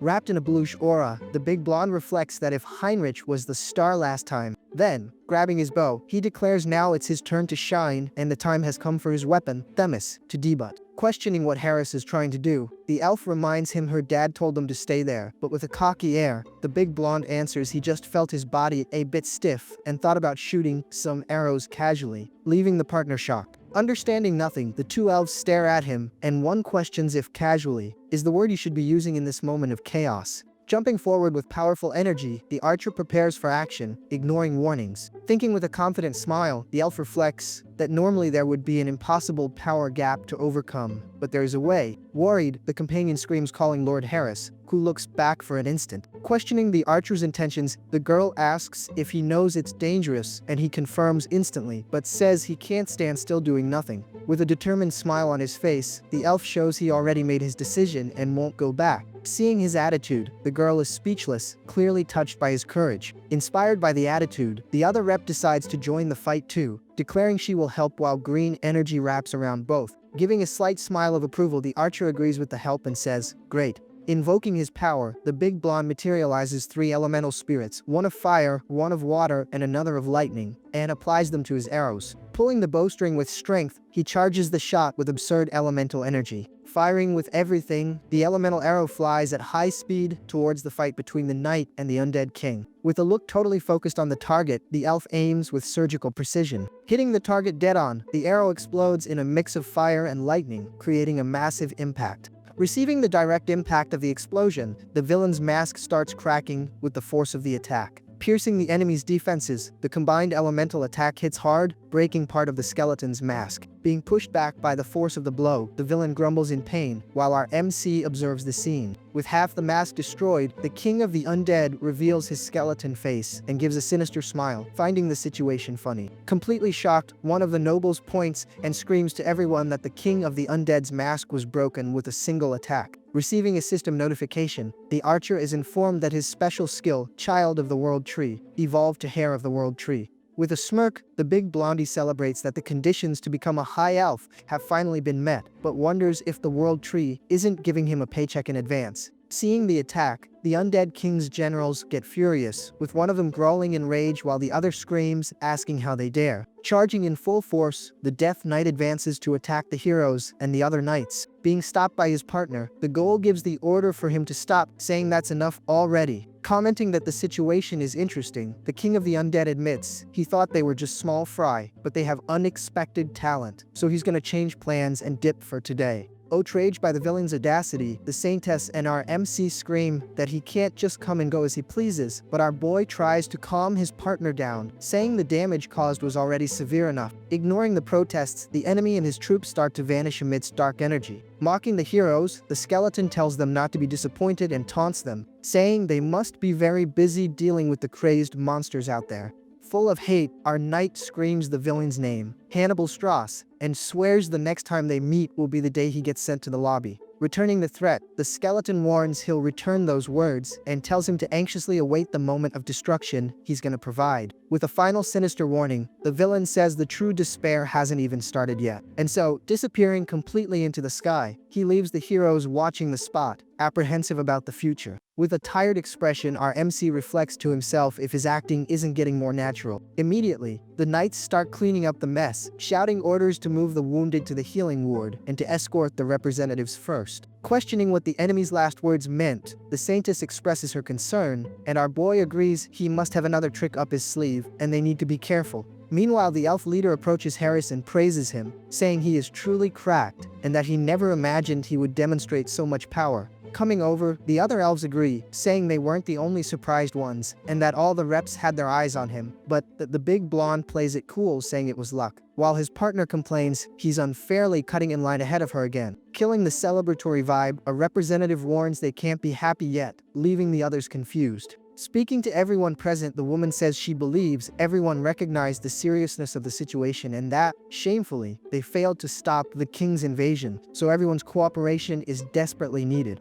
Agreeing with the proposal, the representative says she is on board. Explaining that now it's been revealed there is no safe sanctuary left, the noble declares that, because of this, everyone must help each other in this moment. With a determined smile, the Saintess agrees and calls on everyone to lend their strength for the creation of the Heroes Task Force, promising they will also advance actively, moved by the general support. Analyzing the general reaction beside the Saintess, our little MC reflects thoughtfully on what is happening. Noticing the mixed reactions, the noble comments there seem to be people with ulterior motives in the mix, but fortunately, there are also those who are sincere. Interrupting the meeting in a rush, a messenger apologizes, but screams he has urgent news. Bringing the terrible news, the messenger reveals that all defense lines on the Rohan Duchy border have collapsed, leaving the noble completely shocked. In total despair, the nobles question what is happening, thinking the defenses should have held longer, but the messenger explains that the lines on 3 sides fell simultaneously for unknown reasons, and that a terrorist attack happened at the duchy's main facilities at the same time. Connecting the dots in pure horror, the noble finally understands what the villain meant by the despair that hadn't even started yet. Deducing it on the spot, our boy states it must be the work of the immortal army, and that the attack was just a decoy, but soon notices something strange and wonders what kind of situation this is. Clenching his fist in anger, younger, he thinks he knows exactly the type of guys who would do something like this. With a specific group in mind, he thinks of the Oath of Reversal and questions if those bastards finally went into action. Whispering to the Saintess, one of the nobles gets her attention, and after hearing what he has to say, she asks if that is true. Turning to the hall, the same noble gets everyone's attention in a loud voice. Revealing a plan, the noble announces that, to resolve the matter, Cardinal Pierre of the Great Temple of Jiren has decided to show up personally with his elite troops, guaranteeing they will never give up until the end. With an aura of hope, the Saintess turns to everyone and asks that please they also don't give up. With a satisfied smile, our little MC thinks that since everyone suspects Hans, the plan ended up working perfectly. Watching the Continental Alliance position itself against the Immortal King, our boy concludes that Hans should also join the dance and cooperate. In his hideout, the villain explains to his subordinate that he selected the ideal spot after analyzing the conditions, a fertile land with a high concentration of sinister energy, neither too far nor too close. And praising Olivia's good work, he reflects that this is how you use forbidden knowledge. Standing in the center of a giant summoning circle, the king of the undead begins to channel dark energy for his next big plan. Letting out an evil laugh, the king of the undead gets everyone's attention, mocking that the Continental Alliance declared they're gonna stop his immortal army. Raising his arms imposingly, the villain declares that, since that's the case, they also need to show their will. Ordering everyone to watch closely, he reveals that this is his will that is gonna, once again, die the entire continent in fear. And completing the threat, he screams that this is the symbol of a new dark era, while a sinister tower materializes. Giving a little chuckle of satisfaction, the skeleton demonstrates his plan is just beginning. Inviting the Continental Alliance for a real fight, the enemy lets out an evil laugh that echoes through the skies, showing off his power.